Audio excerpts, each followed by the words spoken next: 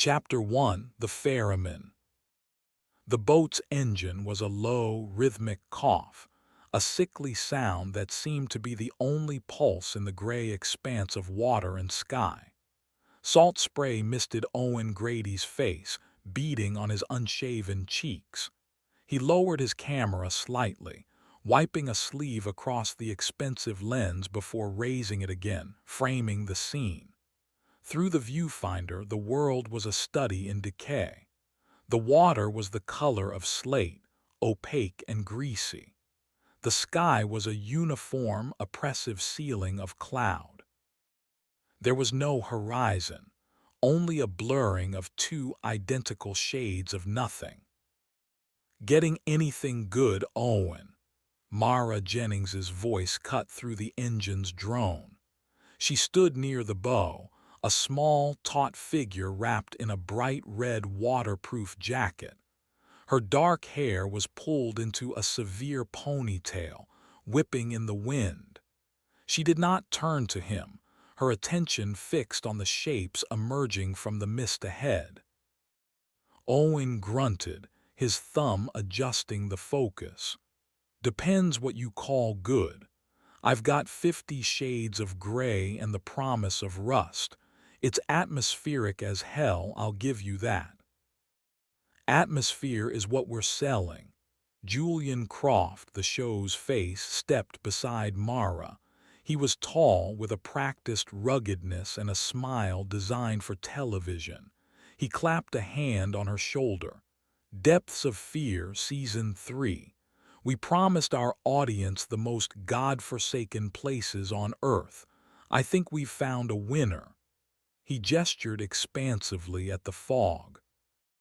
Ben Carter shivered, pulling his beanie down over his ears. He sat hunched over a heavy-duty Pelican case on his lap, headphones clamped on.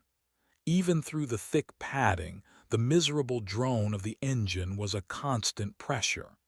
He was supposed to be getting ambient sound, but all his sensitive equipment picked up was the chug of the motor and the depressing slap of water against the hull.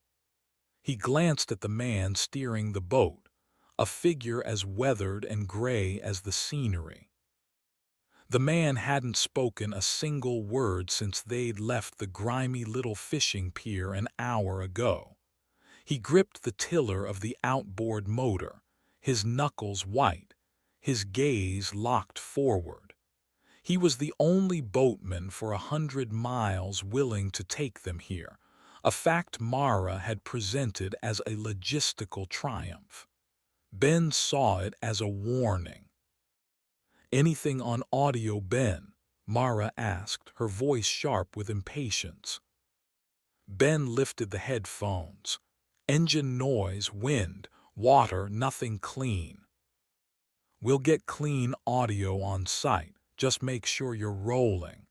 I want the whole journey documented. The sense of isolation is key." Julian practiced a line to an imaginary camera. "We journey into a place forgotten by time, a silent graveyard where behemoths of the Cold War have come to die. But are they truly at rest?" He looked at Mara for approval. She gave a curt nod. "The angle is good. Save it for when we're in sight of the prize." The shapes in the mist began to resolve. At first they were smudges, dark interruptions in the uniform gray. Then they sharpened into immense curved spines breaking the surface of the water. They were bigger than Ben had imagined, monstrously so.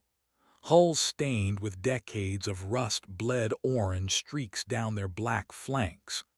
Conning towers listed at drunken angles, pocked with holes where metal had given way.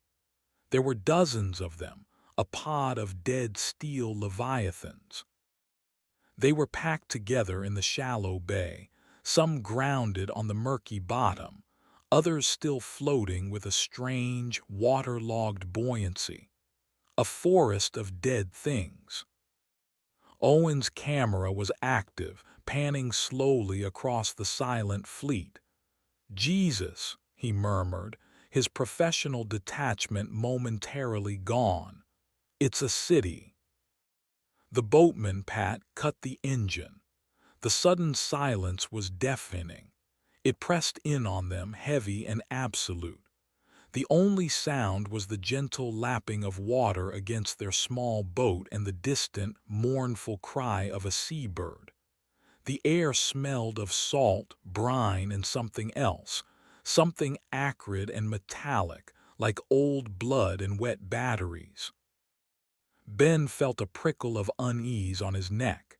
He slipped his headphones on, adjusting the gain on his recorder, sweeping the boom microphone in a slow arc. He expected to hear the gulls, the water, the wind whistling through the skeletal superstructures. Instead, he heard a faint crackle, a sound like static. It was persistent, a low-level hiss on every channel. Interference. Mara walked over, peering at his equipment. She did not like technical problems. "I don't think so." Ben fine-tuned the frequency. "It's everywhere. A bed of white noise, could be anything. Solar flares, military comms." "Can you filter it out?" "Probably in post, but it's weird, it's too consistent." He frowned, listening intently. It wasn't a clean hiss. There were pops and clicks within it like dust on a vinyl record. It was a sound of immense age, of particles decaying over decades. He looked at the Geiger counter attached to his pack. The needle trembled, barely registering above the baseline. Safe for now. The boatman pointed a thick, scarred finger toward the largest of the submarines, a beast of a vessel that sat higher in the water than the others, its hull a canvas of rust and peeling black paint. A number was faintly visible on the conning tower, K429. "Old iron," the man rasped. His voice was a gravelly shock after the long silence. It was the first thing he'd said. Julian seized the moment. "Old iron, the alpha of the pack, the one with the stories." He turned to Owen. "Get a shot of me with that beast in the background." Owen obliged, framing Julian against the immense, decaying submarine. "Tell me about the stories, Julian." "The K429, Julian began, his voice dropping into its familiar, dramatic television cadence. "The pride of the Northern Fleet until it wasn't. Official reports cite a simple fire in the engine room, decommissioned with the rest of them, but the whispers tell a different tale." He paused for effect. "A reactor leak, a meltdown, a crew flash-cooked in their own steel coffin. They say the Navy towed it here in the dead of night, a radioactive tomb they wanted the world to forget." The boatman spat into the water. He didn't look at Julian. He didn't seem impressed by the performance. Mara was all business. "The tide is low. It'll be a climb, but the deck is clear. Pat, how close can you get us?" The boatman shook his head. "This is it. Any closer, we're on the bottom with them." He pointed to a small, rocky spit of land nearby, a grim little beach of gray stones and tangled seaweed. "Camp there. Water will be back in 6 hours. I leave before sunset. Be on the shore when I return, or you stay the night." His tone left no room for negotiation. "We'll be ready," Mara assured him. The process of unloading their gear onto the treacherous, slippery rocks was arduous. Crates of cameras, batteries, lighting, audio equipment, and camping supplies were passed from the boat to the shore. Owen and Julian, grunting with the effort, formed a chain with Mara. Ben, tasked with the delicate audio gear, made several careful trips. The boatman, Pat, watched them with an unnerving stillness, his expression unreadable. Once the last case was on shore, Pat prepared to depart. He looked at the four of them, then his gaze settled on Ben's equipment, lingering for a moment on the Geiger counter. A flicker of something crossed his face, not fear, but a kind of weary recognition. "That thing you're listening to," he said, his voice low, directed at Ben. "The static, it ain't the wind, it ain't the sun." He paused, his gaze sweeping over the silent, rusted hulls that surrounded them. "It's the breath of the iron." He pulled the cord on his engine. It sputtered to life with a cloud of blue smoke. Without another word, he turned the boat and headed back into the mist, leaving them alone in the boneyard. The silence he left behind was profound. "Well," Julian said, breaking it with forced cheerfulness, "he's a character. We should have gotten him on camera." Mara was already scanning their surroundings, her mind on logistics. "Forget him. We've got 5 hours of light. Owen, I want drone footage, sweeping shots of the whole graveyard. Ben, set up the base camp equipment. Julian, help me sort the climbing gear. We're going aboard Old Iron before we lose the sun."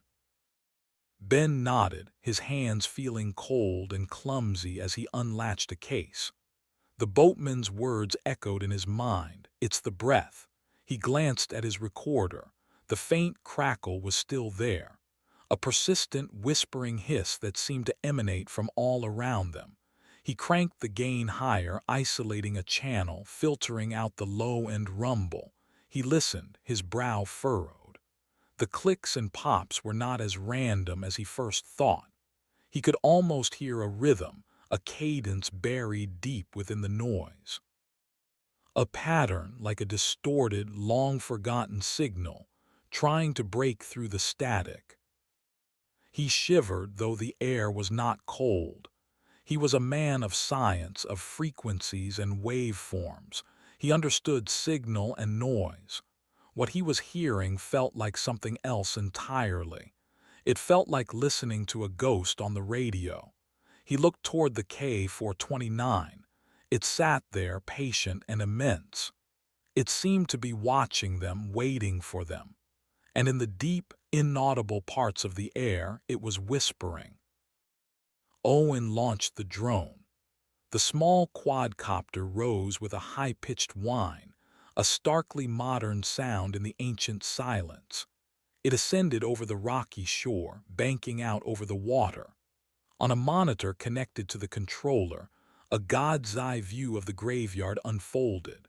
From above, the sheer scale was even more apparent. The submarines were jammed together like sardines in a tin, their surfaces a tapestry of rust, bird droppings, and the strange, green bloom of the Viridian algae Mara had read about. "Push in on K-429, Mara commanded, peering over Owen's shoulder. The drone swooped lower, its camera aimed at the conning tower of the lead sub. The image on the screen was crystal clear. They could see individual rivets, patches of peeling paint, the jagged edges of a rusted-out vent. "Hold it there," Ben said suddenly. He was staring at his audio monitor, his headphones pressed tight against his ears.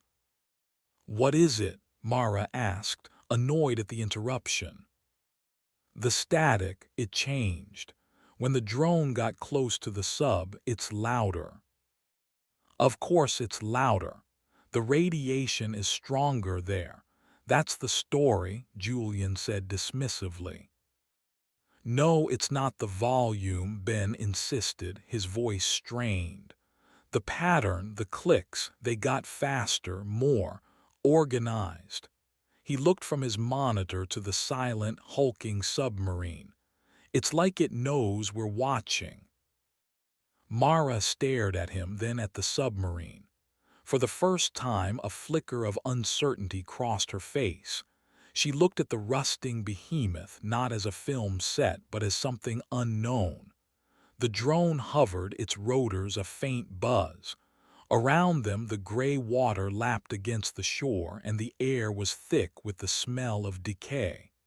The silence of the graveyard felt different now. It was not empty. It was listening. Chapter 2: The Hermit's Warning. Setting up the base camp was a grim, efficient affair.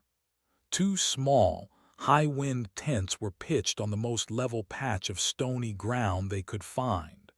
A portable generator was connected to a charging station for their mountain of batteries. Mara directed the operation with military precision, her focus a shield against the oppressive atmosphere of the place. Julian tried to make jokes, but his humor fell flat in the vast, metallic silence. Owen moved with a quiet professionalism, setting up a tripod and establishing shots of the camp against the backdrop of the dead fleet. Only Ben seemed truly unnerved. Every scrape of a tent pole on rock, every gust of wind made him jump. He kept his headphones on, constantly monitoring the soundscape, his face a mask of concentration and growing dread. "The signal is directional," Ben announced an hour into their setup. He stood with the boom mic held high, turning slowly in a circle. "It's weakest here at the camp, but it's coming from out there, specifically from Old Iron." "Ben, it's a radioactive wreck. We expect interference," Mara said, cinching a strap on her climbing harness. She was not going to let a technical gremlin derail her schedule. "Once we're on board, you can get all the spooky readings you want. That's good content." "This isn't just content, Mara." Ben lowered the microphone, his expression serious. "The pattern is becoming clearer. It's a pulse, a repeating sequence. It's not natural decay." "What do you think it is then? A Russian ghost sending Morse code?"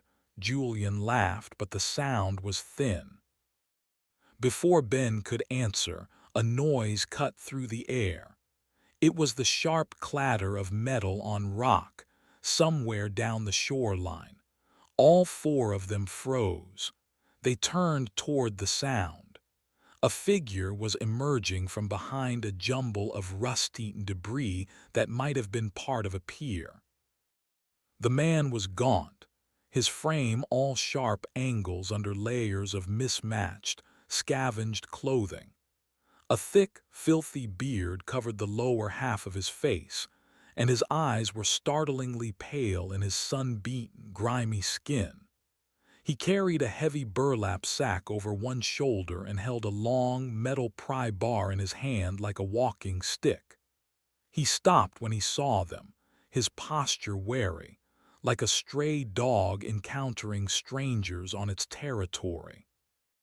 Mace Corrigan, the salvage boss they'd heard about in town. No, this man looked more like a castaway.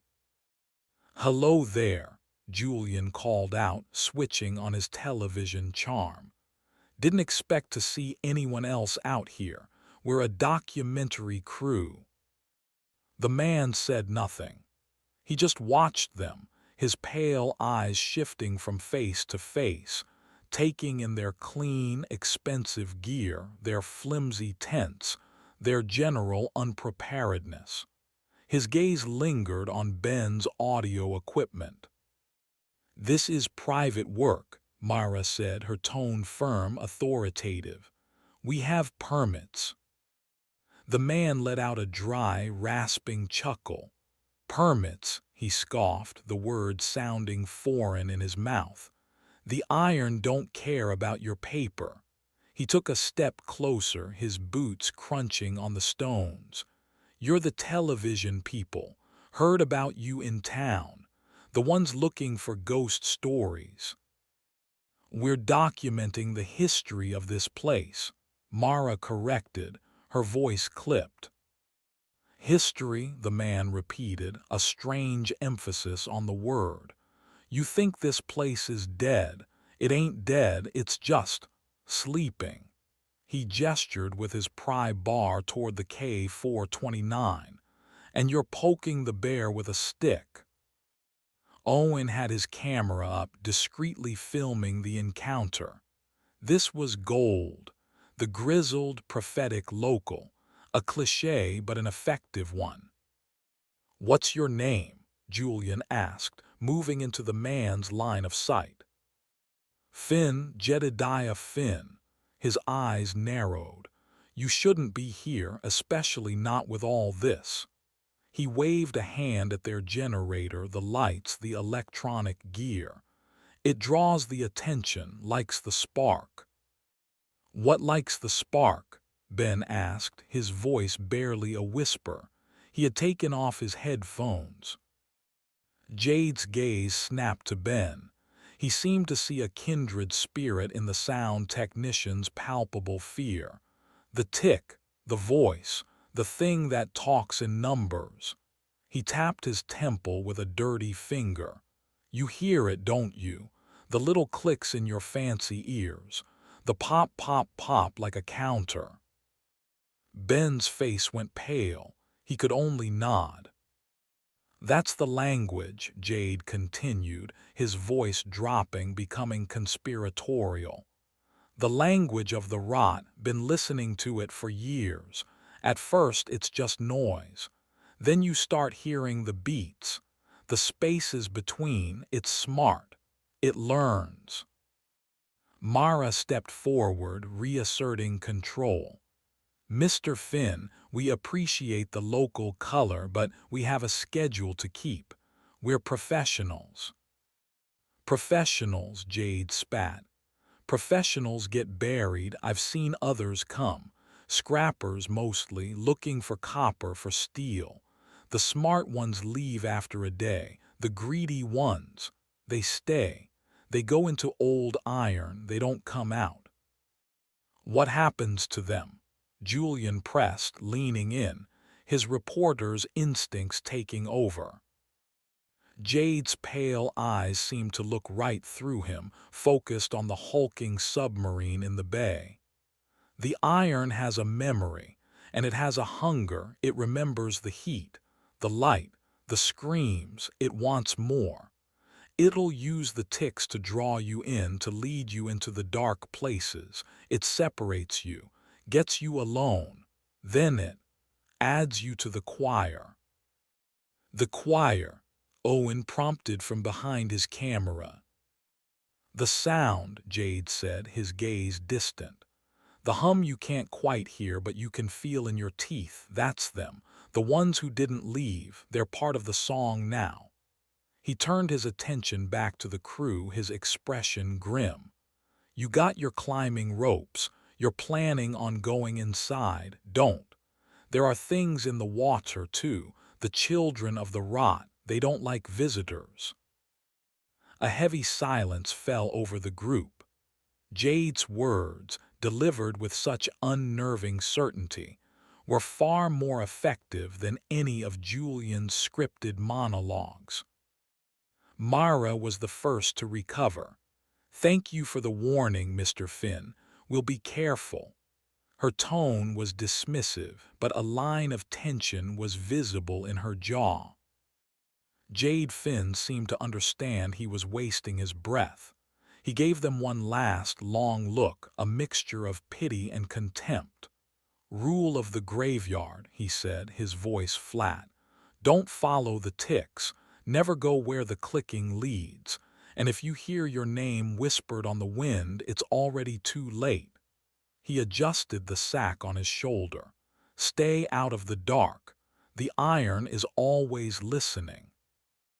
With that, he turned and walked away, his figure receding down the shoreline until he was once again swallowed by the jumble of debris and mist. The crew stood in silence, the hermit's warning hanging in the air like a foul smell. "Okay," Julian said, letting out a shaky breath. That was intense. Owen, you got all that right. Every crazy word, Owen confirmed, lowering his camera.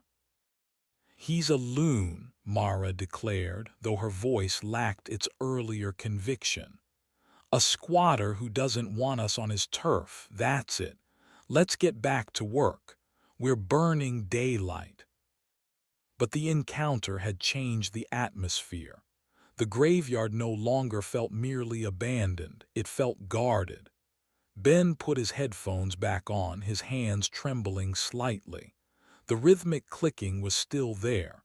Pop, pop, pop, pop, pop, pop. It was a code, a signal. Jade was right. It was a language, and now, as he listened, he could swear the pattern was different. It was more complex, faster, as if their conversation with the hermit had excited it somehow. Mara, Ben said, his voice tight with panic. He was telling the truth.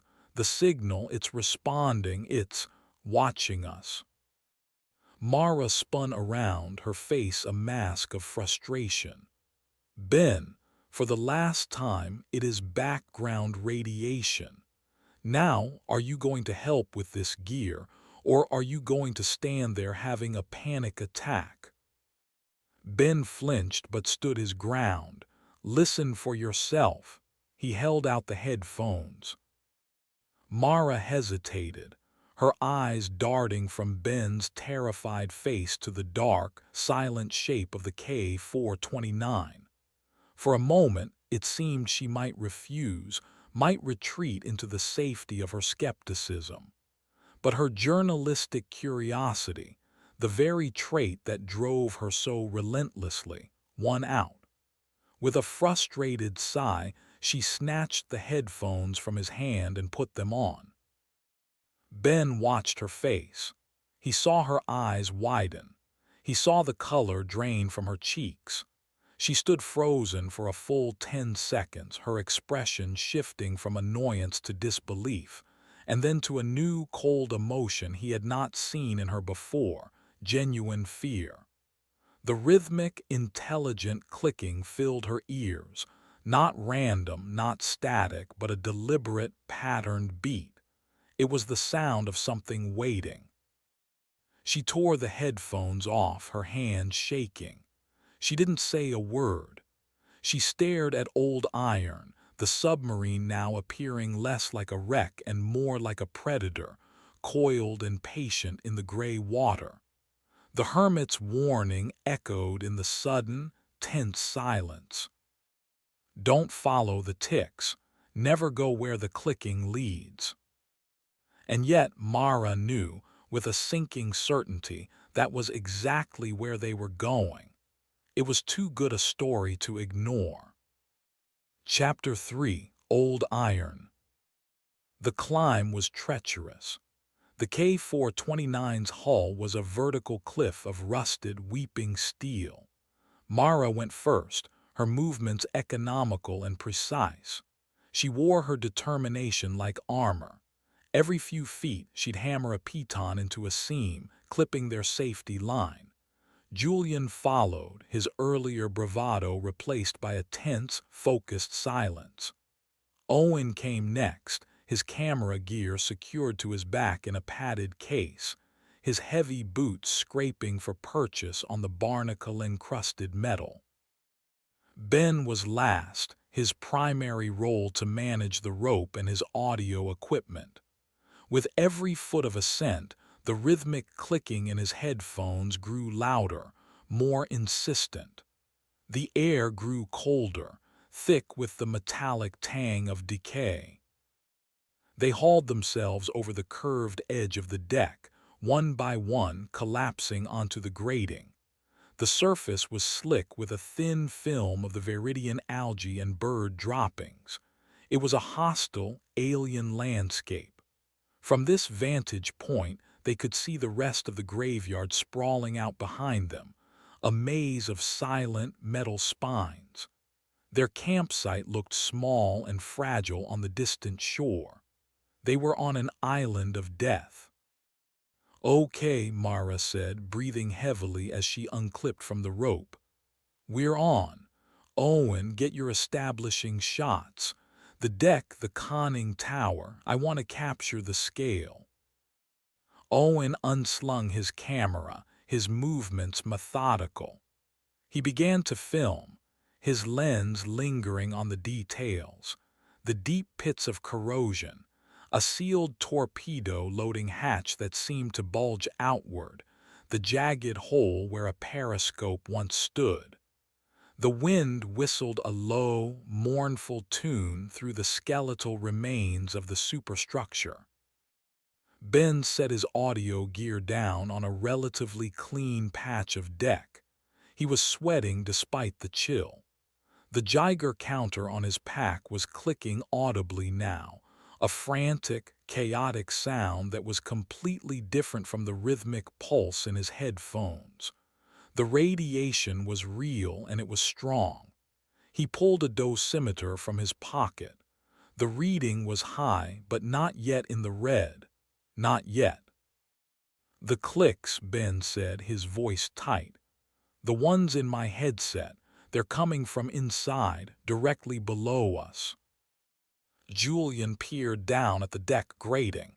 Engine room. Can't tell, but it's loud now. The rhythm is fast, like a heartbeat.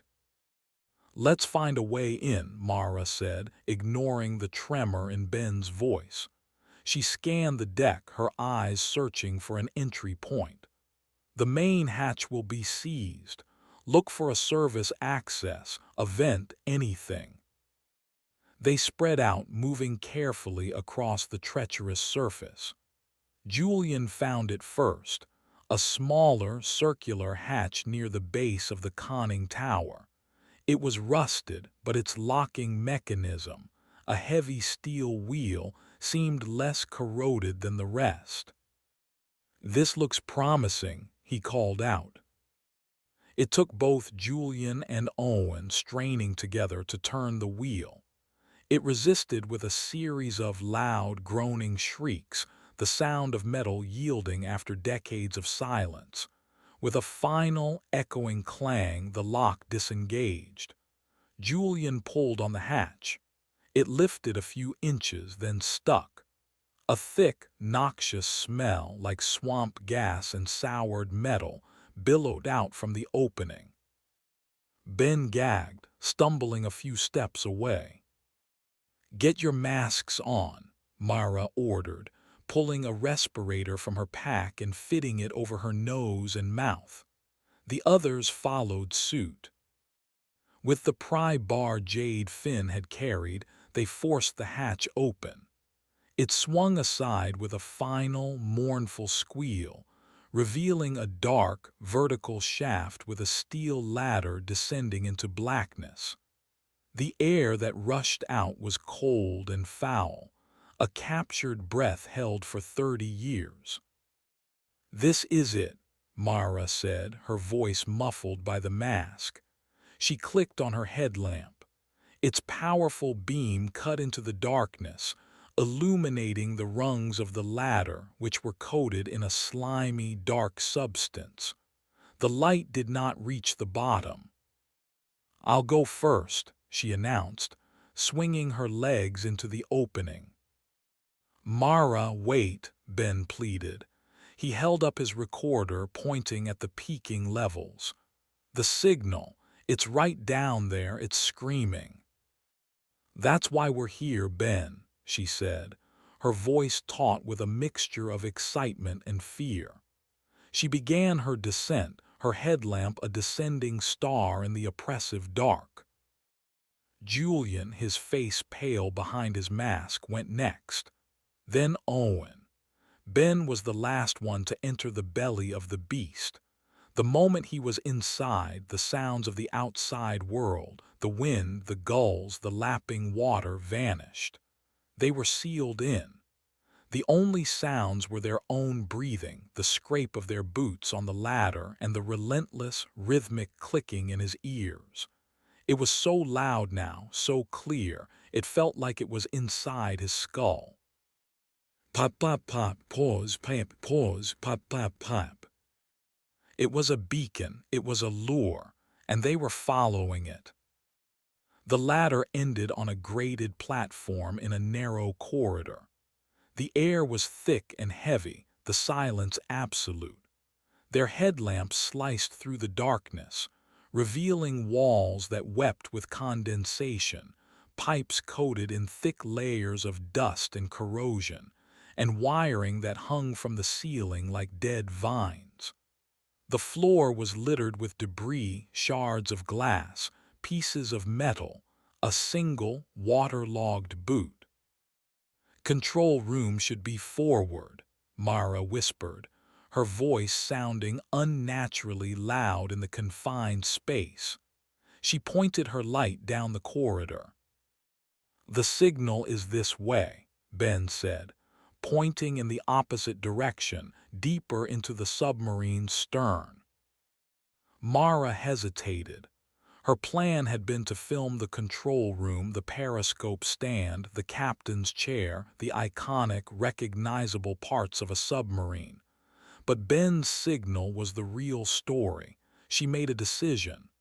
"Okay, we follow the sound. Ben, you lead. Owen, stay on him. Get his reactions. Get the equipment readings. This is the evidence."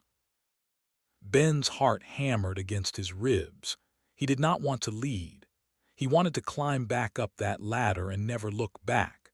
But Mara's order and Owen's camera lens, now pointed directly at him, propelled him forward. He moved slowly, his microphone held out in front of him like a divining rod.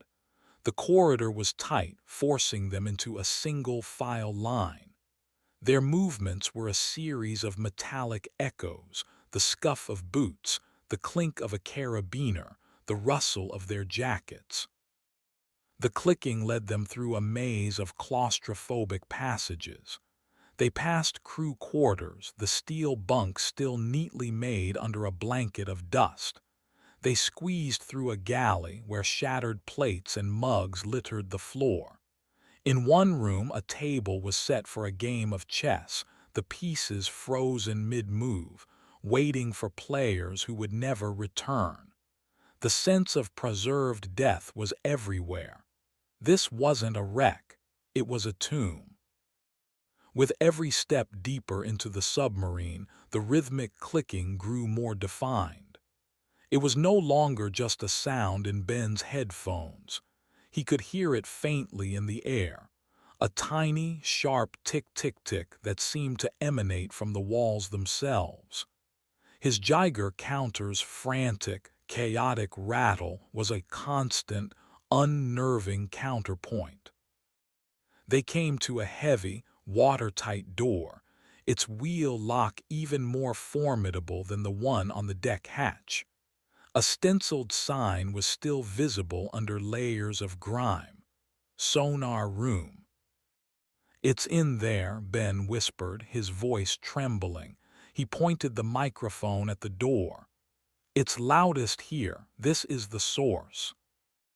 The air around the door was noticeably colder. Ben could see his breath fogging in the beam of his headlamp. "Open it," Mara commanded. Julian and Owen put their shoulders to the wheel. It was frozen solid. "It's not budging," Owen grunted, his voice strained. "Use the pry bar," Mara ordered. They wedged the tip of Jade's pry bar into the seam of the door and heaved. The metal groaned in protest. A shower of rust flakes rained down on them. They strained, their muscles bulging, their breath coming in ragged gasps. With a sudden, explosive crack, something inside the mechanism snapped. The wheel turned a few inches. After that, it moved more easily. They spun it until the heavy locks disengaged with a series of deep, resonant clunks that echoed through the entire submarine. A wave of intense cold washed over them as they pulled the heavy door open. It was a physical force, a cold that seemed to suck the warmth from their bodies. The clicking stopped. The sudden, absolute silence was more terrifying than the sound it replaced. Even the chaotic chatter of the Geiger counter seemed to die down, its needle dropping. Mara shone her headlamp into the room. It was small, packed with consoles and equipment, all of it covered in a strange, fine layer of frost. It was like stepping into a freezer. In the center of the room was a single chair, positioned before a large, circular sonar screen. Everything was coated in the impossible ice. "What is this?" Julian breathed, his words plumbing in the frigid air. "The temperature just dropped 20 degrees, Owen said, his camera panning across the bizarre scene. Ben stepped into the room, his audio equipment now registering nothing but a profound, dead silence. The air was still and heavy. He walked toward the main console, his boots crunching on the layer of ice covering the floor. His breath hitched. It was not a random coating of frost. On the surfaces of the consoles, on the walls, even on the sonar screen itself, the ice had formed intricate, crystalline patterns, like the complex circuits of a microchip or the branches of a fractal. He reached a hand out, stopping just short of touching one of the consoles. The silence was wrong. The clicking had been a warning, a presence. This silence was something else. It was an absence, a void. Then he saw it. On the back of the operator's chair, traced in the thick frost, was a perfect, clear handprint. It was not an impression. It was an absence of frost, a place where the intense cold had been blocked by the shape of a hand that was not there. A low hum began to vibrate through the deck beneath their feet. It started softly, a barely perceptible tremor, then grew in intensity. The fine layer of frost on the equipment began to tremble. A single, loud, metallic click echoed from the sonar console in front of Ben. It was a different sound, deeper, more physical. Then another click. It wasn't coming from his headphones. It was coming from the machine. Ben's gaze was fixed on the sonar screen. The ice that covered it was beginning to crack, thin black lines spreading across its white surface. The humming intensified, and a single point of faint, green light flickered to life in the center of the dark screen. Click! Another point of light appeared, then another. They were not random. They were forming a shape. The crew watched, mesmerized and horrified, as the points of light resolved into 4 distinct clusters.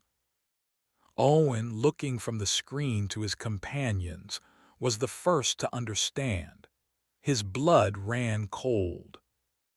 The 4 lights on the screen perfectly mirrored their own positions within the frozen, silent room. The submarine groaned around them, a deep, resonant sound of shifting, ancient metal. The heavy sonar room door, which they had left open, began to move. It swung shut with a slow, inexorable momentum, as if pushed by an unseen hand. The last sliver of light from the corridor vanished, and the door sealed with a final, deafening boom that felt like the closing of a coffin lid. They were plunged into absolute darkness, save for the 4 glowing green points of light on the sonar screen and the narrow beams of their headlamps. And in that profound, sealed silence, the rhythmic clicking started again, not in Ben's headphones but from everywhere at once. It was inside the room with them. Chapter 4: The Resonance. Panic ignited in the frozen darkness. Julian scrambled for the door, his gloved hand slapping uselessly against the cold, unyielding steel. "It's sealed. We're trapped." His voice was a high, thin scream muffled by his mask. Owen swore, a sharp, guttural sound, and fumbled with the camera on his shoulder, his professionalism finally cracking under the weight of sheer terror. He swung his headlamp beam around the room, the arc of light dancing crazily over the frost-covered consoles and the panicked faces of his crewmates. "Everybody calm down." Mara's voice was a whip crack cutting through the rising hysteria. She planted her feet, forcing a semblance of control into her posture. "It's the pressure differential, old systems. We just need to find the manual release."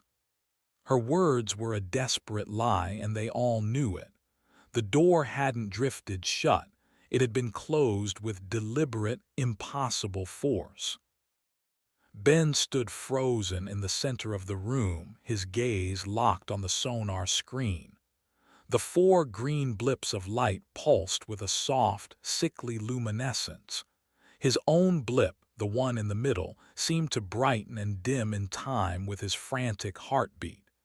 He raised a trembling hand, and its corresponding light on the screen mirrored the movement perfectly. They were being watched. They were being tracked. The clicking intensified. It was no longer a simple, rhythmic pattern. It was a complex, layered symphony of sound, a cascade of sharp, percussive ticks that seemed to come from the very atoms of the air. It was a language, Jade had said, and it was speaking excitedly now. The Geiger counter on Ben's pack began to chatter again, its chaotic noise a stark contrast to the organized, intelligent clicking that surrounded them. "It's talking," Ben whispered, the words barely audible over his own ragged breathing. "It's happy we're here." A deep, resonant hum vibrated up through the soles of their boots, the same hum from before, but stronger now. The delicate, crystalline patterns of frost on the consoles began to shift. The intricate lines flowed like liquid, rearranging themselves into new, even more complex geometries. It was as if the room itself were a living brain, its thoughts displayed in frozen, crystalline patterns. "Mara, we have to get out of here," Owen said, his voice low and urgent.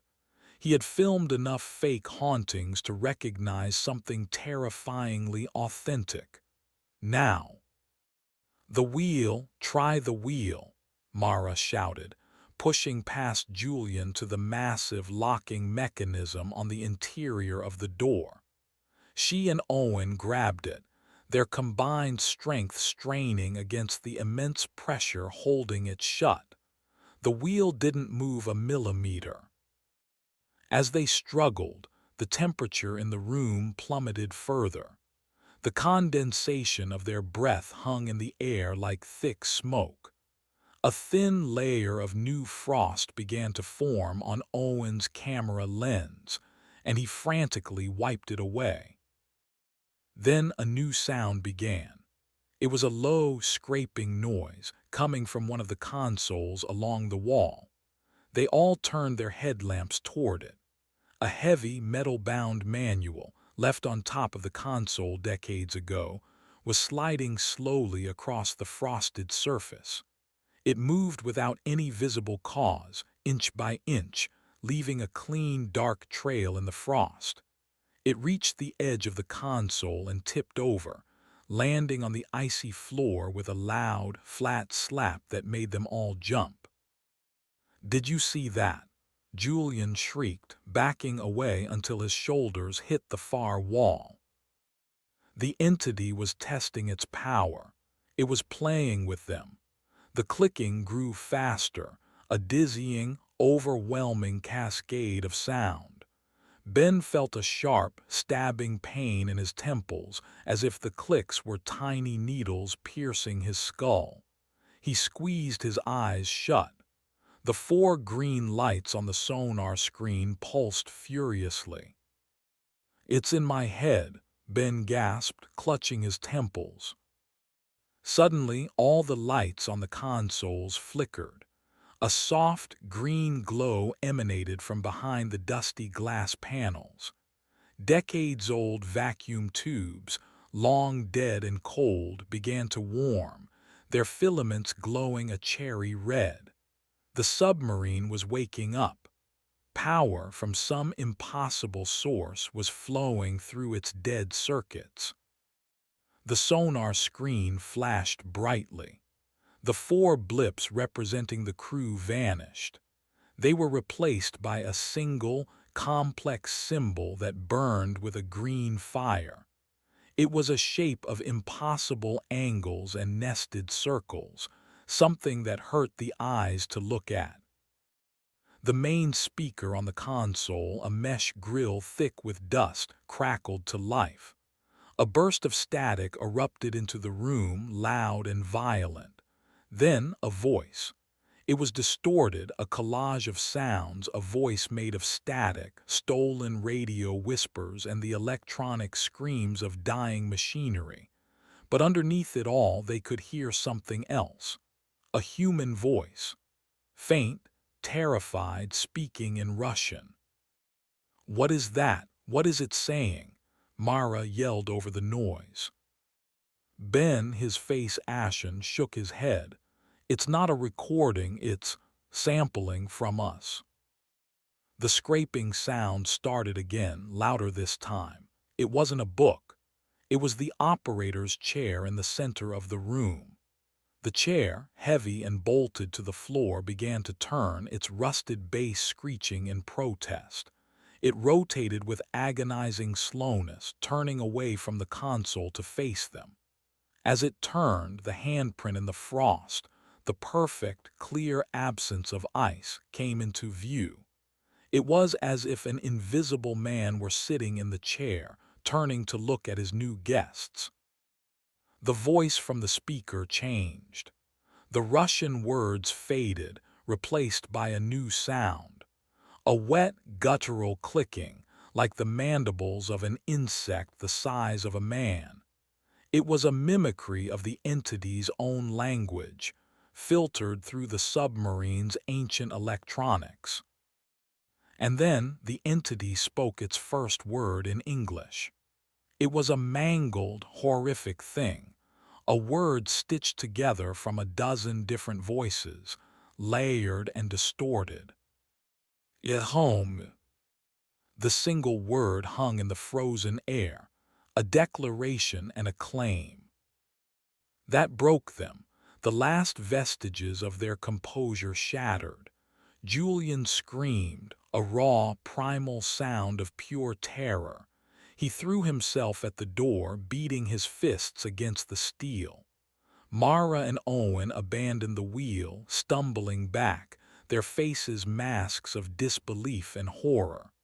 The submarine was not haunted. They were inside the ghost.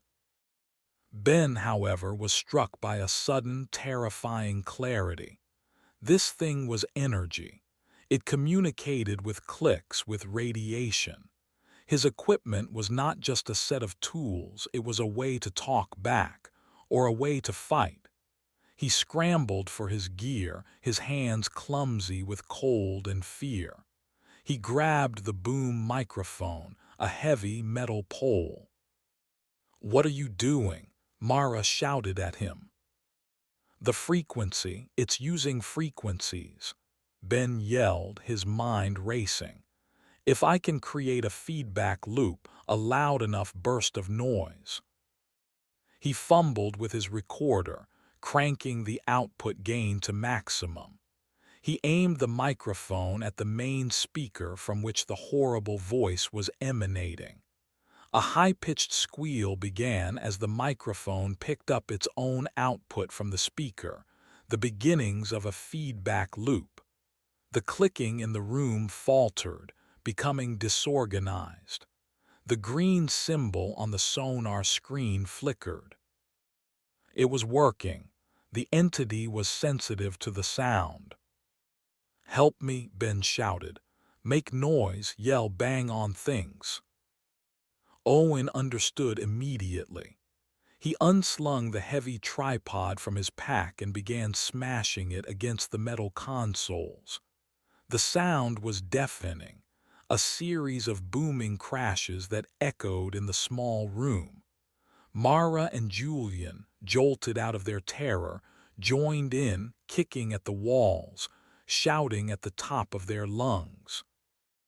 The feedback squeal from Ben's equipment grew into an ear-splitting shriek. The lights on the consoles flickered wildly. The voice from the speaker dissolved into a roar of pure static. The entire room seemed to vibrate with the sonic assault. The clicking, the entity's voice was drowned out, overwhelmed by the chaotic, meaningless noise. The green symbol on the sonar screen shattered into 1,000 tiny pixels of light. The humming stopped. The intense cold in the room receded slightly. With a deep, groaning sound, the pressure on the watertight door released. The locking wheel spun backward a few inches on its own. "It's open, go," Mara screamed. They didn't need to be told twice. Owen wrenched the door open. They scrambled out of the sonar room, falling over each other in their desperate flight, back into the dark, silent corridor. Owen, the last one out, slammed the heavy door shut and spun the wheel, sealing the frozen room and the screeching feedback loop inside. They collapsed against the opposite wall of the corridor, chests heaving, their breathing loud and ragged in the sudden quiet. They were shaking, their bodies slick with a cold sweat. For a long moment nobody spoke. They just listened. The submarine was silent once more. The clicking was gone. "Is it over?" Julian gasped, his voice hoarse. Ben shook his head, still trembling. "I don't think so. We just hurt it, made it retreat." He looked down the dark corridor, back the way they came. "We need to get out of this sub now." They started moving, their flight now urgent and purposeful. They navigated the tight corridors, their headlamp beams bouncing wildly. They were no longer explorers. They were prey, escaping the jaws of a trap. They reached the ladder shaft and began to climb, pushing each other up in their haste. Mara was the first to emerge onto the deck. She gasped, taking in a lungful of the cold, clean sea air. The sky above was a deep, bruised purple. The sun had set. A sliver of moon hung in the sky, casting a pale, ghostly light on the graveyard. "The boat," Julian said, his voice frantic. "Where's the boat?" They scanned the shoreline. Their campsite was a small, dark shape on the rocks, but the water was empty. Pat the ferryman was gone. He had told them he would leave before sunset. He had meant it. A new kind of dread, cold and practical, washed over them. They were stranded on a haunted, radioactive submarine in the middle of a bay with night falling fast. Owen, who had been scanning the water with his camera's telephoto lens, lowered it slowly. His face was grim. "He's not the only one who's gone," he said, his voice quiet. "What are you talking about?" Mara asked. Owen pointed toward their campsite. "The generator, the tents, all our gear on the shore, it's gone." They stared in disbelief. The rocky spit of land where they had made their camp was bare. There was no sign of their tents, their supply crates, or the generator. It was as if they had never been there. A low, guttural chittering sound echoed from the dark water below. It was a wet, clicking noise, like stones being knocked together underwater. It was not the sound of the resonance. This was something else, something physical. Ben, drawn by the sound, crept to the edge of the deck and peered over. His headlamp beam cut through the darkness, illuminating the greasy, black water that slapped against the submarine's hull. At first, he saw nothing. Then a shape moved in the depths. It was pale and long with too many legs. A silt crawler. It was enormous, the size of a crocodile, its chitinous shell gleaming wetly in the light. Its blind, white head turned toward the beam, and the chittering sound grew louder, joined by others from the surrounding darkness. There were more of them, many more. They were circling the submarine, waiting. Jade's warning came back to him, sharp and clear. There are things in the water, too, the children of the rot. Up on the deck, the silence was broken by a familiar, terrifying sound. A single, soft click that came from the open hatch leading down into the dark heart of the submarine. Pop! The resonance was recovering, and it was no longer content to stay in the sonar room. It was coming for them. They were trapped on the deck, caught between the invisible, psychic horror below and the physical, monstrous things that swam in the dark water. The hunt had begun. Chapter 5: The First Hunt. The single click from the open hatch acted like a starter pistol. All rational thought evaporated, replaced by a primal, lizard brain imperative. Move. The conning tower, Mara yelled, pointing toward the submarine's highest point. Get up there, higher ground. It was a desperate, instinctive command, the only logical move in an impossible situation. They scrambled toward the steel superstructure, their boots slipping on the slick, algae-coated deck. The conning tower rose from the deck like a rusted metal island, offering the only vertical escape. A series of bent, corroded maintenance rungs were welded to its side, forming a crude ladder to the small, exposed platform at the top, what sailors called the bridge. Owen went first, his heavy camera bag thumping against his back. He climbed with a desperate agility, his powerful arms and legs finding purchase on the slippery rungs. Julian followed, his movements clumsy and panicked. He nearly slipped twice, his boots scraping loudly against the steel. Each noise sounded like a dinner bell in the tense silence. Ben could hear the clicking from the hatch behind him. It was no longer a single pop. It was a slow, deliberate rhythm, a walking pace. Pop, pop, pop. It was ascending the ladder from the interior. It was coming out onto the deck. Ben, move, Mara shouted from the base of the tower. She was waiting for him, her hand on the first rung, refusing to climb until he was safe.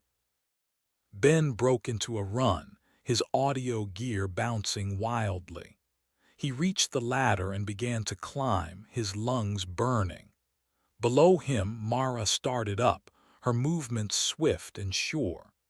As they ascended, the chittering from the water grew louder, more agitated.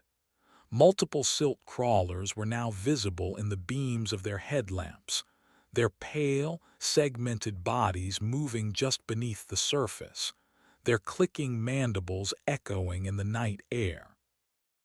They reached the top platform, a small, circular space barely large enough for the four of them, surrounded by a low, flimsy-looking railing.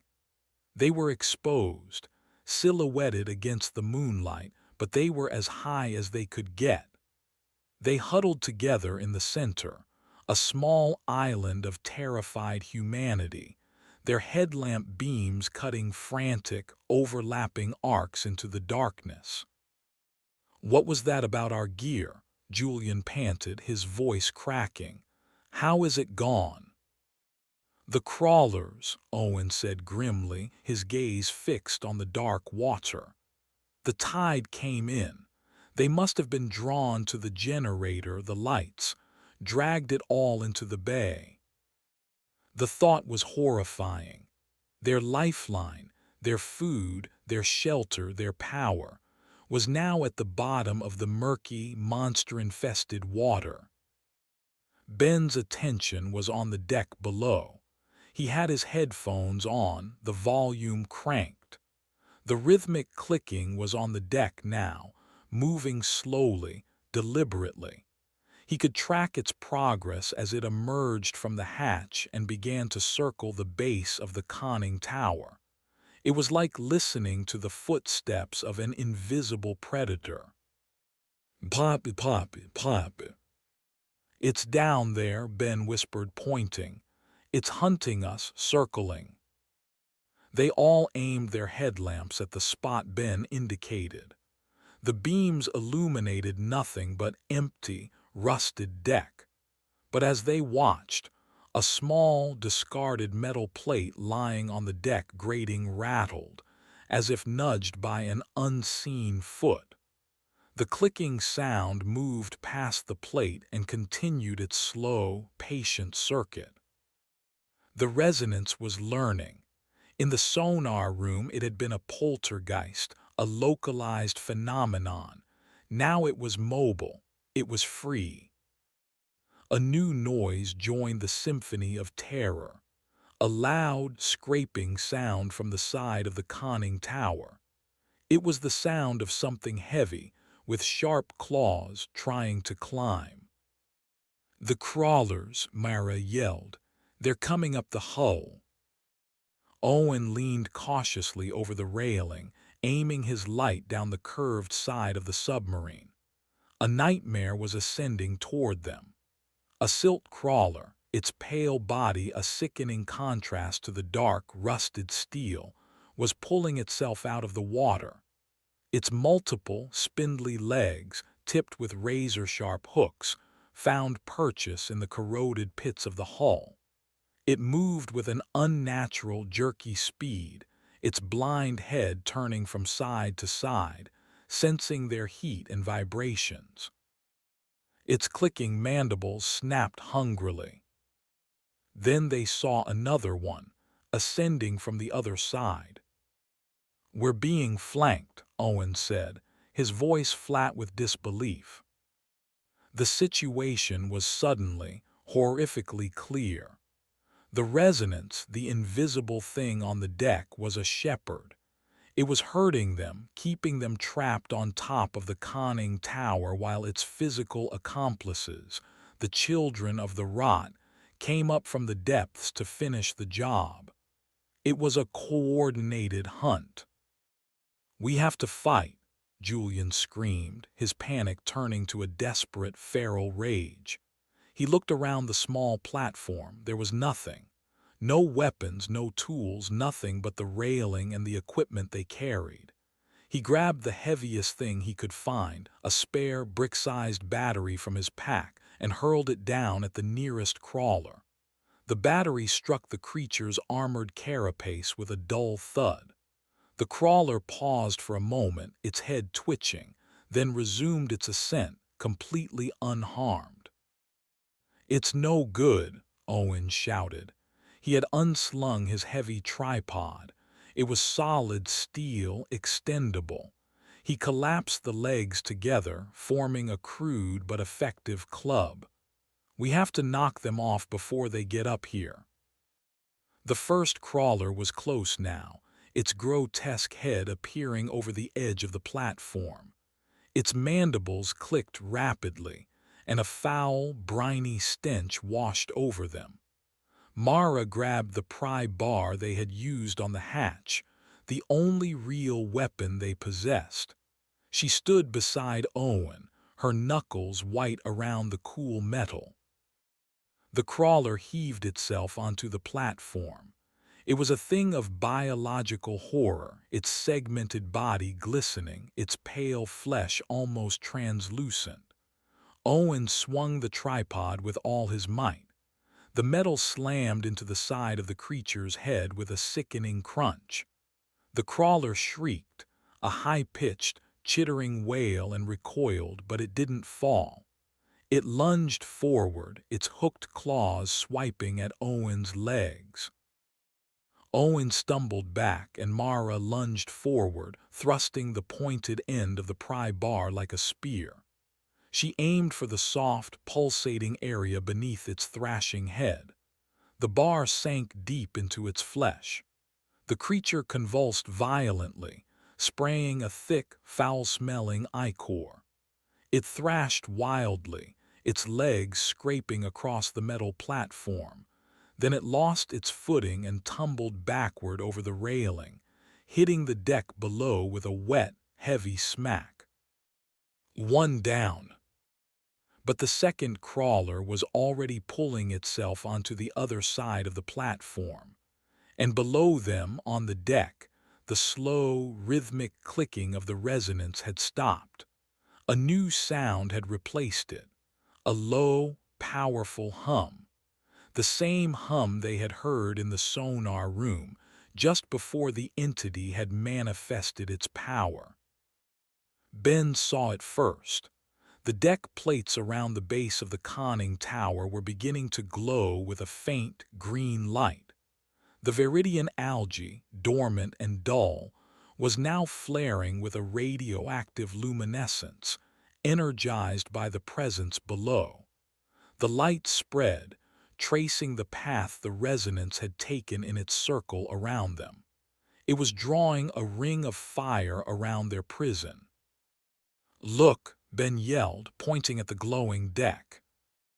The humming grew louder, and the steel of the conning tower itself began to vibrate. It was a deep, bone-jarring tremor that made their teeth ache. The second crawler, now fully on the platform, seemed confused by the vibration. It paused, its blind head twitching. "It's doing something," Mara shouted over the noise. "It's using the sub against us." The vibration intensified, and with a deafening shriek of tortured metal, one of the rungs on the access ladder they had just climbed snapped off its rusted welds and clattered to the deck. Then another. The entity was systematically destroying their only way down. The second crawler shook off its confusion and charged at Julian. He screamed and scrambled backward, tripping and falling. The creature loomed over him, its dripping maw opening wide. Owen swung his tripod again, but the creature was too close. Before it could strike, Ben did the only thing he could think of. He ripped the headphones from his ears and thrust his boom microphone, still connected to the recorder, directly at the creature's head. He cranked the gain to maximum, creating a piercing, high-frequency squeal of feedback right next to the crawler's sensitive auditory sensors. The creature shrieked in agony, rearing back from the painful noise, giving Owen the opening he needed. He brought the tripod down on its head again and again, a series of brutal, crunching blows. The crawler collapsed, its legs twitching. They stood, panting, in the center of the platform, surrounded by the evidence of their desperate fight. The humming from below subsided and the eerie green glow on the deck faded.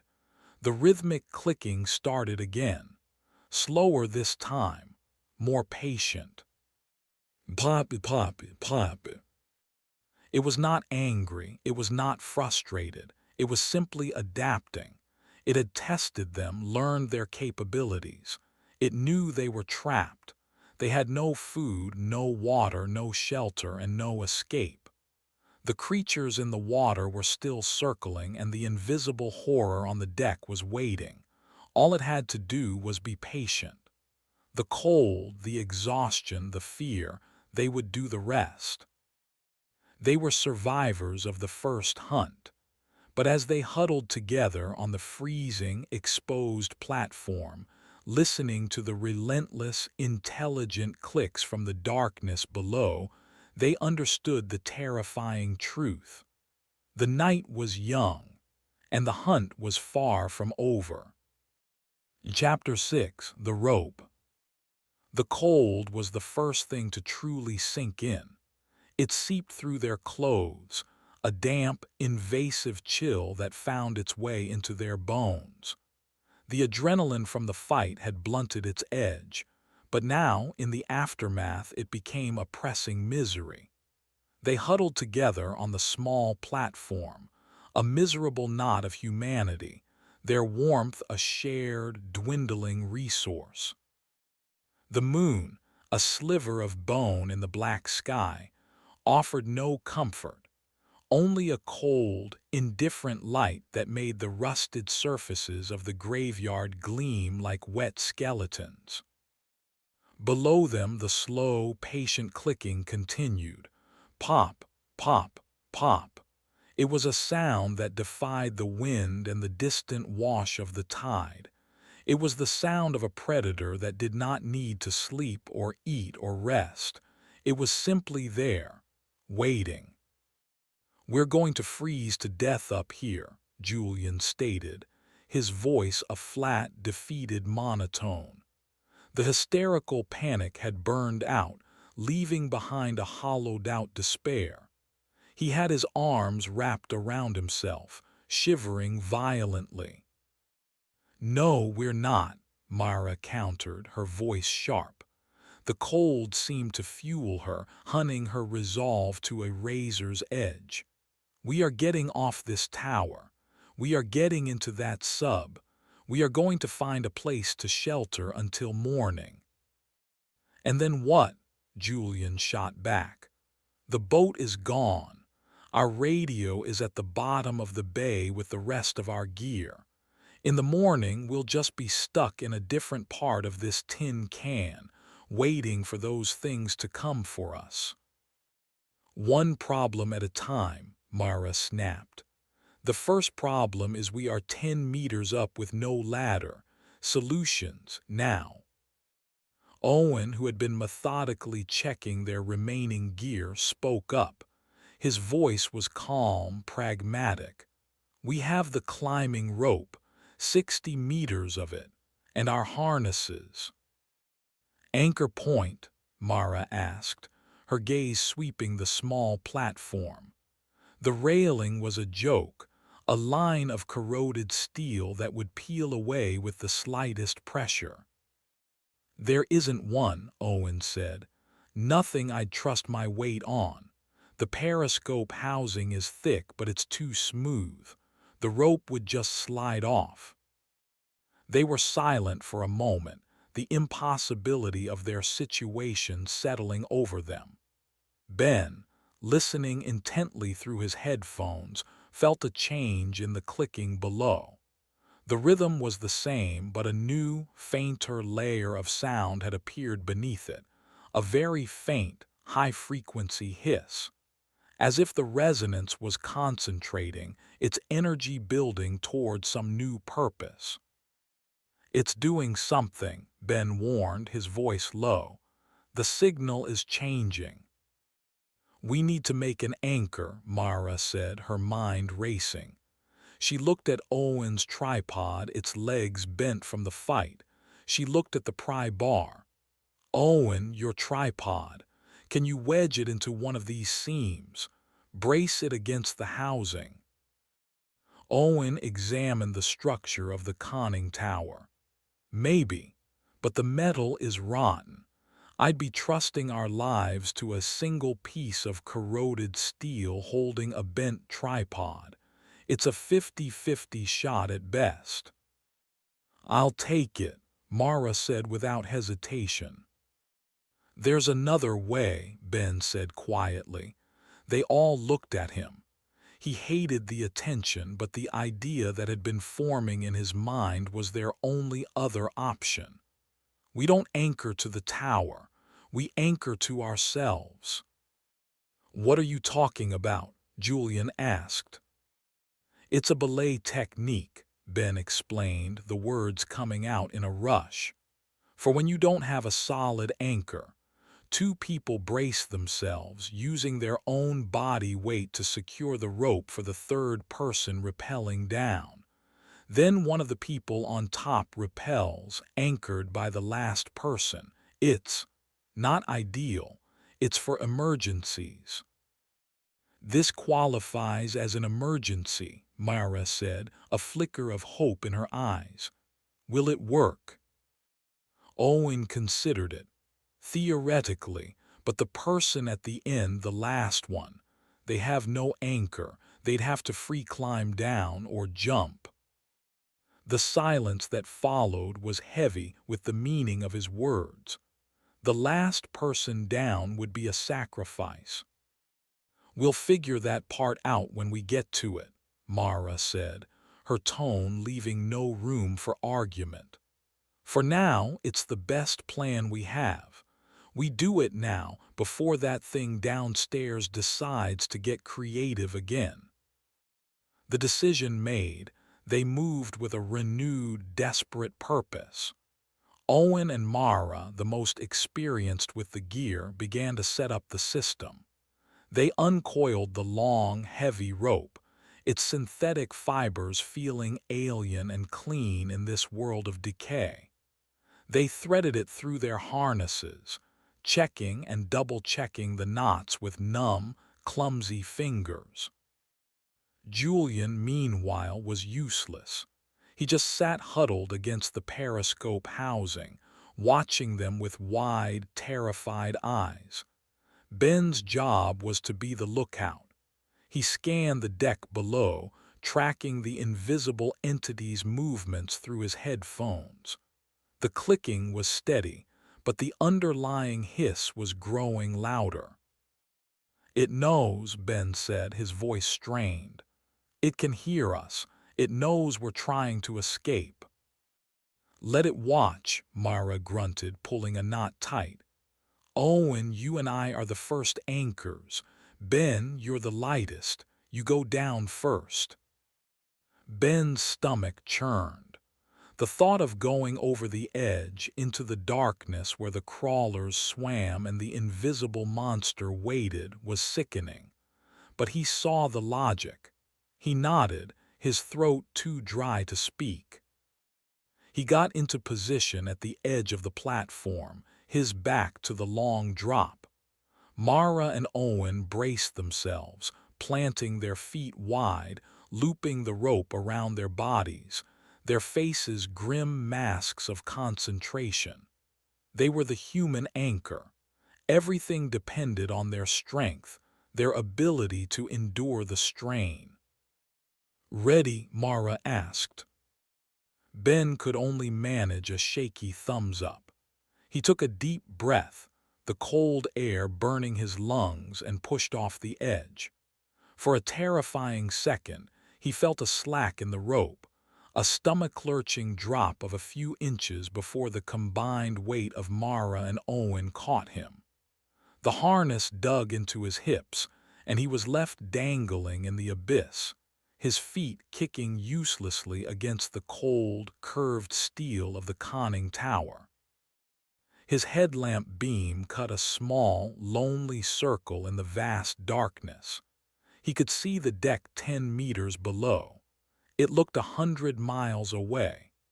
The greasy black water churned on either side, and he could see the pale shapes of the silt crawlers moving beneath the surface, drawn by his movement. The clicking started to change. It grew faster, more agitated. Pop, pop, pop, pop, pop. It was racing toward the base of the tower directly beneath him. Ben, what's happening? Mara's voice was a strange shout from above. It's coming, Ben yelled back, his voice thin and reedy. It's right under me. He began his descent, letting the rope slide through his belay device in a controlled, jerky motion. The journey down was an eternity of terror. The clicks were a deafening storm in his ears now, a sound of pure, concentrated malice. He didn't look down. He focused on the rope on his hands, on the scrape of his boots against the hull. 5 meters to go. The humming started.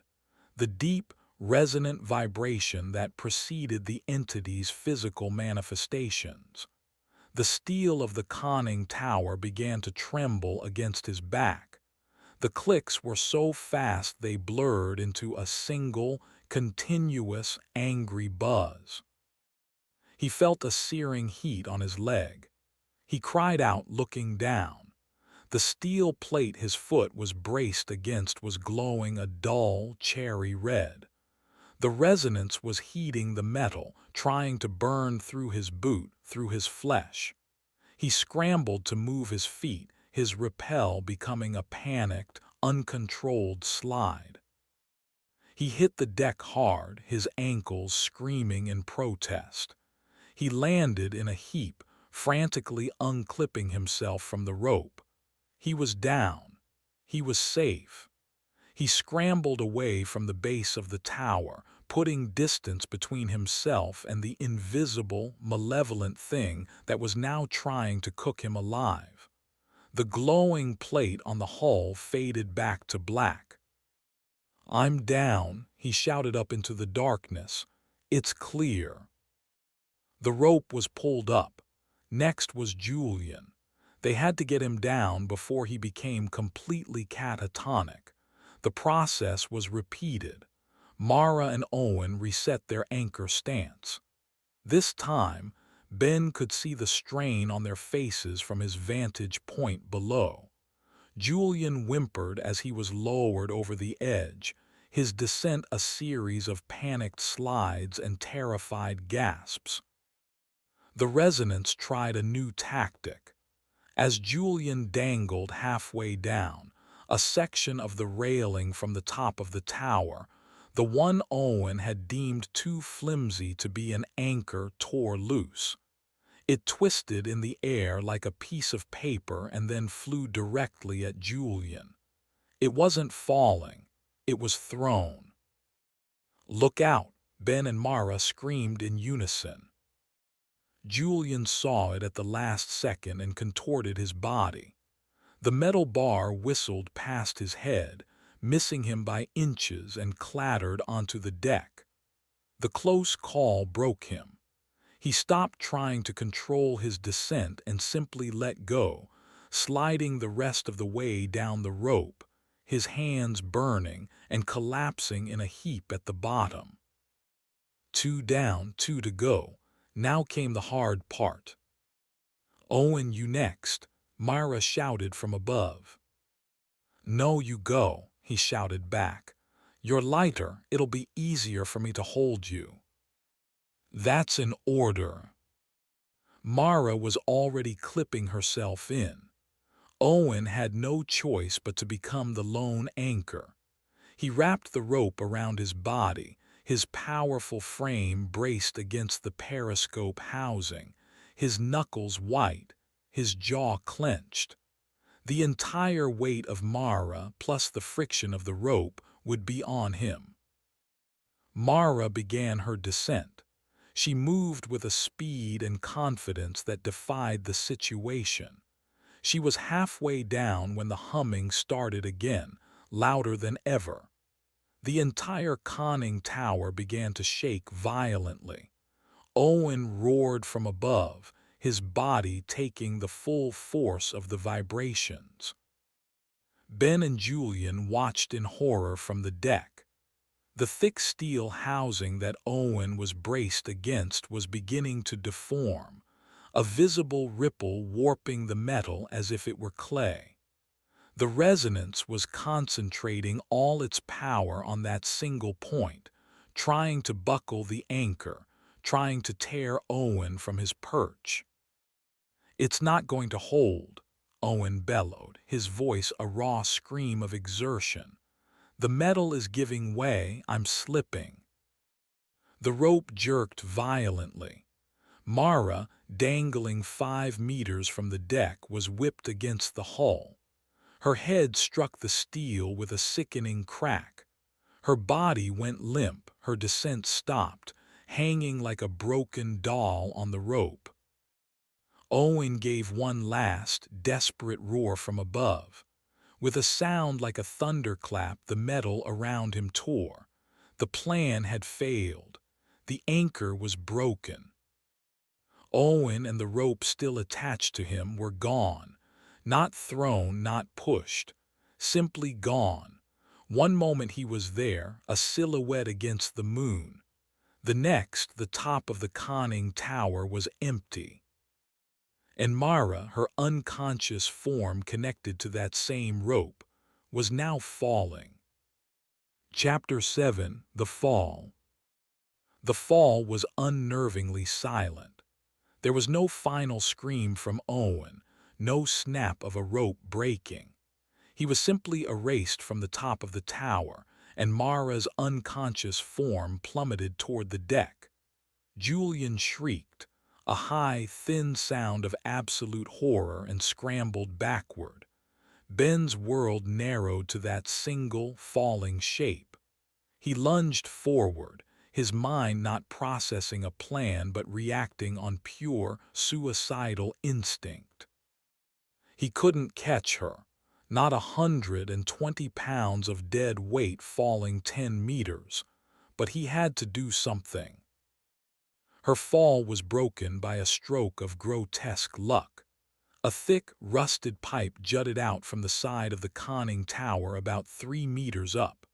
Mara's body slammed into it, the impact folding her in half with a sickening crunch. The pipe bent under the force but held, leaving her snagged, her body draped over it like laundry on a line, a tangle of limbs and rope. She was no longer falling, but the angle of her body was horrifically unnatural. Silence. The humming stopped, the clicking stopped. Even the wind seemed to hold its breath. The graveyard was plunged into a profound, listening quiet. Julian was sobbing, curled into a ball near the edge of the deck. Owen was gone. Mara was broken and bleeding on a pipe above them.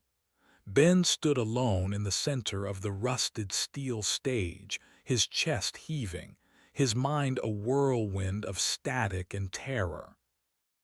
The resonance had won the engagement. It had taken one of them and broken another. It had done it with a terrifying economy of force, turning their own escape plan, their own physics, against them. Ben stared up at Mara's still form. Was she alive? He had to get to her. He looked at the conning tower. The rungs were gone. The rope was gone. There was no way up. He was helpless. A soft, wet scraping sound from the edge of the deck snapped him out of his shock. He spun around, aiming his headlamp. A silt crawler was pulling itself over the edge, its pale, segmented body moving with a fluid, predatory grace. It had been drawn by the noise, by the scent of blood. Its blind head swiveled in his direction, sensing his heat, its mandibles clicking a low, hungry rhythm. Julian saw it too. His sobbing turned into a choked gurgle of fear. He was closer to it, an easier target. Ben's mind, stripped of all complex thought, settled on a single, primitive equation: monster, weapon. He looked around wildly. The twisted metal railing Julian had dodged lay on the deck. Too flimsy, Julian's discarded battery. Useless. Then he saw it. Lying near the base of the tower was Owen's tripod. Its legs were bent and battered, but it was a solid piece of steel. It was Owen's last contribution. Ben sprinted, snatching the tripod from the deck. The crawler was moving toward Julian, its movements unhurried, confident. Ben didn't hesitate. He ran straight at the creature, screaming a raw, wordless battle cry, and swung the tripod with every ounce of strength he possessed. The blow landed on the creature's side, staggering it. It let out a high-pitched chitter and spun around, its attention now fully on Ben. It was faster than it looked. It lunged, its hooked claws scything through the air where Ben's head had been a second before. Ben stumbled backward, swinging the tripod defensively. It was a clumsy, desperate dance on the precipice of death. The crawler was all instinct and sharp edges. Ben was clumsy, terrified, and armed with a piece of camera equipment. He knew he couldn't win a direct fight. He needed to be smarter. He backed away, drawing the creature toward the center of the deck, away from Julian. He feinted a swing, and as the crawler reared up to strike, Ben did something unexpected. He threw the tripod. It spun end over end, striking the creature in its soft underside. The blow wasn't powerful, but it was a surprise. The crawler flinched, momentarily confused. In that split second, Ben ran. Not away, but past it, toward Mara. He had to get her down. He reached the conning tower and stared up at her broken form. The pipe she was snagged on was groaning under her weight. He could see the rusted metal straining at its joints. It wouldn't hold for long. The crawler, recovered from its confusion, let out an enraged shriek and charged. Ben had nowhere to go.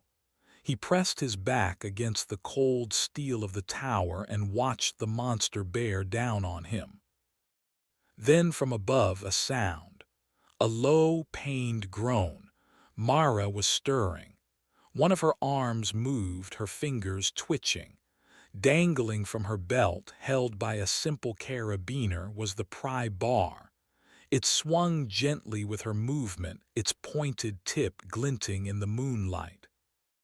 The pipe gave a loud, metallic screech. Mara's body shifted, sliding another few inches. The pry bar swung in a wider arc. It was just out of his reach. The crawler was almost on him. He could smell its foul, briny stench. He could see the pulsating organs through its semi-translucent flesh.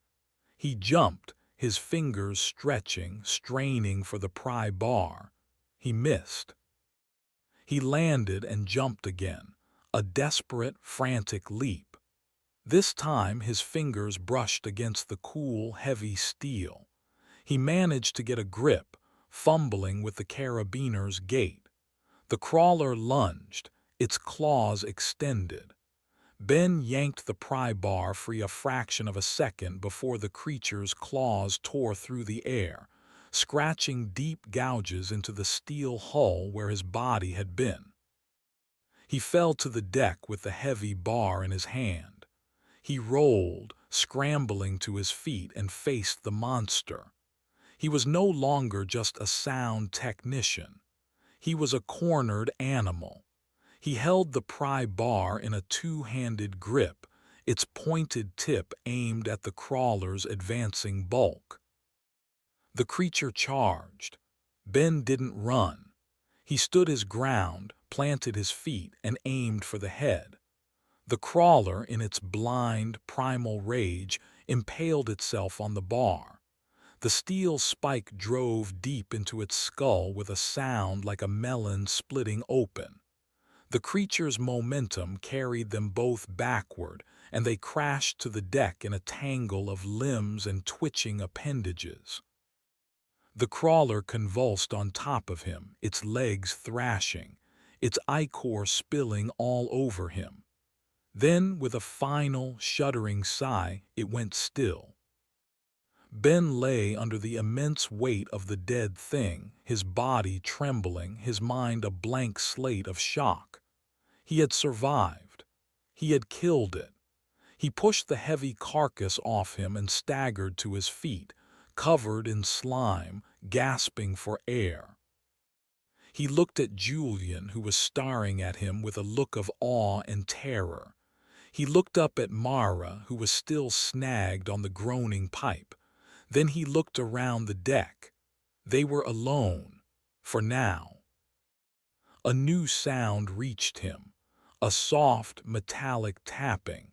It was coming from inside the submarine, from a spot on the hull not far from where they stood. It was not the clicking of the resonance. It was a simple, repeating pattern. Tap, tap, tap, pause, tap, tap, tap. SOS. Ben stared at the spot on the hull. The signal was weak, but it was unmistakable. It was human. Owen, he wasn't gone. He was inside the submarine, trapped, and he was calling for help. The pipe holding Mara gave a final, agonized groan and began to tear away from the hull. She was going to fall again. Ben had seconds to react. He looked from the tearing pipe to the spot on the hull where Owen was tapping, his mind grappling with an impossible choice. He could try to break Mara's fall, or he could try to answer Owen's signal. He couldn't do both. The pipe broke. Chapter 8, Sanctuary. Ben lunged, not with any hope of catching Mara, but to simply be beneath her. Her body slid from the broken pipe, falling the last 3 meters. She landed on him, the impact driving the air from his lungs in a sharp, explosive gasp. His head cracked against the steel deck, and the world dissolved into a brief, blinding flash of white. He was vaguely aware of Julian screaming, of the dead weight of Mara on top of him, and then, for a moment, of nothing at all. When his vision cleared, the world was a blurry, canted thing. A profound, throbbing ache radiated from the back of his skull. Mara was stirring, moaning softly beside him. He pushed himself up, his muscles screaming in protest. The world spun, and he had to plant a hand on the deck to steady himself.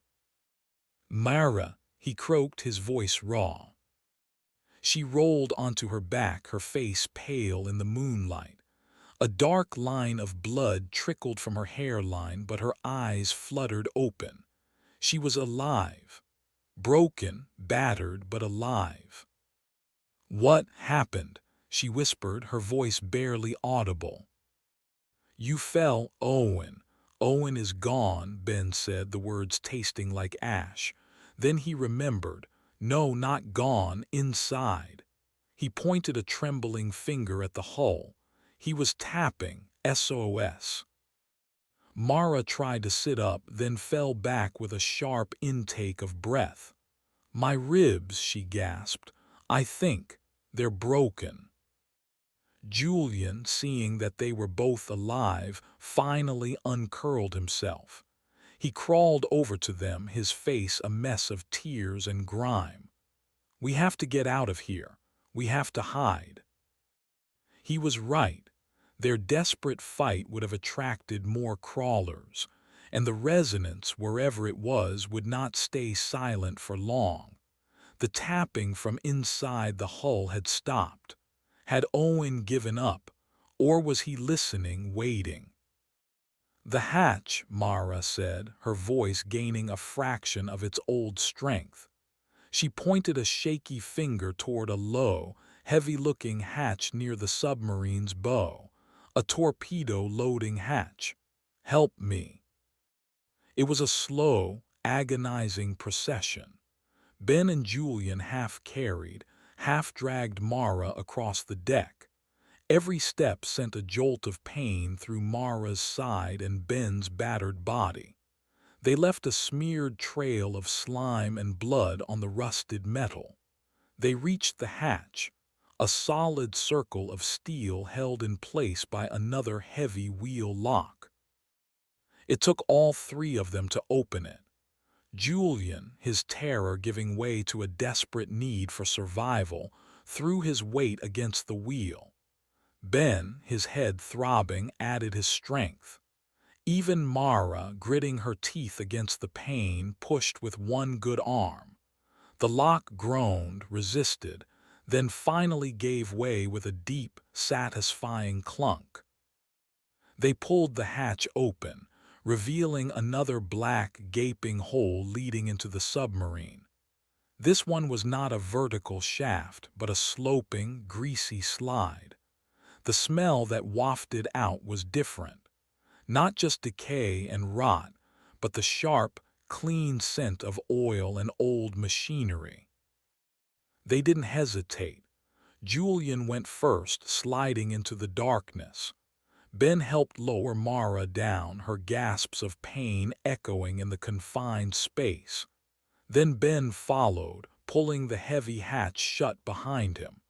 It sealed with a boom of finality, plunging them into absolute pitch-black silence. The sounds of the sea, the wind, and the things that hunted them were gone. They were in the torpedo room. Ben switched on his headlamp.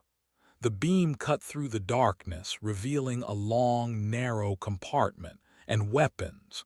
On either side, massive, cylindrical shapes rested in loading racks. They were torpedoes, each one a dark green, shark-like tube of steel. Some of the racks were empty, their loading bays gaping open. But at least a dozen of the weapons were still here, patient and silent. The space was cramped, the air cold and still. Julian had collapsed against the wall, his breathing shallow and rapid. Mara was propped against one of the torpedo tubes, her face a pale mask of pain. Ben did a quick assessment. Mara's ribs were almost certainly broken, and she had a nasty gash on her head. His own head felt like it was splitting open, and his body was a tapestry of deep bruises. Julian was physically unharmed but psychologically shattered. They were a broken crew. But they were alive, and for the moment they were safe. "Owen," Mara whispered, her eyes finding Ben's in the darkness. "We have to find him." Ben nodded, his mind slowly starting to work again. The tapping came from this direction, aft of here. There has to be a connecting passage. He swept his light around the room, finding a single, smaller, watertight door at the far end. He left Mara and Julian and made his way to the door. It was not as heavily fortified as the others. He turned the wheel, and it opened with a surprisingly quiet hiss of equalizing pressure. He shone his light through. A narrow maintenance corridor, filled with a labyrinth of pipes and conduits. "Owen," he called out, his voice sounding small and weak. "Owen, can you hear me?" Only silence answered. He took a hesitant step into the corridor, his light probing the oppressive darkness. "Owen, it's Ben. We're in the torpedo room. Make a sound." A faint, metallic scraping noise came from somewhere down the corridor. It was followed by a weak, hoarse voice. "Ben." Relief washed over Ben so powerfully his knees almost buckled. "Owen, we're coming." He rushed back into the torpedo room.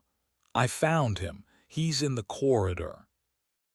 Getting Mara through the narrow doorway was a slow and painful ordeal. They managed it, half carrying her into the tight passageway. They found Owen 20 feet down, slumped against the wall. His face was bloodless, his leg bent at an unnatural angle. A piece of jagged metal from the torn conning tower was embedded in his thigh. He had used a piece of his own shirt as a crude, ineffective tourniquet. "The fall," Owen rasped, his eyes barely focusing. "It threw me, inside, through a hole in the tower, landed in here." They were together again, all four of them. A broken, battered, and terrified family, reunited in the guts of their metal tomb. They helped Owen back into the relative open space of the torpedo room and laid him down gently. Mara, despite her own injuries, immediately took charge of his wound, tearing strips from her jacket to make a better pressure bandage. For a while there was only the sound of their own ragged breathing and Mara's low, soothing instructions to Owen. They had found a sanctuary, a temporary reprieve from the horrors outside. The steel hull was thick. The resonance couldn't touch them in here. The crawlers couldn't get to them. Ben sat down, his back against the cold, curved wall, the exhaustion hitting him like a physical blow. His head throbbed in time with his pulse. He let his head rest against the steel, closing his eyes for just a second. The metal was cold, ancient. He felt a faint vibration through it, the deep, slow pulse of the ocean currents outside. And something else. A sound, so faint he thought he was imagining it. It wasn't the clicking. It wasn't tapping. It was a whisper, a soft, electronic hum. He opened his eyes and listened, holding his breath. It was real, and it was close. He put his ear flat against the hull of the torpedo he was leaning against. The sound was clearer now. It was coming from inside the weapon, a low-level, active hum, like a machine left on standby for 30 years. His blood ran cold. He scrambled over to another torpedo, pressing his ear against its cold green shell. The same hum, and another, and another. They were all active. His mind raced, connecting the dots, the stories of a meltdown, the extreme, localized cold in the sonar room, the entity's ability to manipulate energy and electronics. Jade's words about a voice that talks in numbers. It wasn't a ghost crew. It wasn't a simple haunting. It was technology, a weapon. He stared at the torpedoes, at their silent, menacing forms. They weren't conventional weapons. The warheads were something else. They had been designed to contain something, or perhaps to release it. He crawled back to the first torpedo, the one he had been leaning on. He put his ear back to the cold steel. The hum was still there, but now beneath it he could hear a new sound, a sound he knew with every fiber of his being. The faintest, most delicate pattern of clicks, repeating over and over. Pop, pop, pop. It was coming from inside the torpedo. They hadn't escaped the resonance. They had locked themselves in a room with its source. They were in the armory. This wasn't a sanctuary. It was the heart of the nest. Chapter 9: The Choir. The discovery landed in the room like a physical blow. Ben scrambled away from the torpedo, his face a mask of dawning horror. He looked at the dozen green, cylindrical tombs, and then at his injured, exhausted companions. They hadn't found shelter. They had walked into the epicenter. "What is it, Ben?" Mara's voice was sharp, cutting through her own pain. She had finished a crude but effective pressure bandage on Owen's leg and was watching Ben's escalating panic with alarm. "The torpedoes," Ben stammered, pointing a trembling finger. "They're on, they're humming, and the clicks. The clicking is coming from inside them." Owen, his face pale and slick with sweat, tried to push himself up on his elbows. "That's not possible. These are conventional anti-ship torpedoes. Inert. They wouldn't have any power source after 30 years. "They're not conventional," Ben insisted, his voice rising. "This whole sub, It wasn't scuttled because of a simple meltdown. This was a weapons test, a failed one. This thing, the resonance, it's not a ghost, it's a payload. The implication of his words hung in the cold, still air. They were locked in an armory with a dozen active, experimental, and malevolent weapons. Julian, who had been rocking back and forth in a near catatonic state, let out a low, strangled moan.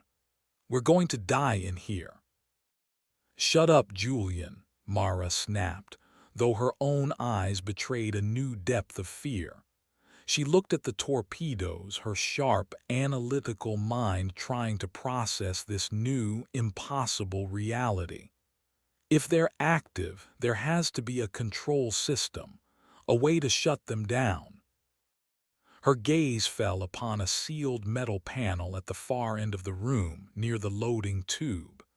It was smaller than the door panels, with a single, red wheel lock. Stenciled in faded Cyrillic above it were the words, "SESTYMAUPRAVLYNEYAOGNYM." Fire Control System. "There," she said, her voice tight with a mixture of dread and purpose. "Ben, help me." Ben, spurred by the need for action, scrambled to his feet. He and Mara made their way to the panel. The wheel was stiff but not seized. It turned with a series of loud, reluctant clicks. With a final heavy clunk, the panel lock disengaged. Ben pulled the heavy steel door open, revealing a deep recess filled with a complex array of wiring, vacuum tubes, and surprisingly modern-looking circuit boards. It was a hybrid of old and new technology, a testament to its experimental nature. A single, faint red light glowed on one of the central boards, pulsing in a slow, steady rhythm, the source of the hum. "It's a standby mode," Ben breathed, peering into the mechanical guts. "It's been on standby for decades, drawing some kind of trickle charge from whatever is in those warheads." "Can you disable it?" Mara asked. Ben studied the tangle of wires and archaic switches. "Maybe, if I knew what I was looking at. This is military-grade, custom-built. Cutting the wrong wire could, I don't know, detonate them. Release whatever is inside all at once." The choice was paralyzing. Do nothing and remain trapped in a room with a dozen ticking time bombs. Do something and risk setting them all off. As they stared at the panel, a new sound began. It was not the clicking. It was a voice. A soft, clear whisper that seemed to emanate from the very walls of the room. "Owen." They all froze. Owen's head snapped up, his eyes wide. "Did you hear that?" The whisper came again, closer this time, a woman's voice laced with a strange electronic echo. "Owen, I was so worried." It was the voice of his wife. "No," Owen whispered, his face ashen. "It can't be. It's so cold down here, Owen. Help me." "That's not her," Mara said, her voice a low, urgent warning. "It's the machine, it's in our heads." But Owen was no longer listening to her. He was staring at the far wall of the torpedo room, his expression a mixture of terror and a terrible, desperate hope. Sarah. The entity was adapting. It had learned that physical threats could be fought. It had learned that direct psychic assault could be resisted. Now it was trying a new tactic. It was becoming personal. It was using their own memories, their own loves as a weapon. Then a new voice joined the first. A man's voice filled with a fatherly concern. It was directed at Julian. "Son, What have you gotten yourself into? Your mother and I. We told you this television nonsense would get you in trouble." Julian let out a sob, burying his face in his hands. "Dad." The resonance was creating a choir of ghosts, a symphony of psychological torture, each voice perfectly tailored to its victim. It was rummaging through their minds, pulling out their deepest attachments and using them to break their sanity. "It's reading us," Ben said, his own heart beginning to pound in his chest, waiting for the voice it would choose for him. "It's learning who we are." Mara seemed immune. Her face was a mask of cold fury. "Don't listen," she commanded, her voice ringing with authority. "It's a trick. It's noise. Focus on what's real. The cold, the pain, this room." But the voices were insidious. They bypassed the ears, manifesting directly in the mind.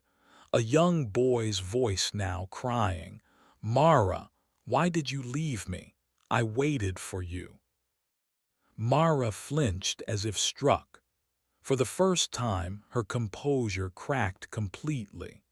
A look of raw, unadulterated anguish flashed across her face before she suppressed it, her features hardening back into a grim mask. The entity had found a chink in her armor. Ben waited for his turn, his body tense. Who would it be? His estranged mother, his grandfather, the man who had taught him about electronics. But his voice never came. The entity seemed to skip over him, focusing its assault on the others, on the ones with more raw, open emotional wounds. The choir of phantom voices grew, a cacophony of phantom grief. Owen was trying to crawl toward the wall, calling his wife's name. Julian was weeping uncontrollably. Mara was on her knees, her eyes squeezed shut, her hands pressed against her temples as if to block out the sound of the crying child. Ben was alone, a terrified but lucid observer in a room full of people being driven mad. He looked from his broken crewmates to the open fire control panel, the single red light pulsing like a malevolent heart. He had to do something. He had to shut it down. He didn't have the knowledge to disable it safely, but he remembered the sonar room. He remembered how they had fought the resonance, not with knowledge but with chaos, with noise.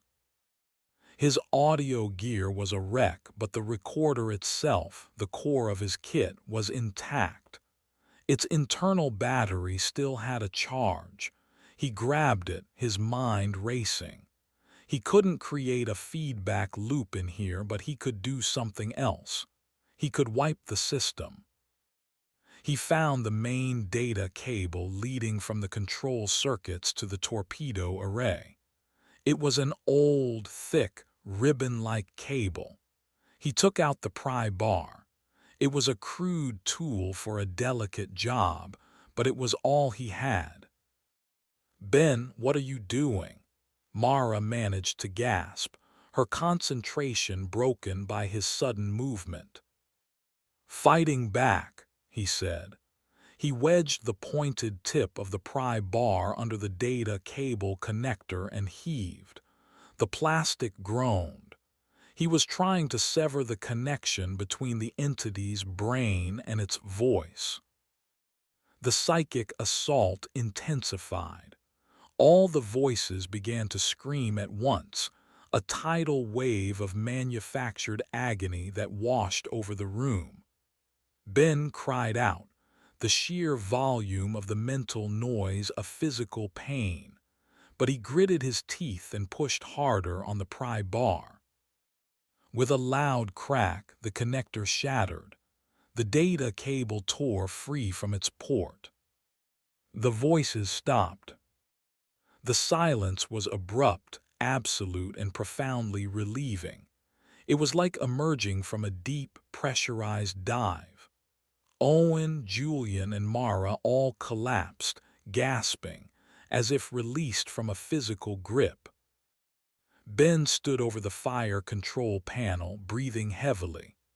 The red light on the circuit board was no longer pulsing. It was flashing, a rapid, frantic, angry strobe. On the torpedoes themselves, the low hum began to rise in pitch, becoming a high, keening whine. "What did you do?" Owen rasped, his eyes wide with fear. I think I just triggered a fail-safe," Ben said, staring at the flashing red light. "Or a self-destruct." From the torpedo loading tube at the front of the room, a new sound began. A low, powerful hiss, like the release of hydraulic pressure. The outer hatch, the one leading to the sea, was opening. Cold, black seawater began to pour into the loading tube. They had not disarmed the weapon. They had activated its launch sequence. Chapter 10: The Launch. The sound of flooding water sent a fresh spike of adrenaline through the room. They stared, mesmerized and horrified, at the torpedo tube. The heavy inner door, a solid circle of steel that sealed the tube from the room, was beginning to retract into the ceiling with a slow, hydraulic groan. They were about to be face to face with an open portal to the crushing, monster-filled depths. "It's launching," Owen said, his voice a hoarse whisper of disbelief. "It's launching itself." "We have to get out of here," Julian screamed, scrambling to his feet. He lunged for the watertight door leading back to the maintenance corridor. He spun the wheel, but it wouldn't budge. He threw his weight against it again and again, his grunts of effort echoing in the whining room. "It's sealed. It sealed the door." Of course it had. The launch sequence would have automatically locked down the room. They were trapped inside a firing torpedo tube. The whining from the torpedoes grew to an unbearable, ear-splitting shriek. The lights on the fire control panel were flashing manically. Ben could feel the energy building in the room, a static charge that made the hairs on his arms stand up. "The loading mechanism," Mara shouted, her voice cutting through the noise. She was pointing at the rack of the nearest torpedo, the one whose hum was the loudest. A heavy, mechanical arm, part of the auto-loading system, was lowering into place, preparing to push the weapon into the now open tube. The entity wasn't just launching. It was trying to escape, to send one of its seeds out into the wider world, and it was going to flush them out into the bay right along with it. They had seconds. Ben's mind, sharpened by terror, raced over their options. They couldn't open the door. The tube was a death sentence, but there was one other way out. A small, circular maintenance hatch set into the ceiling, right above the torpedo racks. It was designed for technicians to access the loading mechanisms from the deck above. It was small, heavy, and at least 3 meters up. "The ceiling hatch," Ben yelled, pointing. "We have to get to it." The problem of how to reach it was solved by the very thing that was about to kill them.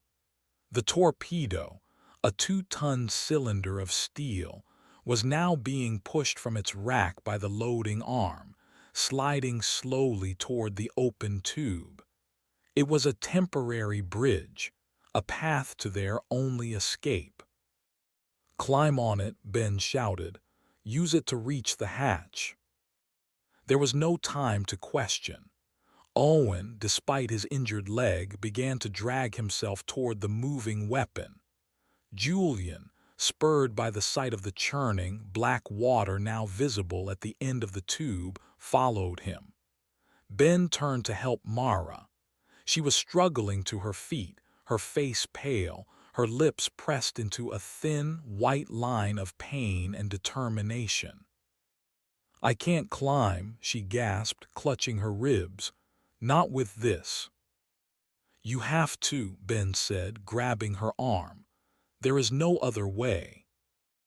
He half lifted, half dragged her toward the torpedo. It was almost halfway out of its rack, its sleek green body a moving platform over the deck.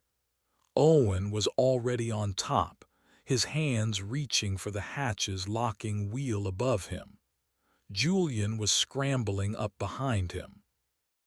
The whine from the other torpedoes stopped. All their energy was now being focused on the one being launched. A powerful, xenon-y glow began to emanate from the warhead at the front of the cylinder. Ben shoved Myra toward the torpedo. "Go, climb." She hesitated for a fraction of a second. Then, with a grim nod, she began to pull herself up, her movements slow and agonizing. Ben pushed from below, trying to take some of her weight. Above them, Owen was struggling with the hatch wheel. It was frozen with rust. "I can't get it to turn," he grunted, his face contorted with effort. The torpedo slid another foot toward the open tube. The sound of the sea was a hungry roar now. Cold, salty spray misted their faces. Julian, seeing Owen failing, added his own strength to the wheel. Together, they put all their weight into it.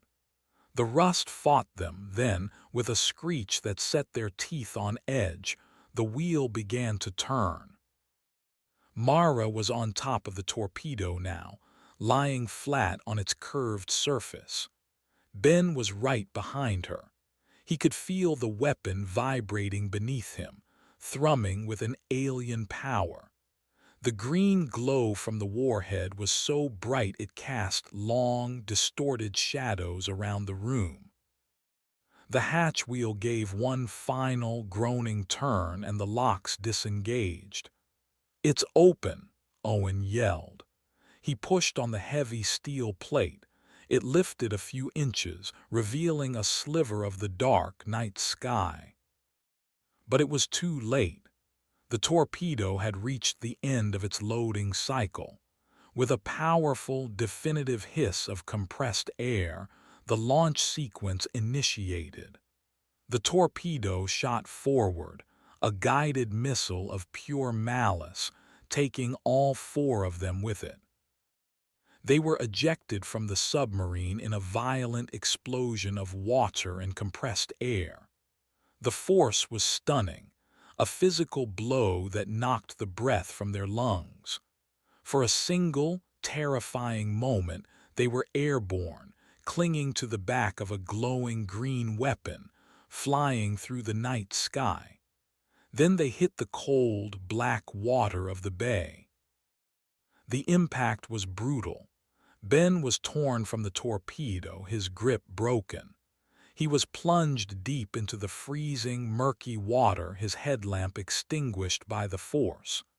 Disoriented, his lungs screaming for air, he flailed in the absolute darkness. His limbs felt heavy, his clothes waterlogged. Panic, cold and sharp, seized him. He kicked frantically, his sense of up and down completely gone. His hand brushed against something solid, the hull of a submarine. He pushed off it, trying to propel himself toward the surface he could not see. His lungs were on fire. Black spots danced in his vision. He was going to drown. Just as his consciousness began to fade, his head broke the surface. He took a huge, ragged gasp of air, coughing and sputtering, the cold water a shock to his system. He was in the middle of the graveyard, surrounded by the silent, looming shapes of the dead submarines. The water around him was churning. He looked for the others. He saw Julian first, clinging to a piece of floating debris, his face a mask of shock. Then he saw Mara, a dark shape being supported by Owen, who was treading water with his one good leg, his face a grim rictus of pain and effort. They were alive, all of them. They had survived. And then he saw the torpedo. It hadn't sunk. It hadn't sped off into the ocean. It was 50 meters away, floating on the surface, its warhead glowing with a steady, pulsating green light. It was waiting, assessing, and all around it the water was beginning to stir. Pale shapes were rising from the depths, silt crawlers, dozens of them. They were being drawn to the light, to the energy, like moths to a radioactive flame. They swarmed around the torpedo, their pale bodies a writhing mass in the glowing green water, their mandibles clicking in a furious, hungry chorus. The resonance, the payload, had called its children to it. They were in the water, surrounded by monsters, with the source of all their horror now floating patiently in their midst, its green light a baleful, watching eye. They had escaped the submarine only to land in the very center of the killing ground. Chapter 11. The Lighthouse. The cold was a physical enemy. It leached the strength from their limbs, turning their movements slow and clumsy. Treading water, a simple act of survival, became a monumental effort. Owen, burdened with an unconscious Mara and a useless leg, was already struggling, his breath coming in ragged, painful gasps. Julian just clung to his piece of wreckage, his eyes wide and vacant. The initial shock had given way to a profound, paralyzing despair. Ben, however, felt a strange, cold clarity. The launch, the impact, the sheer impossibility of their survival had burned away the last of his fear, leaving behind a core of pure, stubborn will. He was a man of systems, of logic. He assessed their situation with a detached, analytical mind. Threat 1: hypothermia. They had minutes, maybe an hour at best, before the cold would kill them. Threat 2: the silt crawlers. A writhing, chittering mass of them now surrounded the glowing torpedo, but it was only a matter of time before they turned their attention to the weaker, warmer signals of the humans in the water. Threat 3: the resonance. The torpedo itself, the weapon's core, was floating nearby, its intentions unknown but undoubtedly hostile. They needed to get out of the water, now. "Owen!" Ben shouted, his voice hoarse. He swam toward him, his strokes clumsy in his waterlogged clothes. "We need to get to one of the subs. We have to get out of the water." Owen just shook his head, his face a pale blur in the gloom. "Can't. I can't climb, not with my leg, not with her." He looked down at Mara. She was still unconscious, her face a deathly white. They were trapped in a horrifying triangle of death. Too weak to climb onto the subs, too exposed to stay in the water. It was then that Ben saw it. He had been so focused on the immediate threats, on the submarines around them, that he hadn't looked past the graveyard. But now his gaze lifted and he saw a light. A single, steady point of white light on the distant shore. It was faint, partially obscured by the mist that clung to the coastline, but it was undeniably there. A lighthouse. He remembered seeing its silhouette when they first arrived, a lonely, skeletal tower on the furthest point of the bay. He had dismissed it as abandoned, another piece of the coastal decay. But it was lit. Someone was there. Hope, fierce and desperate, surged through him. "The lighthouse," he yelled, pointing. "Look, there's a light." Owen and Julian turned, their eyes following his finger. The tiny spark in the distance was a beacon in their world of darkness and despair. It was a destination. It was a chance. "It's too far," Owen gasped, the effort of speaking draining him. "We'll never make it." "We have to," Ben insisted.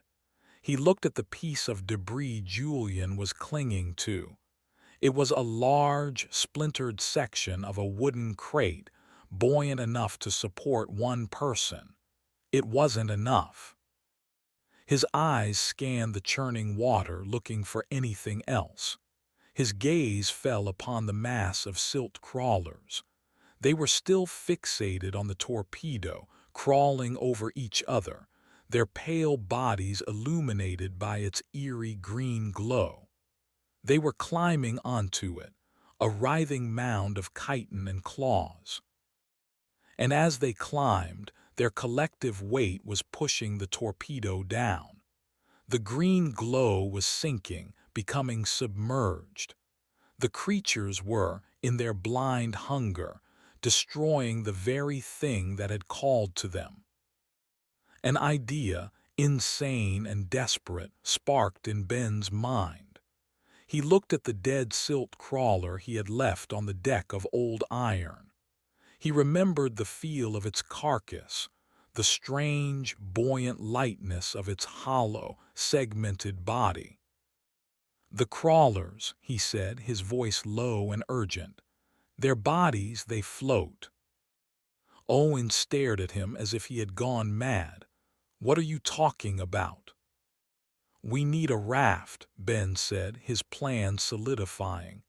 "A big one, and they're going to give it to us."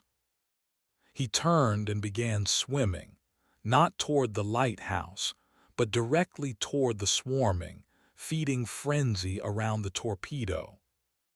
"Ben, no," Owen shouted. "What are you doing?" "Creating a distraction," Ben yelled back over his shoulder. He swam with a strength he didn't know he possessed, his terror now channeled into a single, focused objective. He reached the edge of the swarm. The water was a chaotic mess of thrashing limbs and clicking mandibles. He could feel the vibrations of their movements through the water. He took the pry bar, which he had tucked into his belt before the fall, its weight a familiar, reassuring presence. He chose a crawler at the edge of the mass, one that was trying to climb over its brethren to get to the torpedo. He treaded water, took a deep breath, and plunged the pointed tip of the bar into its pale, soft underside. The creature shrieked, a high-pitched, underwater sound that was felt more than heard. It thrashed violently, its agony a beacon to the others. Several nearby crawlers turned, their blind heads swiveling toward this new, more immediate source of distress. That was all he needed. He kicked away, swimming parallel to the swarm, drawing a half-dozen of the creatures with him. He was the lure now, the living bait. He led them on a frantic chase, away from his friends, away from the torpedo. They were fast but clumsy in open water. He was smaller, more agile. He led them toward the nearest submarine, its black, silent hull rising like a cliff face from the water. He reached it, his hands slapping against the cold, barnacle-encrusted steel. He had nowhere else to go. The crawlers closed in, their hooked claws scraping against the metal. He had bought his friends a few seconds. He hoped it was enough. Back at the center of the bay, Owen watched Ben's insane diversion with a sense of awe. He understood the plan now. The main swarm was still focused on the sinking torpedo, and Ben had drawn the outliers away.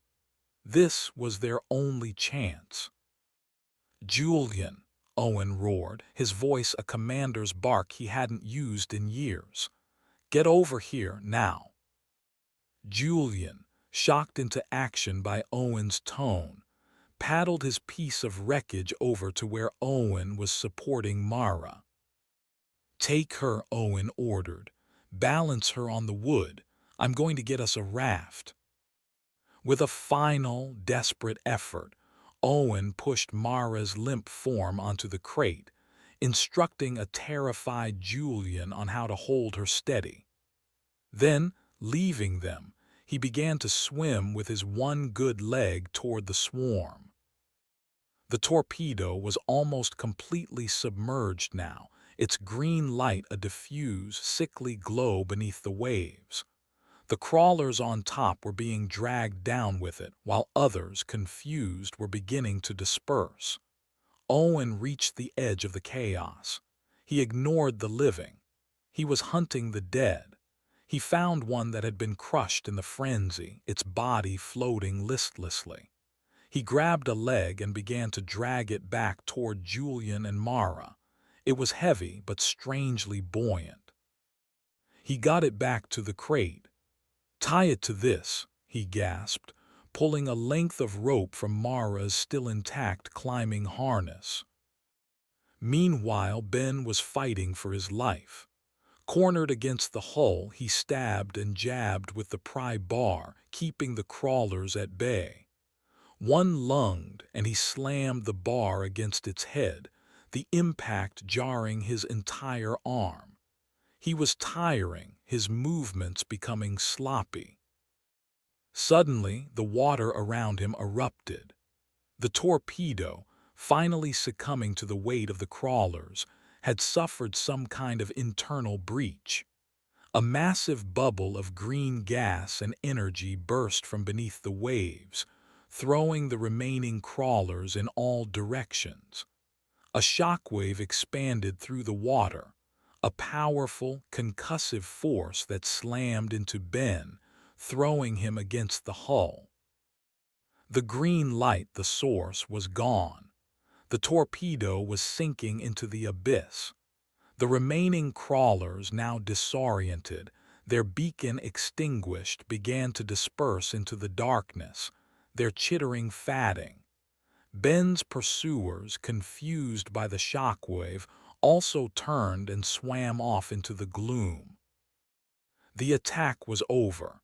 Ben was left alone, clinging to the hull, his body bruised and trembling, his ears ringing. He had survived. He looked back across the water. In the faint moonlight, he could see a strange, grotesque shape moving slowly, laboriously, toward the distant lighthouse. It was a makeshift raft, a monstrous catamaran made of a wooden crate and the pale, buoyant corpses of two silt crawlers, lashed together with climbing rope. Atop it were his friends. They had done it. They had a raft, and they hadn't forgotten him. Owen was in the water behind it, pushing with his good leg, guiding it toward him. Ben pushed off the hull and began to swim, his tired muscles screaming but his heart filled with a renewed, desperate resolve. The lighthouse was waiting. Sanctuary was in sight. But as he swam, he couldn't shake the feeling that they were not running from the horror. The torpedo was gone, yes, but it was a seed, and they had just watched it being planted in the deep. The true horror, he suspected, was only just beginning. Chapter 12. The Long Paddle. The journey was a slow, surreal procession through a landscape of the dead. Their grotesque raft, a profane marriage of scavenged wood and monster corpses, moved with an agonizing lack of speed. Owen, his face a mask of grim determination, was their engine.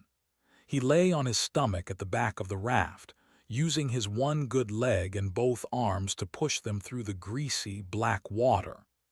Each kick, each stroke, was a visible agony, a testament to a will that refused to break. Ben was the navigator and lookout. He sat at the front, the pry bar held across his lap, his headlamp cutting a weak, lonely tunnel through the thick, damp air.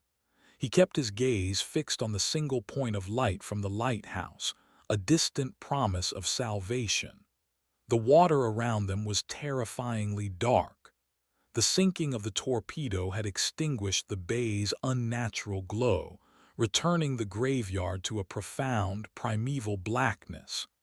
Every ripple, every shadow, held the threat of a new attack. The silt crawlers were still out there, their hunger now a known, horrifying quantity. Mara lay on the wooden crate between them, a still, silent passenger. She was conscious, but only just. Her breathing was shallow, and she shivered uncontrollably, the wet clothes clinging to her skin draining the life from her. Julian was a huddled, miserable shape beside her, his arms wrapped around his knees, his head bowed. He stared at the pale, floating flesh of the dead crawler that formed one of the raft's pontoons, his expression vacant, his mind clearly lost in the horrors they had witnessed. "How are you doing?" Ben asked, his voice low, not wanting to break the fragile quiet. Owen's reply was a sharp, guttural grunt. It was not a word, but it conveyed everything: pain, exhaustion, and an unbroken resolve. He did not have the energy for conversation.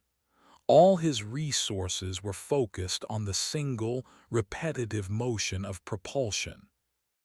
The cold was their most immediate enemy. Ben could feel it in his joints, a deep, aching stiffness that made every movement a chore. His teeth chattered, an involuntary percussion he couldn't control. He looked at Mara's pale face, at the blue tinge of her lips. Hypothermia was a quiet, insidious predator, and it was stalking them relentlessly. "Mara," Ben said, his voice a little louder, "you need to stay awake, talk to me." Her eyes fluttered open. They were glassy, unfocused. "Cold," she whispered, the single word a plume of white vapor in the air. "I know. We're getting there," Ben said, though the lighthouse seemed no closer than it had been an hour ago. "Tell me about the first story you ever chased, the one that got you into this." He was grasping at straws, trying to anchor her consciousness to something, anything, other than the creeping, lethal chill. She was silent for a long time. Ben thought she had slipped away again. Then her voice, thin and reedy, drifted through the dark. "A mining town, West Virginia. The company said the dam was safe. An old man, a retired engineer. He said it was full of cracks. No one would listen." Her words were slow, punctuated by pained, shallow breaths. "I spent a week there, slept in my car, lived on coffee and whatever he would feed me. We got the documents, proved he was right." "Did they fix it?" Ben asked, leaning closer. A faint, bitter smile touched her lips. "They fixed it. The story never aired. The network killed it, said it was bad for their corporate partners." She coughed, a wet, rattling sound that sent a jolt of pain through her body. "That's when I learned the truth doesn't matter, only the story you can sell." The confession, so raw and cynical, was a glimpse into the furnace of ambition that drove her. It was a fire that was now threatening to go out. An hour passed, then another. The world became a monotonous cycle of Owen's pained grunts, the gentle slap of water against their hideous raft, and the slow, rhythmic turning of the distant lighthouse beam. The light would sweep across the bay, illuminating the rusted hulls of the submarines in a brief, ghostly flash before plunging them back into darkness. Each sweep was a reminder that they were still in the heart of the graveyard, a place that did not want them to leave. Their passage disturbed things in the deep. Ben saw shapes moving in the periphery of his headlamp beam, large, dark things that were not crawlers. They were bigger, faster, swimming with a purpose that made his skin crawl. The children of the rot Jade had called them. The crawlers were just the scavengers. What else had the leaking, radioactive poison of the graveyard given birth to in the last 30 years? A sudden, violent jolt nearly threw them all from the raft. Something had hit them from below. A powerful, deliberate impact. The raft tilted precariously, and one of the dead crawlers was nearly submerged. "What was that?" Julian shrieked, snapping out of his stupor. Ben scrambled to the edge, his headlamp beam piercing the black water. He saw a flash of a vast, pale underbelly, a creature of impossible size moving beneath them. It was not a shark. It was not a whale. It was something long and serpentine, and it was circling back. "It's coming around again," Ben yelled. He gripped the pry bar, a useless piece of steel against a creature that was likely bigger than their raft. Owen, without a word, changed the direction of his pushing, trying to angle them toward the nearest submarine, a listing, half-submerged hulk 50 meters away. It was their only hope of finding cover. The creature was faster. The water boiled behind them, and a massive, sightless head, like that of a colossal eel, erupted from the surface. Its skin was a milky, translucent white, and a network of dark veins pulsed beneath it. It had no eyes, only a gaping, circular maw filled with rows of needle-like teeth.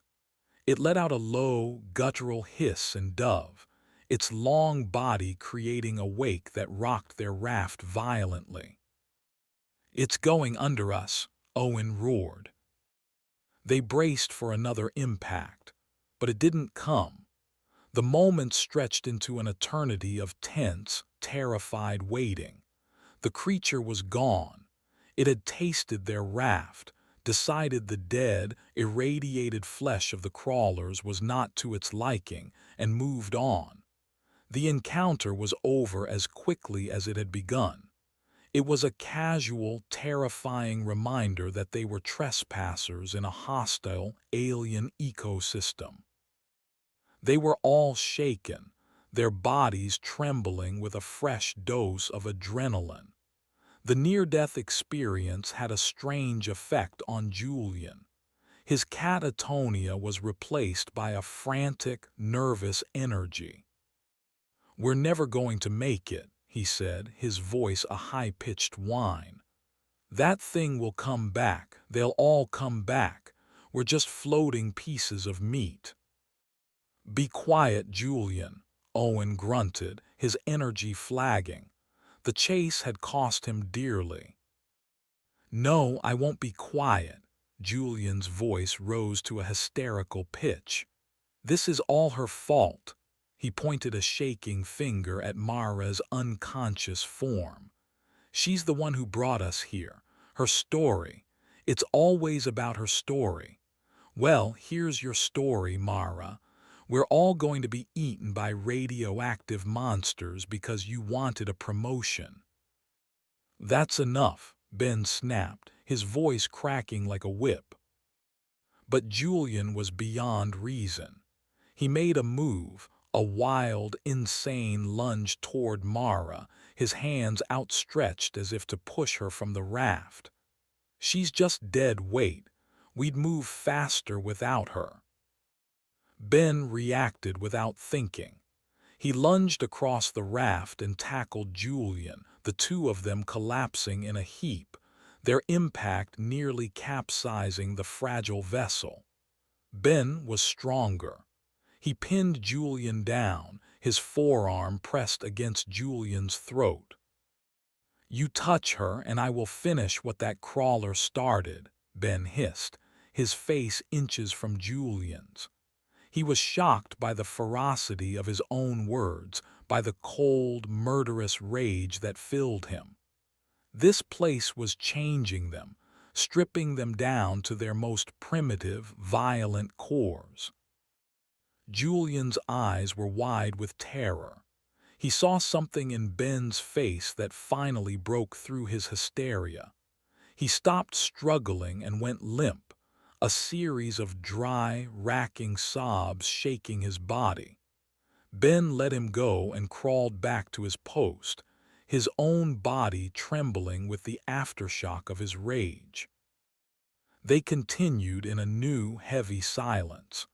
The lighthouse was closer now, its beam a powerful, sweeping scythe of light.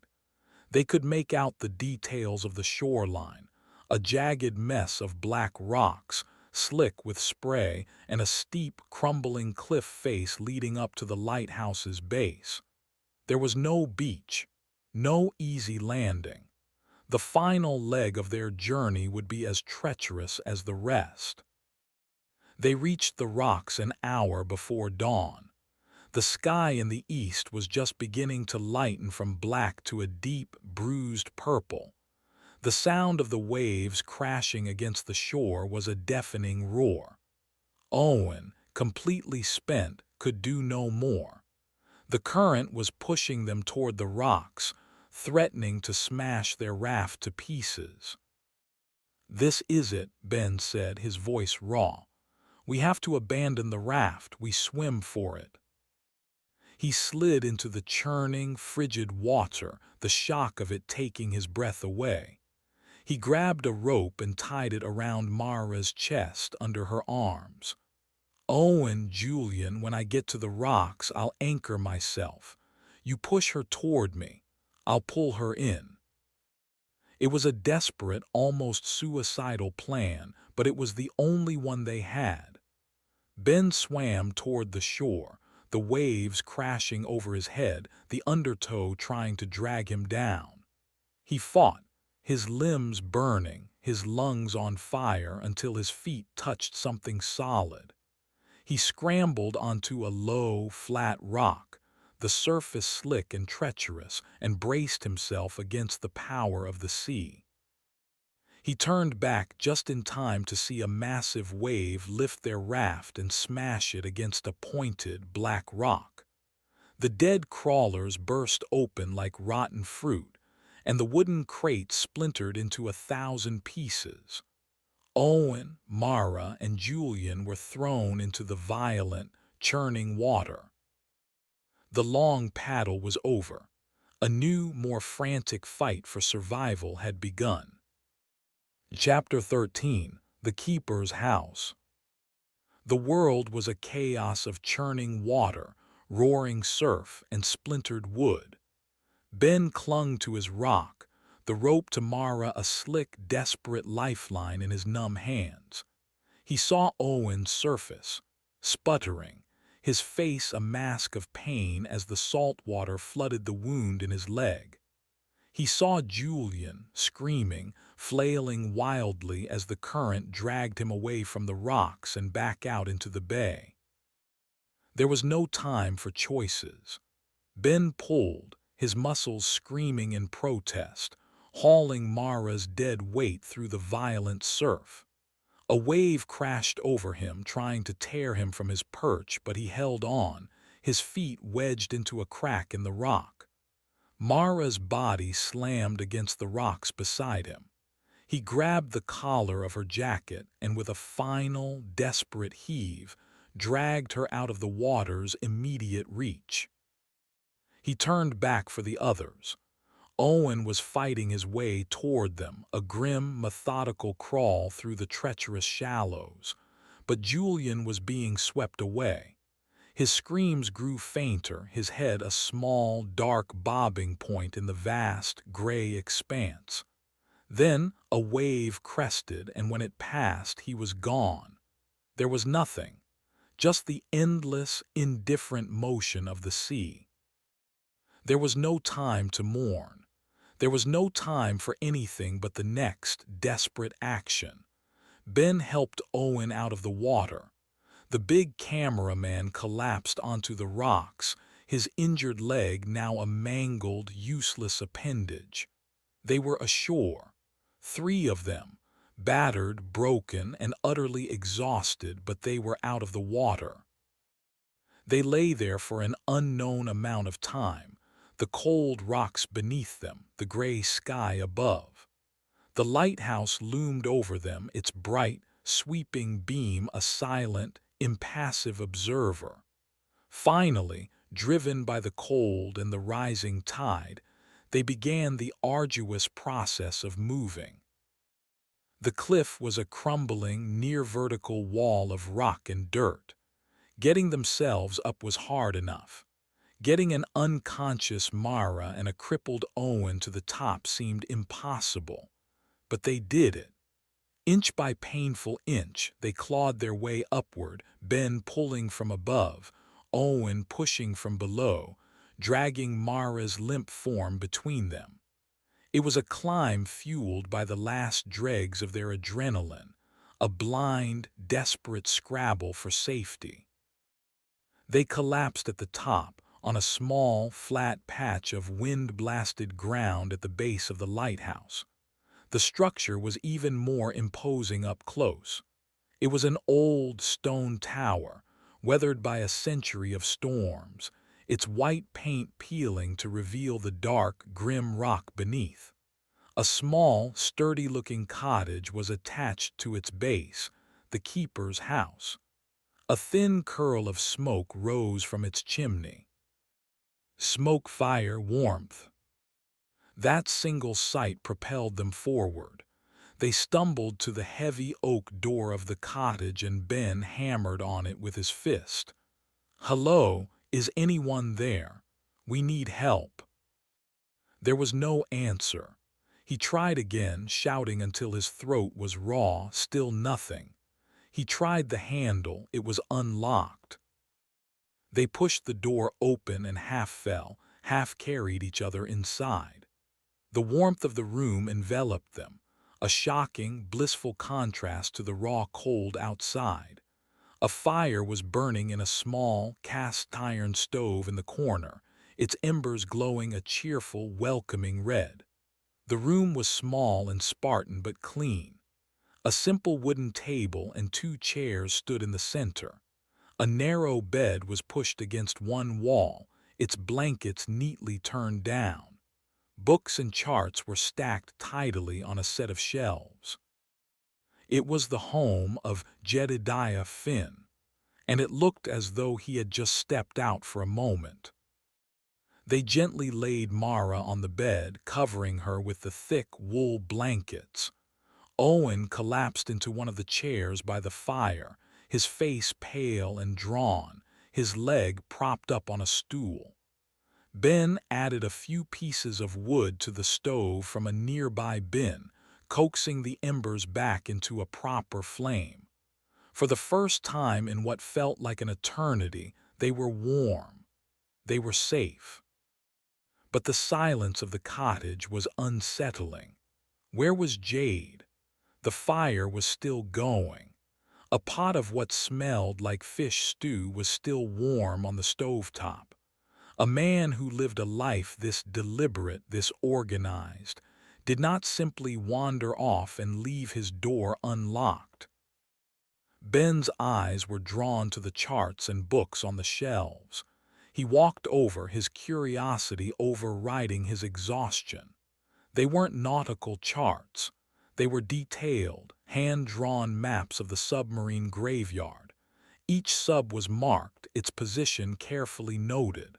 Lines and symbols crisscrossed the bay, indicating currents, depths, and something else: radiation readings. Jade had been meticulously charting the poison in his backyard. Tucked between 2 of the charts was a thick, leather-bound logbook. Ben opened it. Jade's handwriting was a tight, precise script.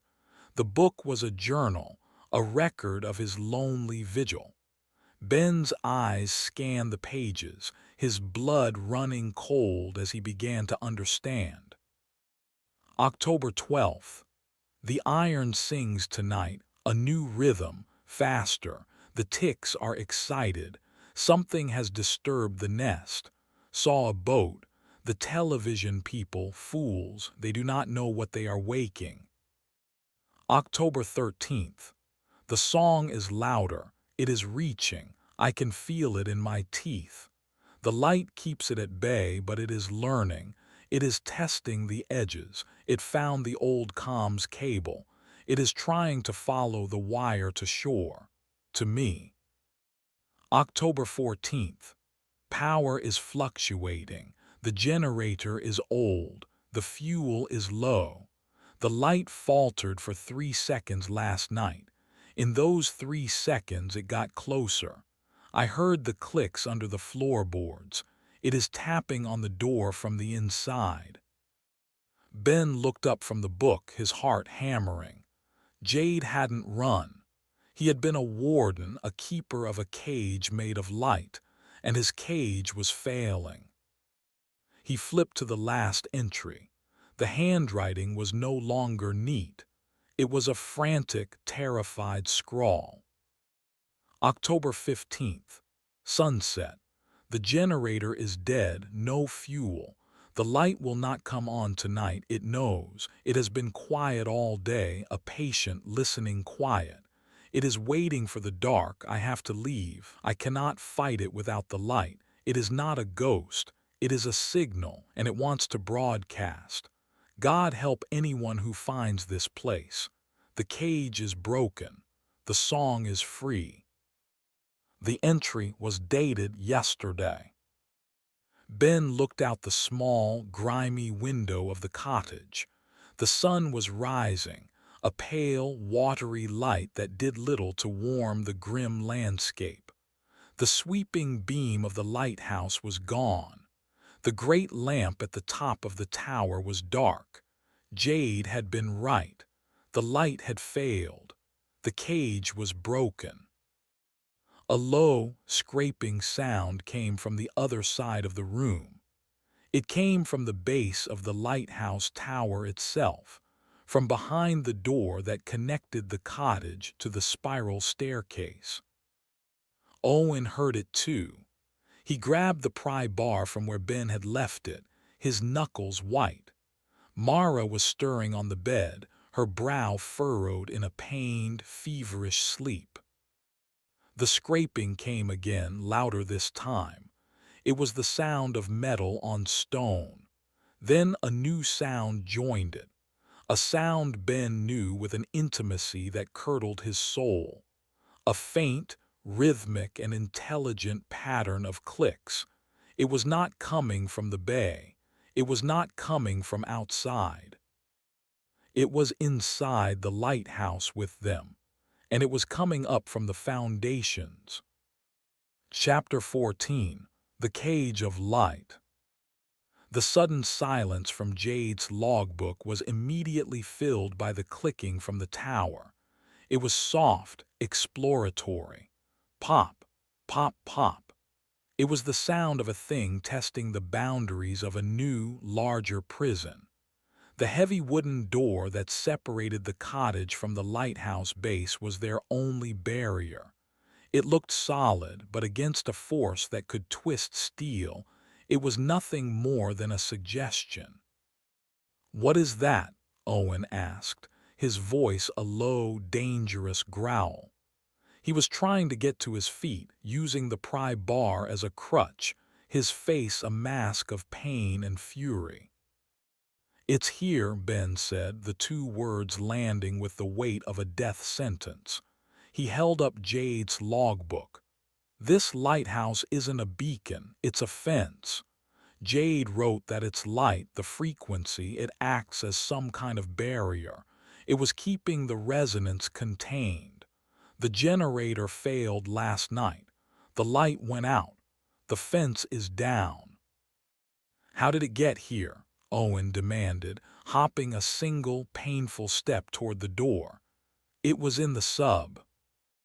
The comms cable, Ben said, his mind racing, piecing together Jade's frantic notes. There's an old naval communications line running from a station under this lighthouse out to the graveyard. It's a wire. The resonance is an energy signal. It just followed the path of least resistance. It's been trying to get in here for years. The clicking from behind the door stopped. The silence that followed was charged, expectant. Mara moaned on the bed, her feverish tossing growing more agitated. She was psychically sensitive, a tuning fork for the entity's malevolence, and its proximity was tormenting her. A loud, metallic bang echoed from behind the door, as if a heavy object had been thrown against it from the inside. They all flinched. Another bang, louder this time, shaking the very foundations of the cottage. The entity was no longer exploring. It was trying to break down the door. "We have to get that light back on," Ben said, his voice urgent. "It's the only thing that can stop it." "The generator is dead," Owen reminded him, his gaze fixed on the shuttering door. "No fuel." "There has to be a backup," Ben insisted, his eyes scanning the small cottage. "A place like this important. There would have to be a secondary system, an emergency power source." His eyes fell on a small, locked hatch in the floorboards, half hidden under a dusty rug. A heavy iron ring served as its handle. It was a cellar door. "Down there," Ben said, pointing. Another deafening crash against the tower door. A long, vertical crack appeared in the thick oak panel. The entity was learning how to apply focused, physical force.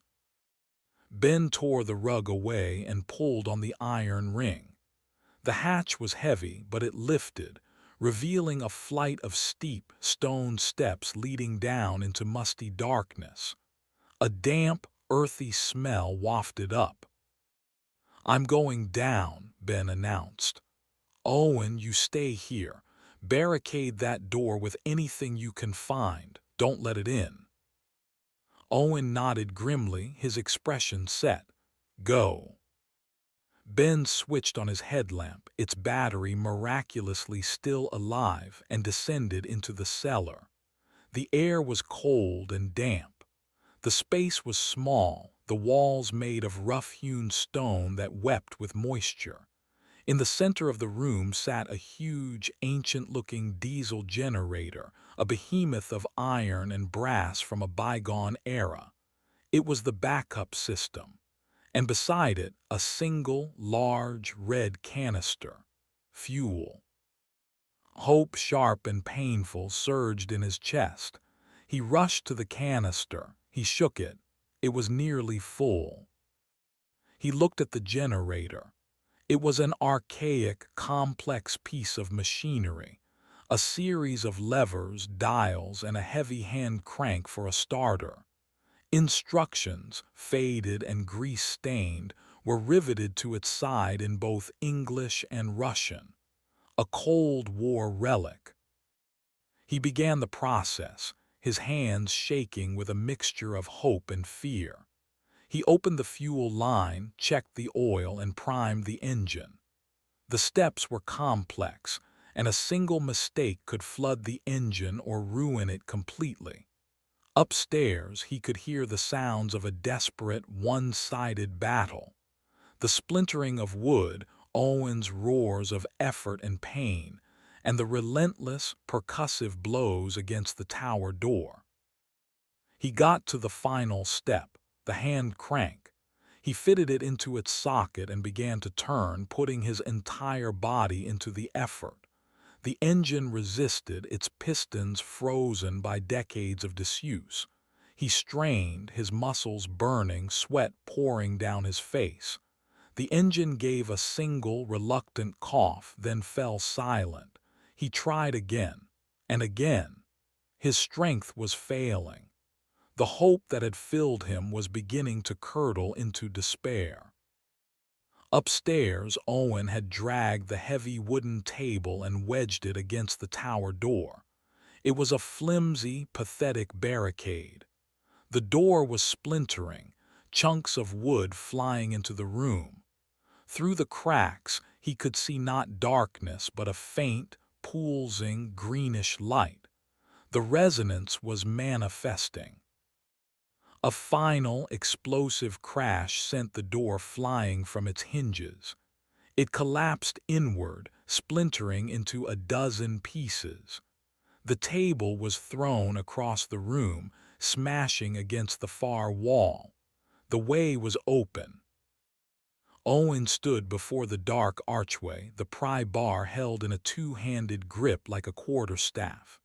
He was a crippled, exhausted guardian at the gates of hell.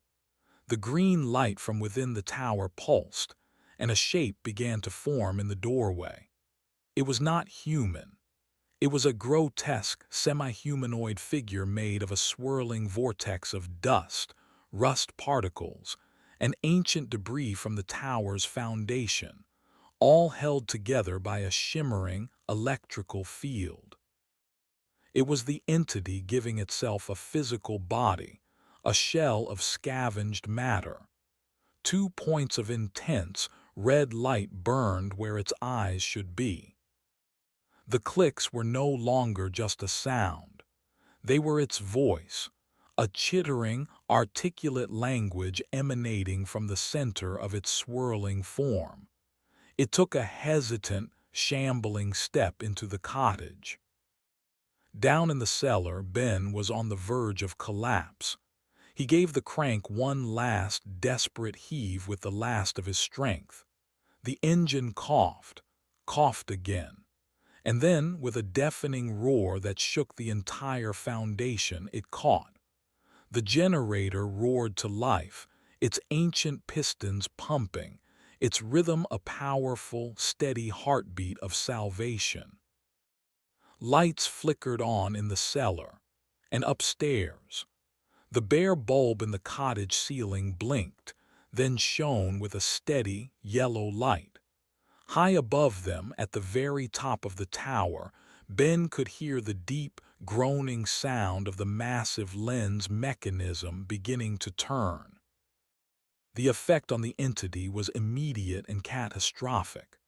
The steady, powerful frequency of the lighthouse beam activating was like a sonic weapon. The swirling, physical form in the doorway convulsed as if struck by lightning. It let out a shriek, a sound of pure static and electronic agony that made the light bulb in the cottage shatter. The particles that formed its body lost their cohesion, blasted apart by the re-established barrier. The form dissolved, blown back into the tower like smoke in a hurricane. The cage of light was restored.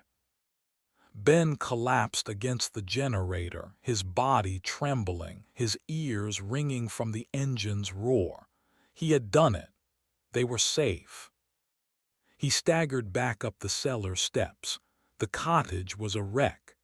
The tower door was a splintered hole. Owen was slumped against the wall, the pry bar on the floor beside him, his face ashen but alive. Mara was sitting up on the bed, her eyes wide and lucid, the feverish haze gone, banished by the entity's retreat. The chorus of ghosts in her mind had fallen silent. The steady, rhythmic groan of the turning lamp above them was the most beautiful sound in the world. It was the sound of their fortress, their shield.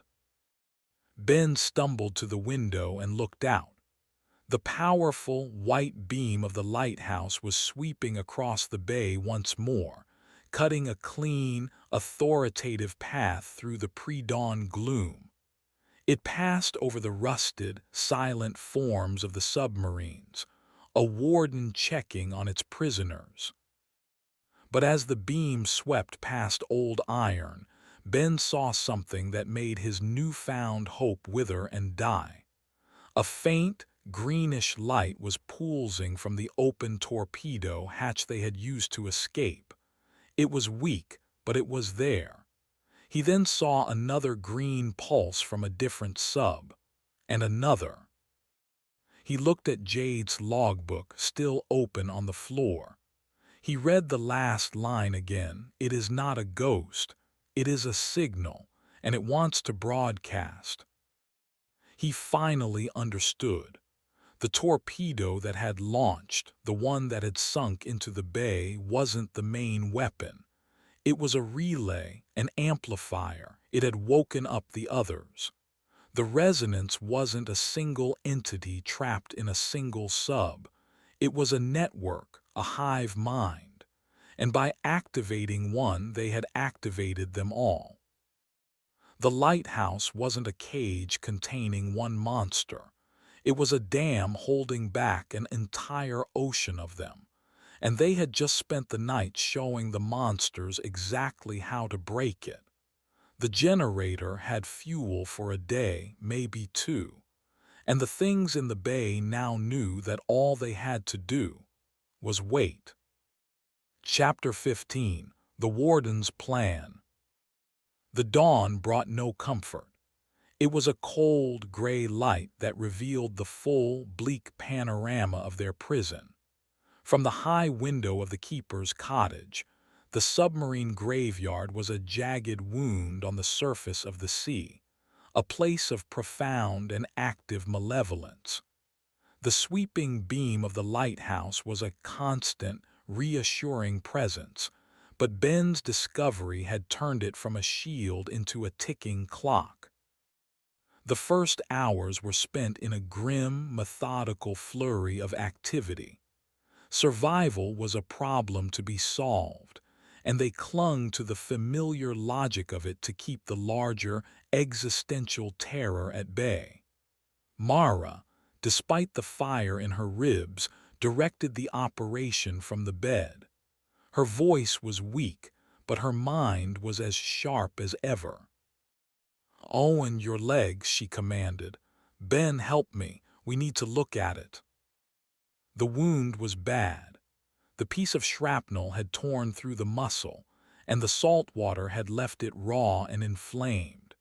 They cleaned it as best they could with boiled water from the stove and supplies from Jade's surprisingly well-stocked first aid kit.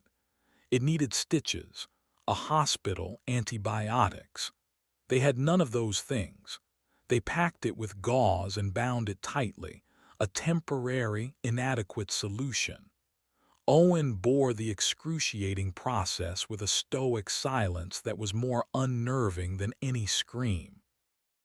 Ben, meanwhile, felt a gnawing, intellectual dread. He went back to Jade's logbook and his maps, spreading them across the floor. He was no longer just a victim. He was a researcher, trying to understand the nature of the enemy that was laying siege to them. The maps were covered in Jade's precise, almost obsessive notes: radiation hotspots, sonar anomalies, and most disturbingly, signal strength measurements. He was tracking its growth, Ben murmured, tracing a series of dates and escalating numbers. For years. It started in Old Iron, but it's been spreading. A slow, creeping infection. The other subs weren't just dead metal. They were dormant, sleeping.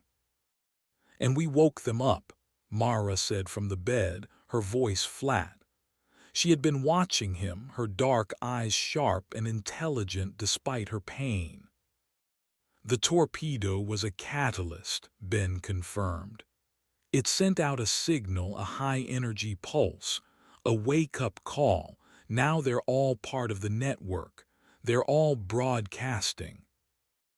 Owen, propped up in his chair, the pry bar resting against his good leg, looked out the window at the sweeping beam.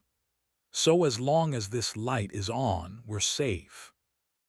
For now, Ben said grimly. But what is the signal trying to do? Jade wrote that it wants to broadcast. That doesn't mean just inside the bay. It wants to get out, to the mainland, to other systems. It's a virus and it's looking for a new host. His eyes fell on a different map, one of the coastline. Jade had marked the old naval comms cable they had followed, but he had also marked another line, a thick red one that ran from the lighthouse inland. It was labeled Main Power Grid Interface. The full, horrifying scope of the entity's plan slammed into Ben. It wasn't just trying to get into the lighthouse. It was trying to get through it.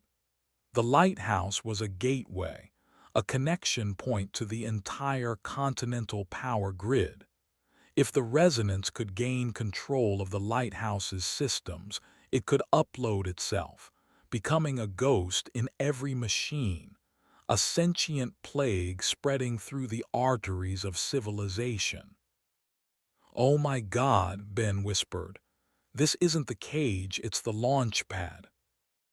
A new, frantic urgency filled the room. This was no longer just about their own survival. The generator in the cellar was not just protecting them, it was protecting the world. "How long does the fuel last?" Mara asked, her voice tight. Jade's last entry said the generator was dead. The tank in the cellar is the reserve. At the rate this thing is burning it, Ben did a quick, rough calculation. A day, maybe 30 hours at the most. 30 hours, it was a death sentence.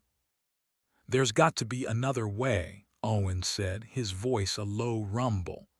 "A way to kill it, at the source." Ben's gaze went back to the map of the graveyard. His finger traced the lines of Jade's notes, the radiation readings, the signal strengths. They all converged on one point, the epicenter, the place where it had all begun. "Old iron," Ben said.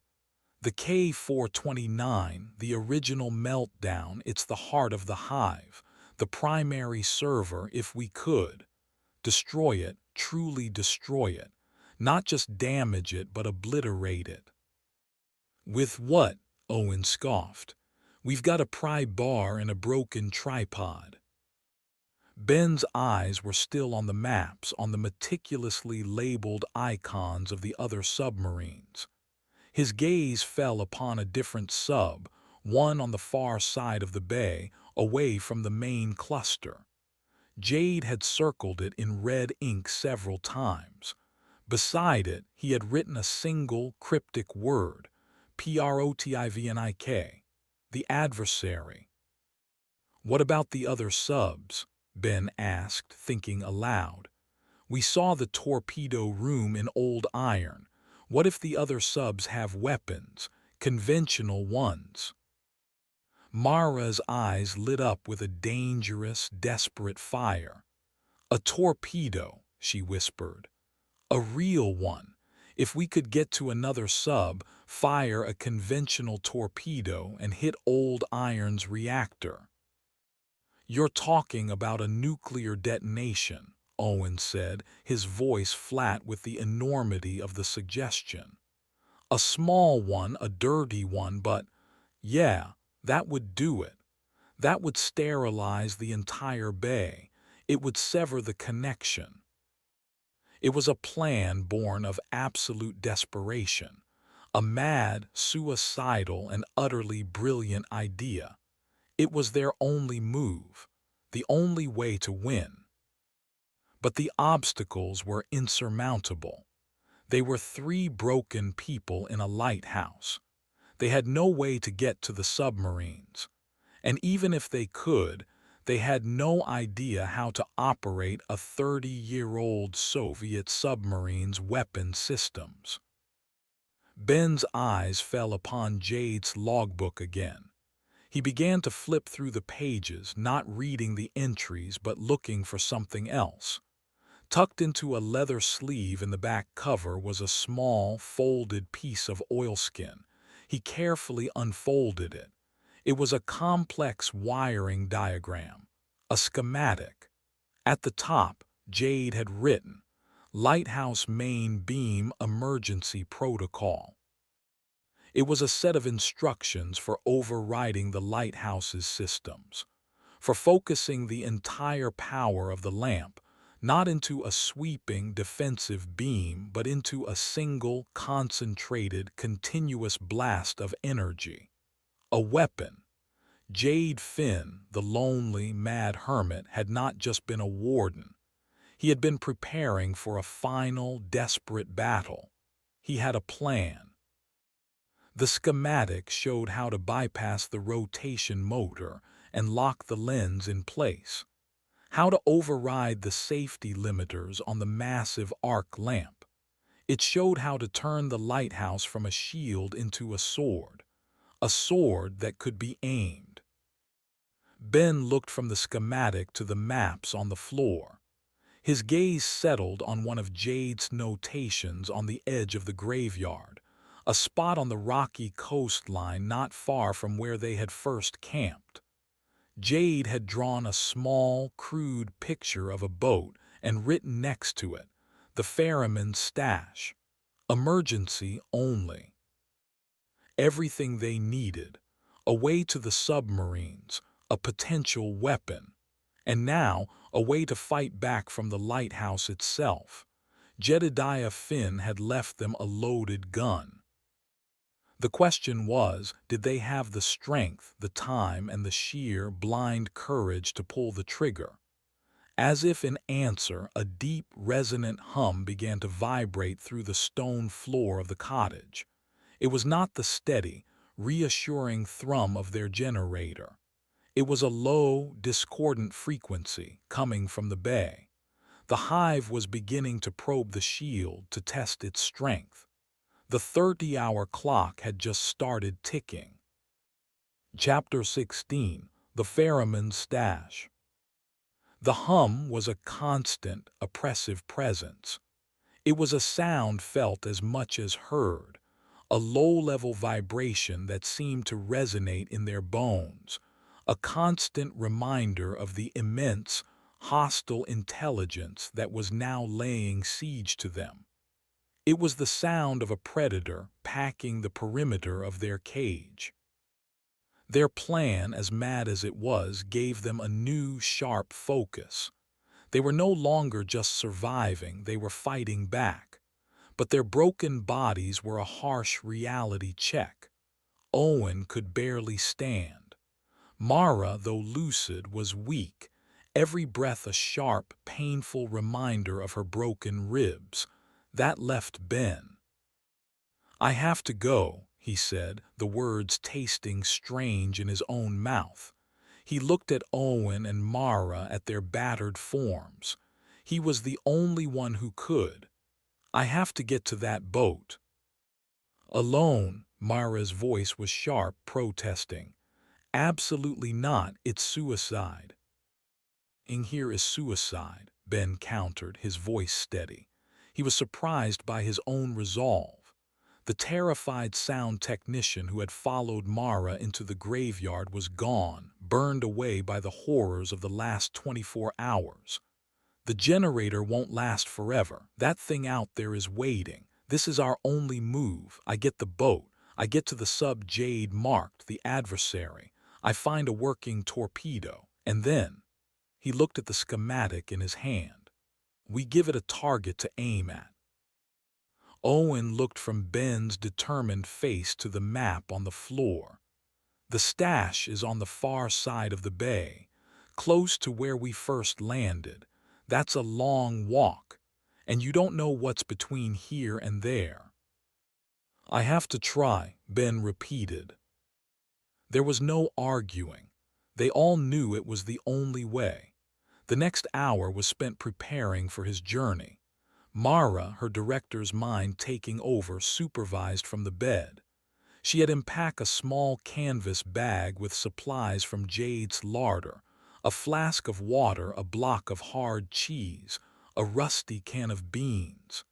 She made him take the first aid kit and a powerful, heavy-duty flashlight from Jade's workbench. Owen gave him the pry bar. "You know how to use it now," the big man said, his voice a low rumble of respect. He also gave Ben his own high-quality compass. "Don't trust the sun. Don't trust the landmarks. Trust this." Dressed in a set of Jade's dry, oilskin clothes, Ben stood at the door of the cottage.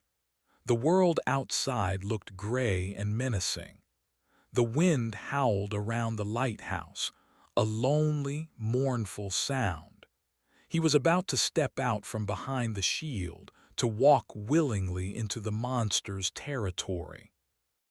"Ben," Mara said, her voice softer than he had ever heard it. He turned. "Be careful." He gave a single, curt nod, unable to speak.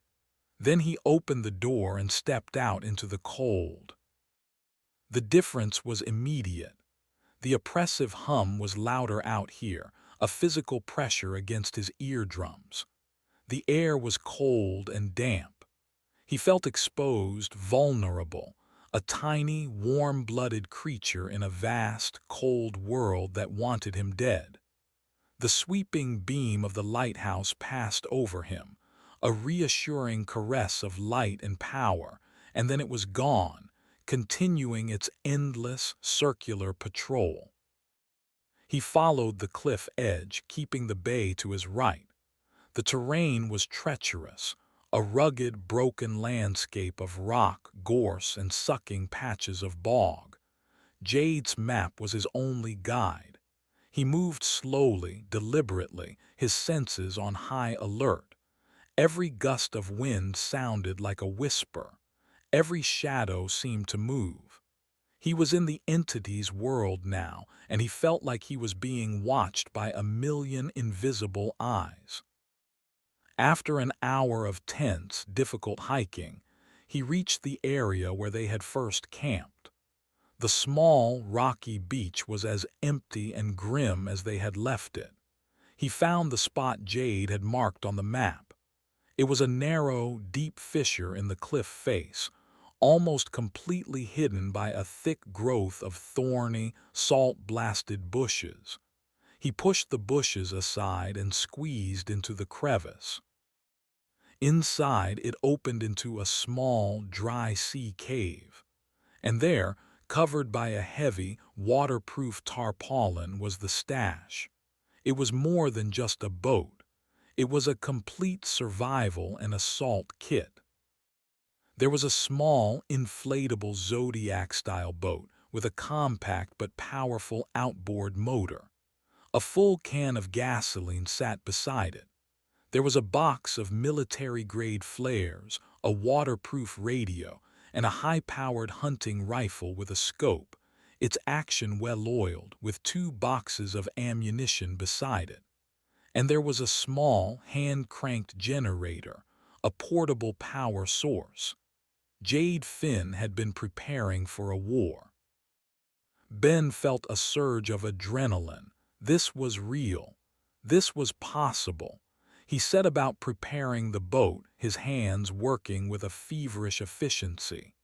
He dragged the heavy inflatable to the water's edge, his muscles straining. The small, rocky beach was a terrible place to launch, the waves crashing dangerously close. He had to time it perfectly.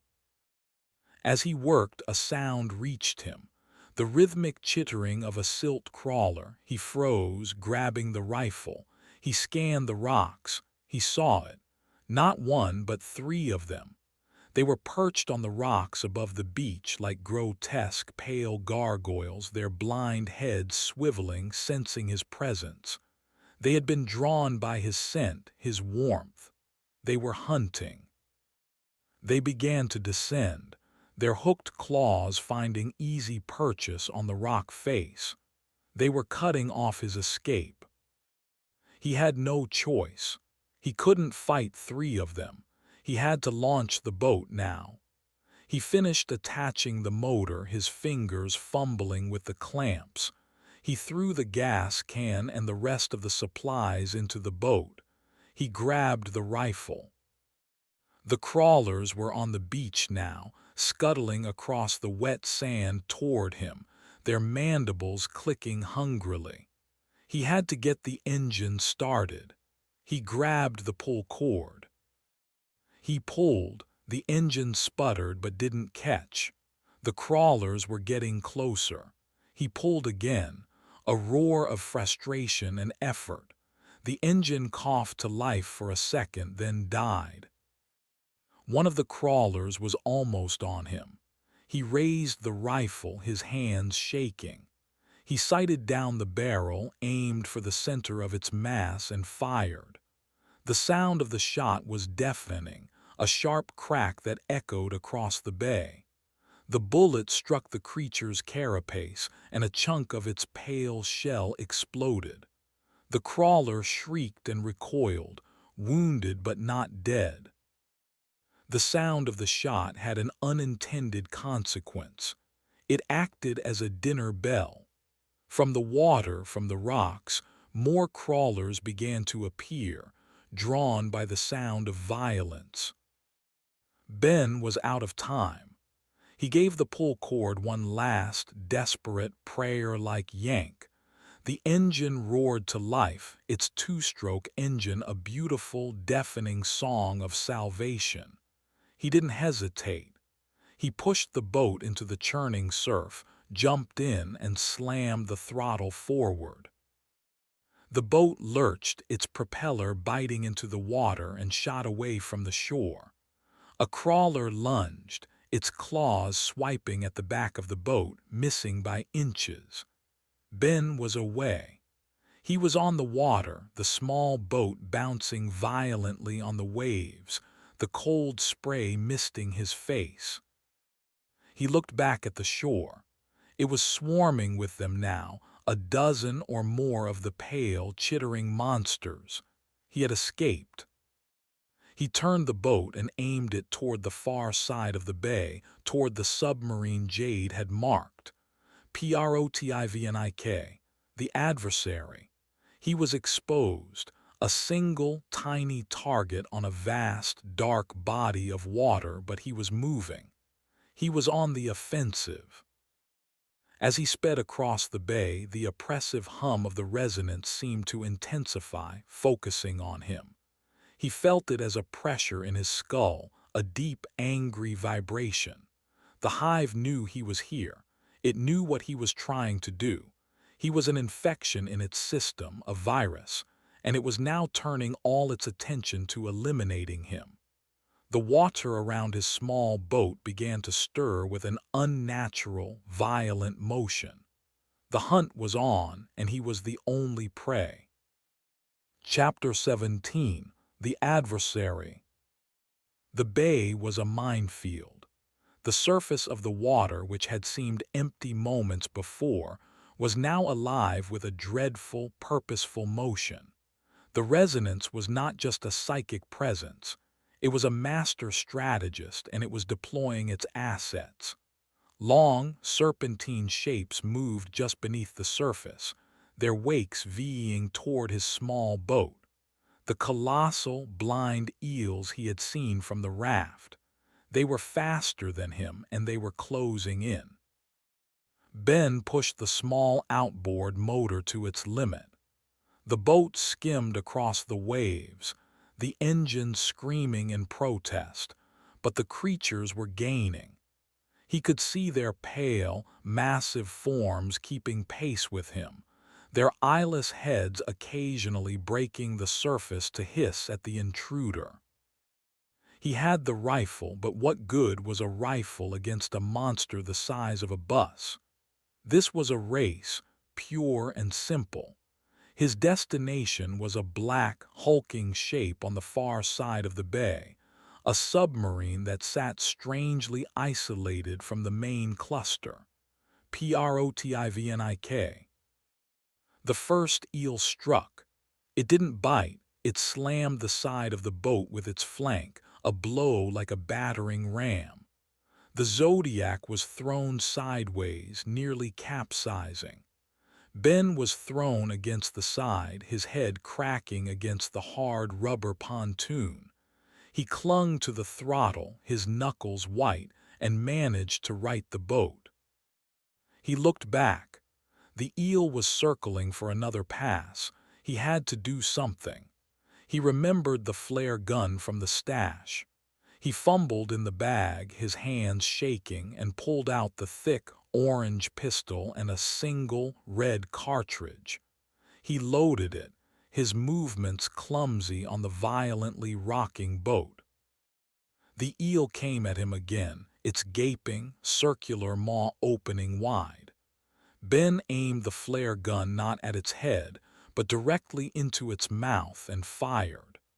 The flare shot out with a loud whoosh, a brilliant ball of crimson fire that illuminated the entire bay in a hellish, red light.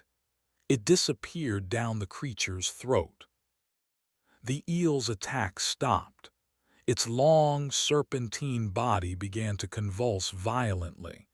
A deep, internal, muffled boom echoed from within its bulk. A moment later, its massive head exploded in a shower of pale flesh and black blood. The headless, twitching body sank beneath the waves. The other eels, momentarily stunned by the display, fell back. He had bought himself a few precious moments. He pushed the throttle forward and sped toward his destination. He reached the submarine, the Protivnik, and cut the engine. He drifted alongside its immense, corroded hull. This sub was different from the others. It was a different class, larger, more angular, with a more aggressive, predatory design. It was also in better shape. There were fewer holes, less of the weeping rust that plagued the others. It seemed less like a corpse and more like a dormant predator. Getting aboard was another challenge. He managed to throw a rope with a grappling hook, another gift from Jade's stash, and secure it to a piece of railing on the deck. The climb was perilous, the small boat threatening to smash against the hull with every wave. He scrambled onto the deck, his body bruised and aching, and tied off the boat. He was aboard. The deck was eerily clean compared to old iron. There were no algae, no nests of seabirds. It was as if the local fauna knew to stay away from this particular leviathan. He found the main conning tower hatch. The wheel was stiff, but it turned. He was getting good at this. He opened it, his headlamp piercing the darkness within. The air that escaped was cold and sterile, lacking the foul, organic stench of decay that had filled old iron. He descended into the submarine. It was a ghost ship, but a different kind of ghost. The dust was thick, but there was no debris. Everything was in its place, secured for sea. The gauges, the controls, the bunks, all were in perfect, preserved order. It felt less like a tomb and more like a museum. He made his way forward, toward the torpedo room, the layout of the sub a mirror image of the one he had just escaped. He moved with a new confidence, a grim familiarity. He found the torpedo room door and opened it. His headlamp beam swept across the room and he stopped dead in his tracks. This room was not like the other. The torpedo racks were fully loaded, but these were not the green, humming, experimental weapons of old iron. These were massive black torpedoes, stenciled with the familiar yellow and black radiation trefoil. These were nuclear-tipped, conventional, military-grade, boat-killing, city-ending weapons. This submarine hadn't been a test platform. It had been the designated response. The adversary wasn't its name. It was its purpose. The Soviets had known what they had created with the resonance, and they had parked its executioner right next door, ready to sterilize the entire area if the experiment ever got out of its cage. A plan for a crisis that had been forgotten for 30 years. A cold, grim smile touched Ben's lips. This was it. This was the weapon. He found the fire control panel. It was similar to the one in old iron, but purely functional, military, with no strange experimental additions. He pulled it open. No pulsing red lights. No alien hum. Just cold, dead electronics. The sub had no power. He had the weapon, but no way to fire it. He remembered the hand-cranked generator he had taken from the stash. It was designed to provide emergency power to radios and other small equipment. Could it possibly power a system as complex as a torpedo launch?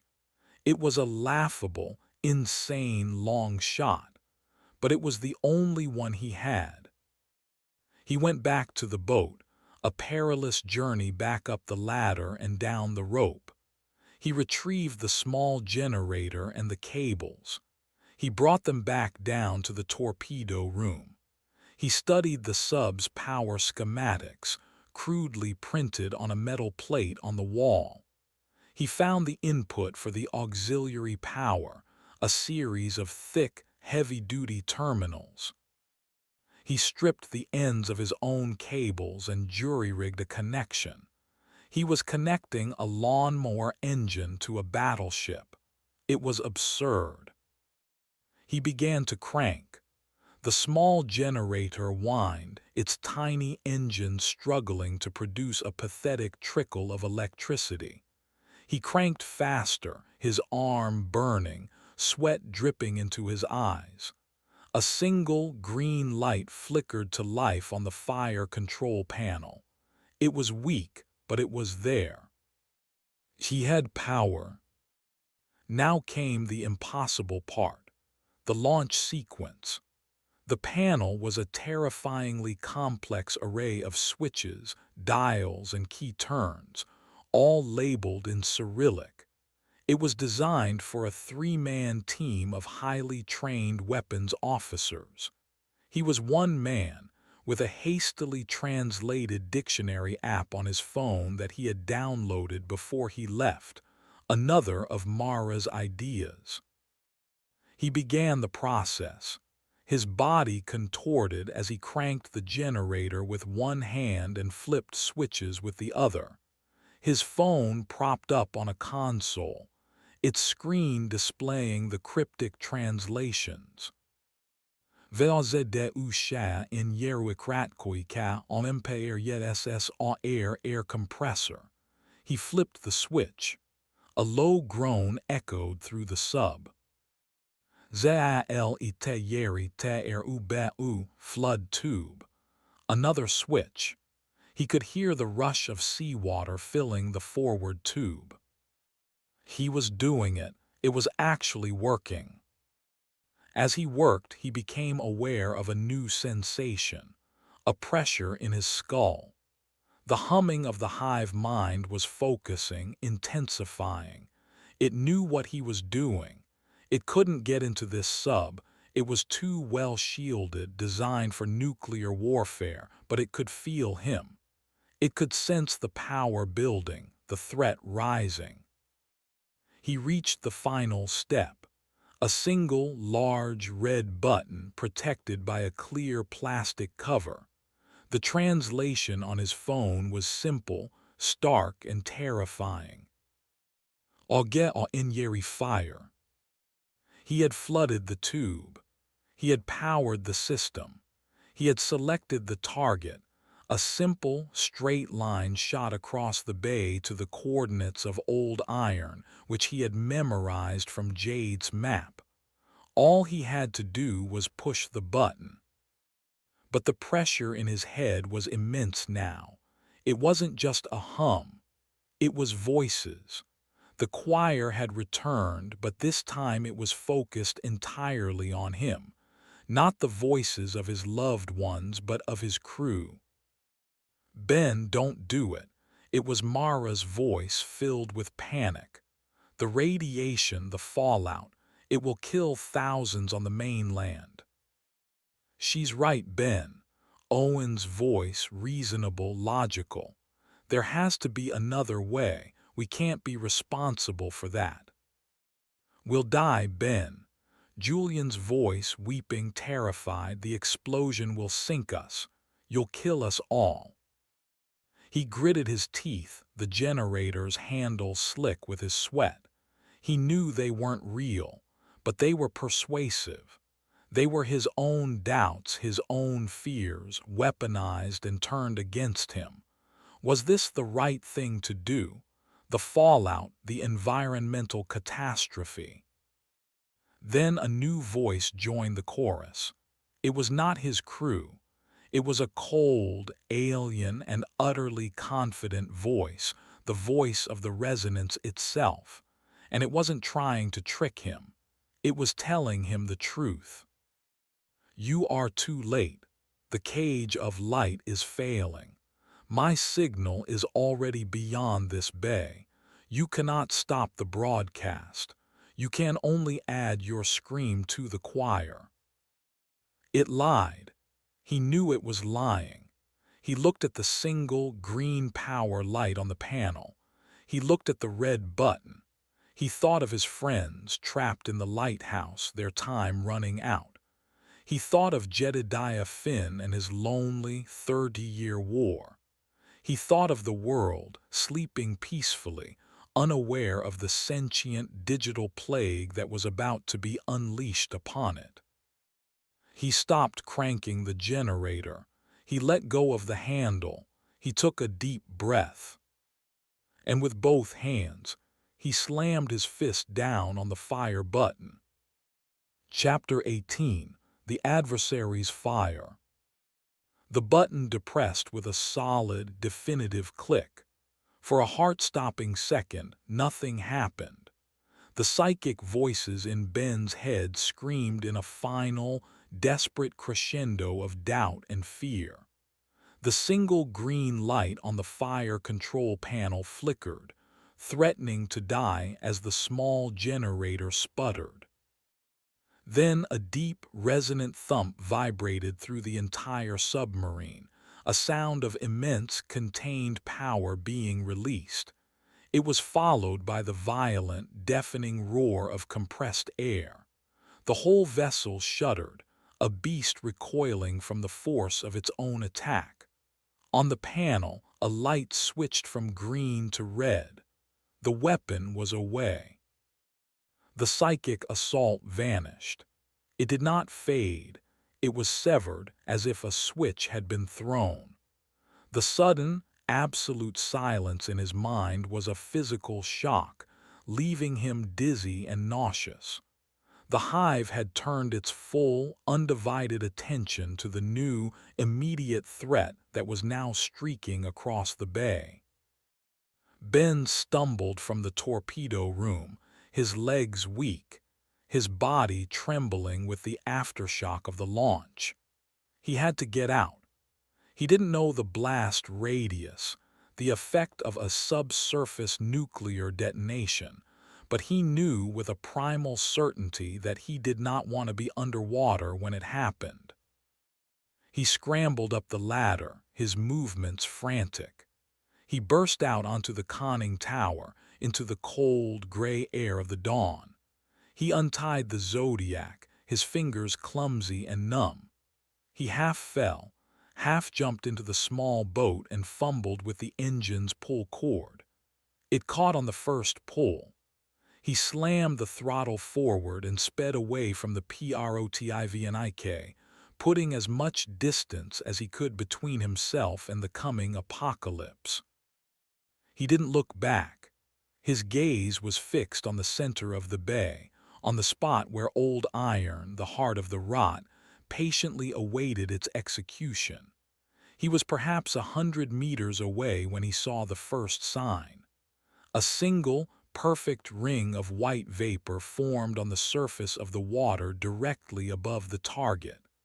Then, the water itself began to bulge upward, rising in a silent, impossible dome.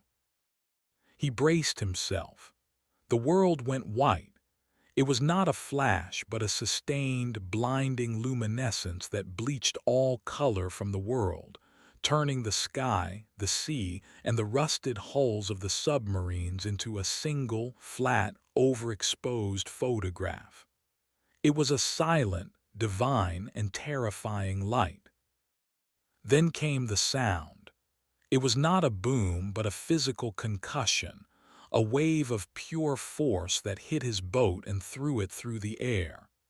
He was ejected, tumbling end over end, the outboard motor ripped from its mounting.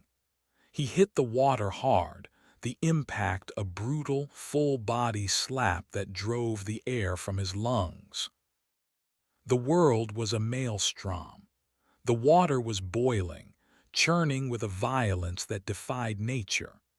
The sky was filled with a pillar of steam and atomized water that rose for thousands of feet, a ghostly, white mushroom cloud that punched a hole in the gray overcast. The shockwave, traveling through the water, was a physical pulse that vibrated through his very bones. He fought his way back to the surface, gasping for air that tasted of ozone and the sea. The bay was unrecognizable. The submarines closest to the blast had been vaporized. Others were torn apart, their hulls peeled open like ripe fruit, their superstructures twisted into grotesque modern art sculptures. The PROTIVNIK, his launch platform, had been pushed half out of the water by the force, its back broken, and was now sinking rapidly. He had done it. He had sterilized the bay. He had killed the hive. But the cost was immense. A massive tidal wave, the displaced water from the explosion, was now rushing outward from the epicenter. A wall of gray, churning water, 10 meters high, was bearing down on him, and beyond him it was racing toward the lighthouse. There was no escape. He took a final, deep breath and was consumed. He was tossed and tumbled in the violent, chaotic water, his body a helpless ragdoll. Debris from the shattered submarines, plates of steel, twisted pipes churned in the water around him, a deadly, metallic soup. Something heavy and sharp struck his side, and a hot, searing pain lanced through his ribs. His vision began to tunnel, the gray light of the world fading to a pinpoint. This was it.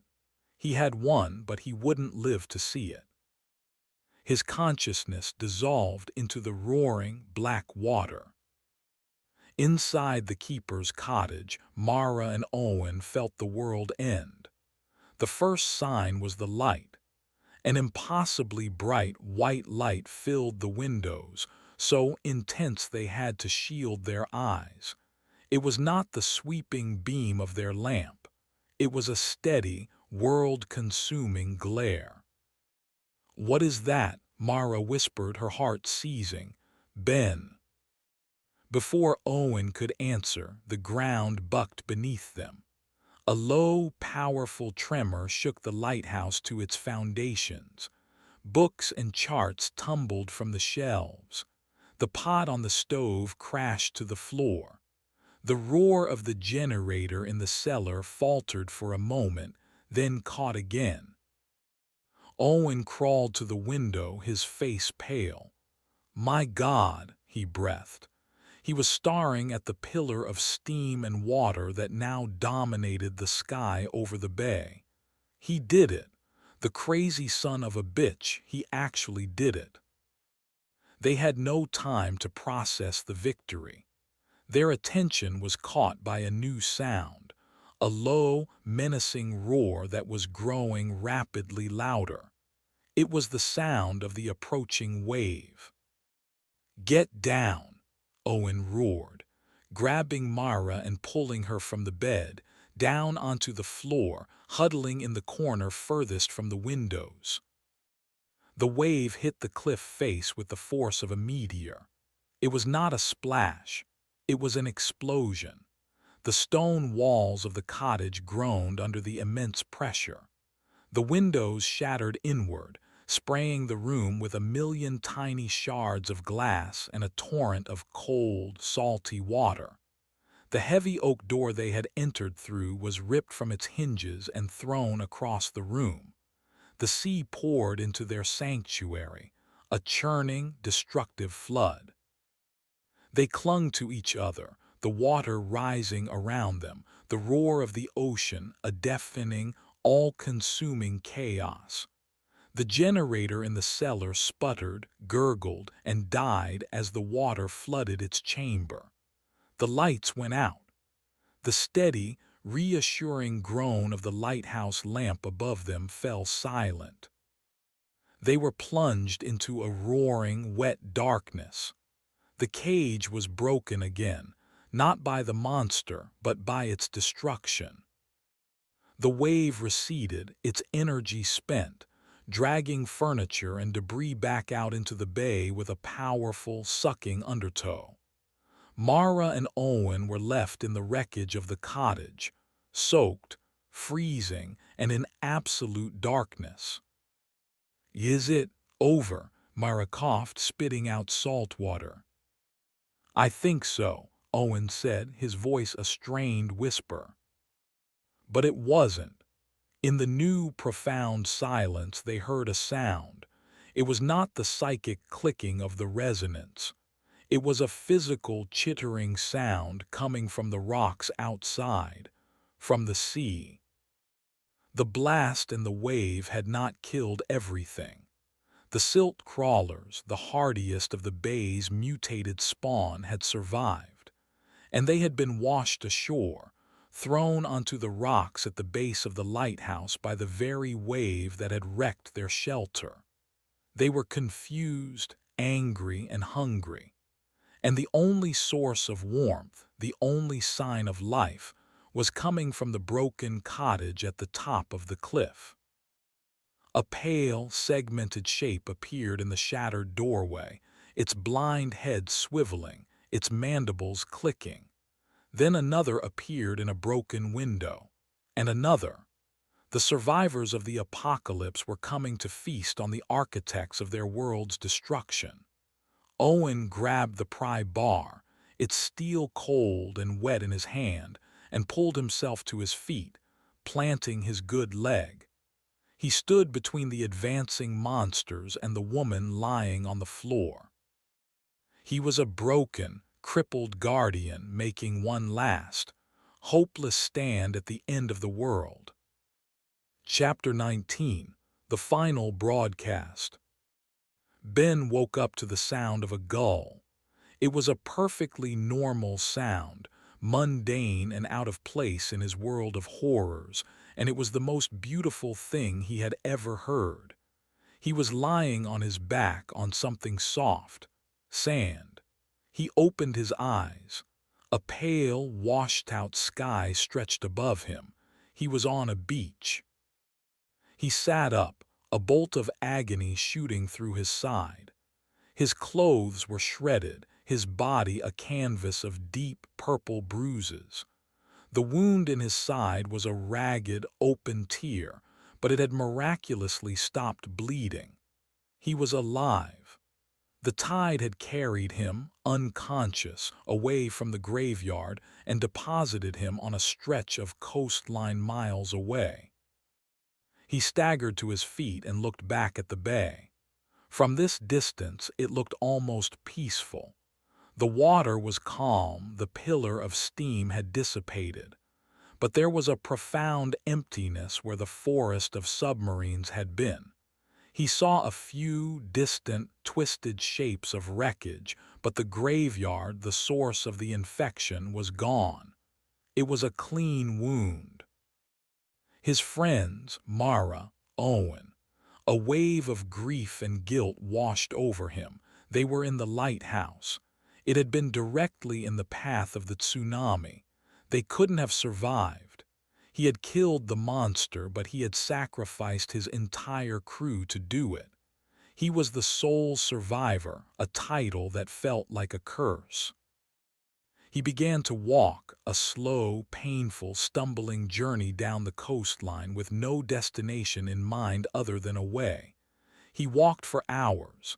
Finally, he saw a road, a car, a fisherman staring out at the strangely empty bay with a bewildered expression. The man saw Ben, his eyes widening at the sight of his shredded clothes and battered body. Help! Civilization! It was over. 2 weeks later, Ben sat in a sterile, white debriefing room. Men in dark, nondescript suits had been asking him questions for days. They didn't believe his story, not the parts about psychic monsters and eyeless eels. But they couldn't deny the facts.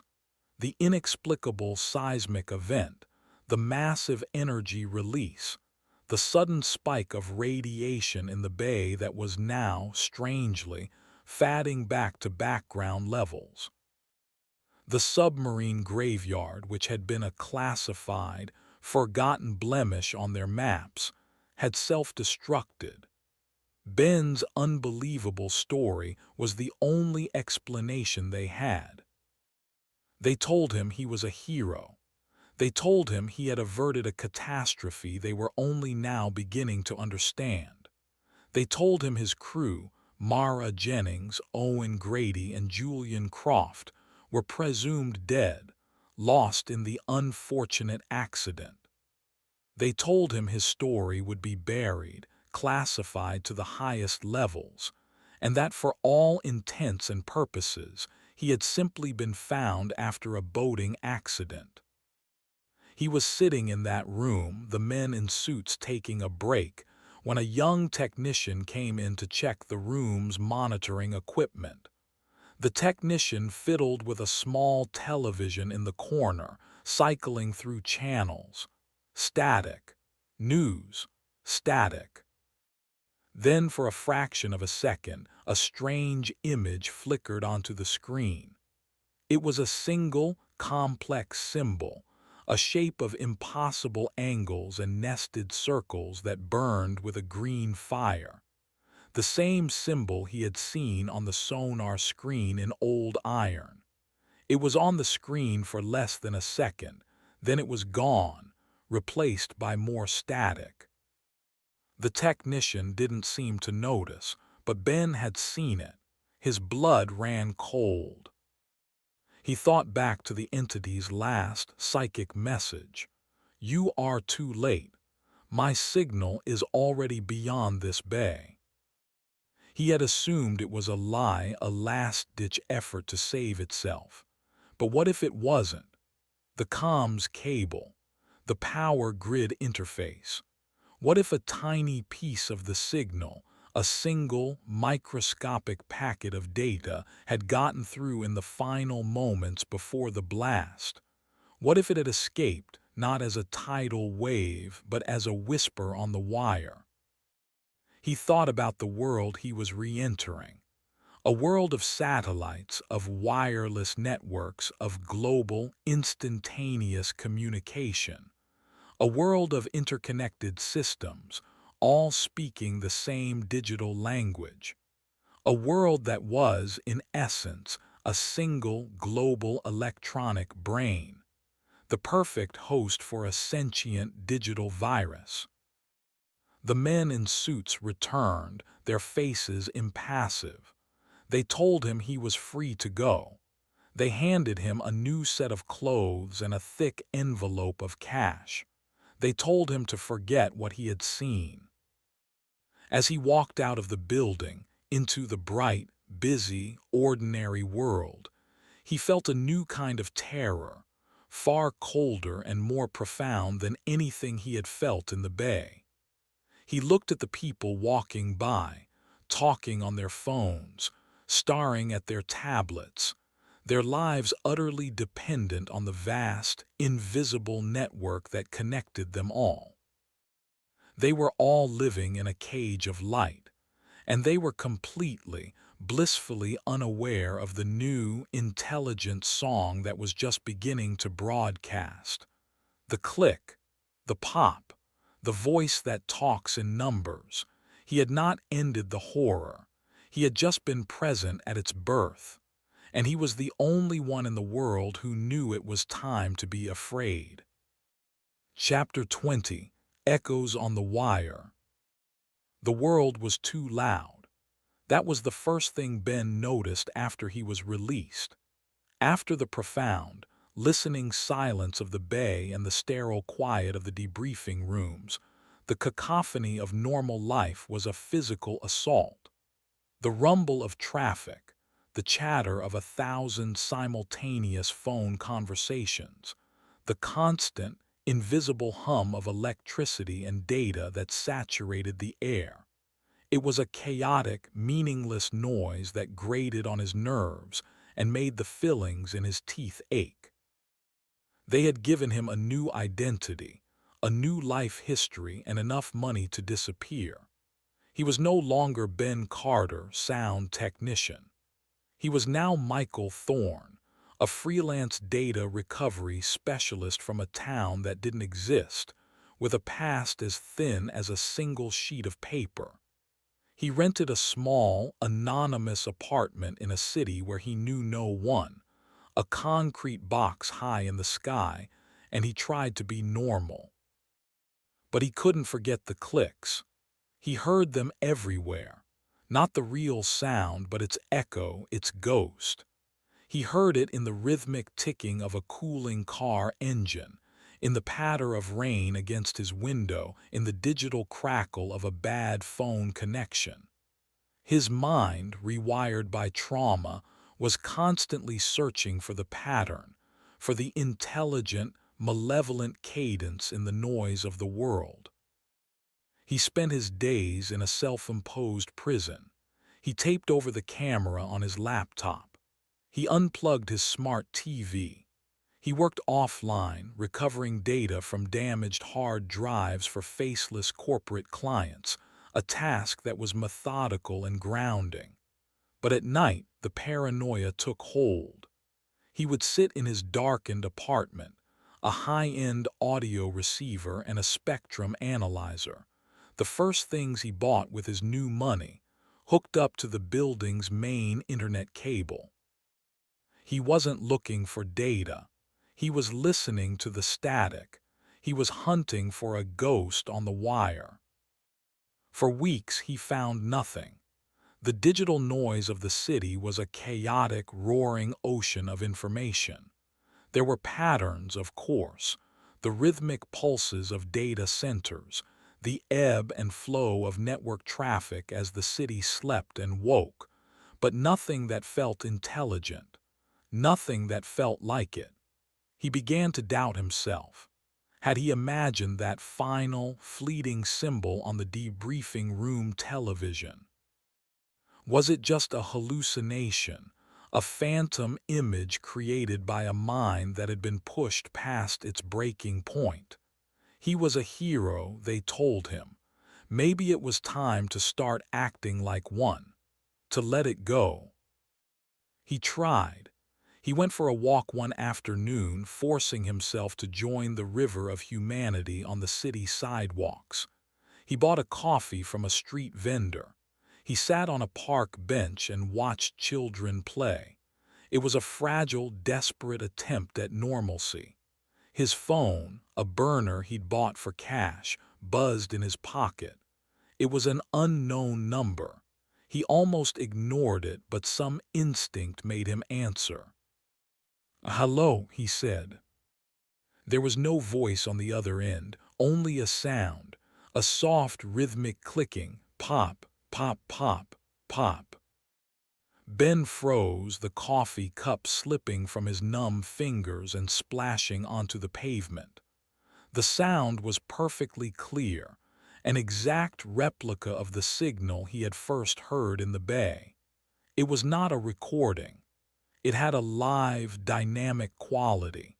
He could feel the intelligence behind it, the cold, curious attention. "Who is this?" he demanded, his voice a harsh whisper. The clicking continued for another 5 seconds, a deliberate, measured statement. Then the line went dead. He stared at the phone, his heart hammering against his ribs. It wasn't a hallucination. It was real, and it knew his number. It had found him.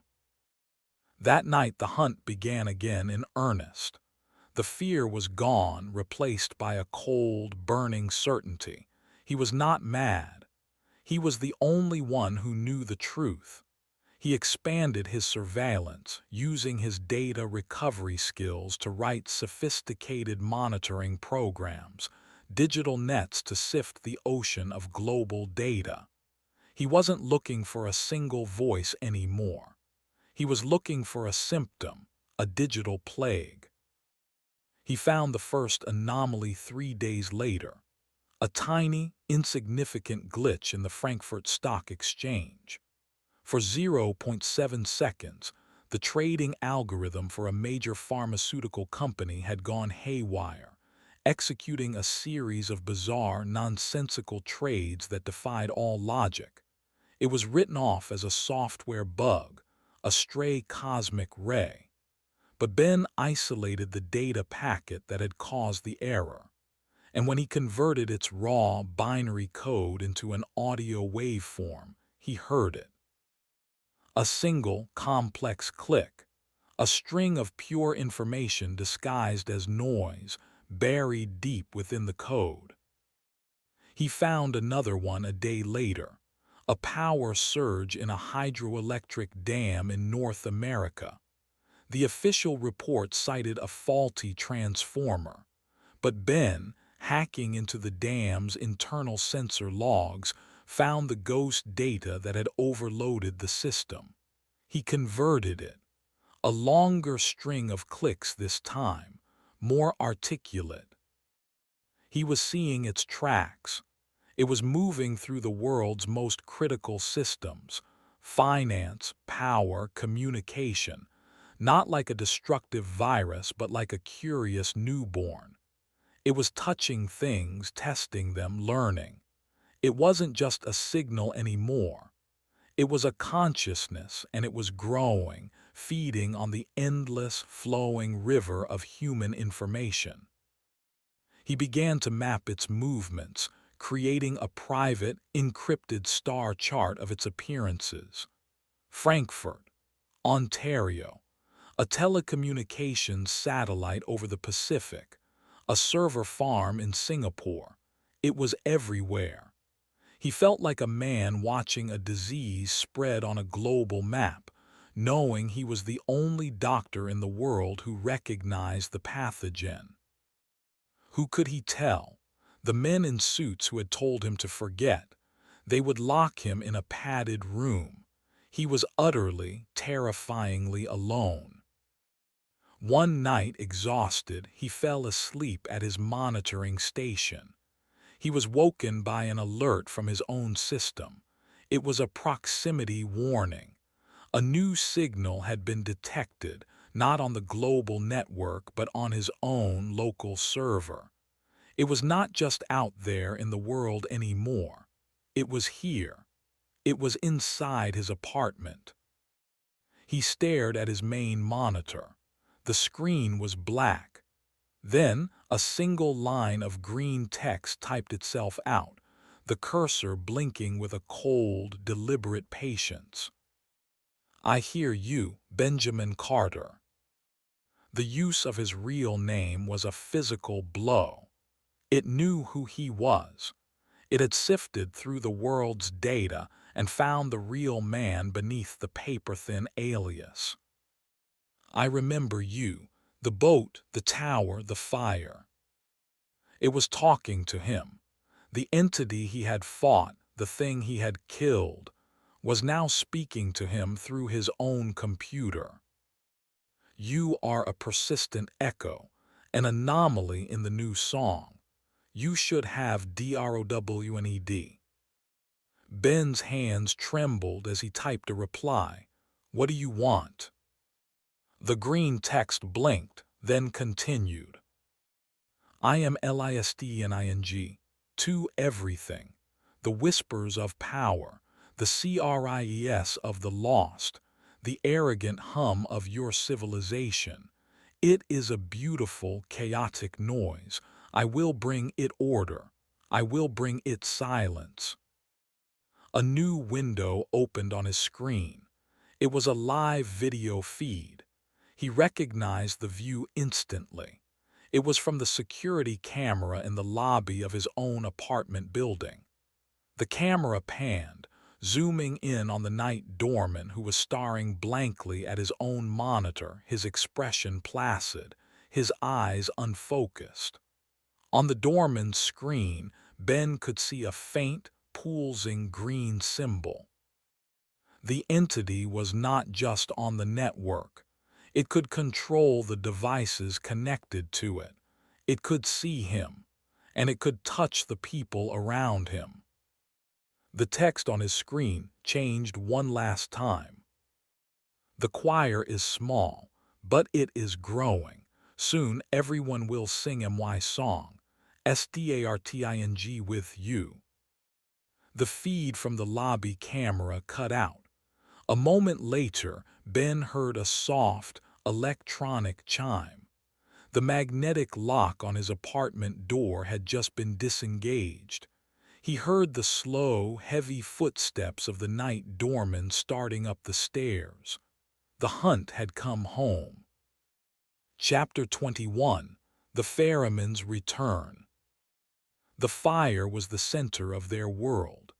It was a small, sputtering flame in the rusted-out shell of the lighthouse's broken stove, fed with the splintered remains of Jade's furniture.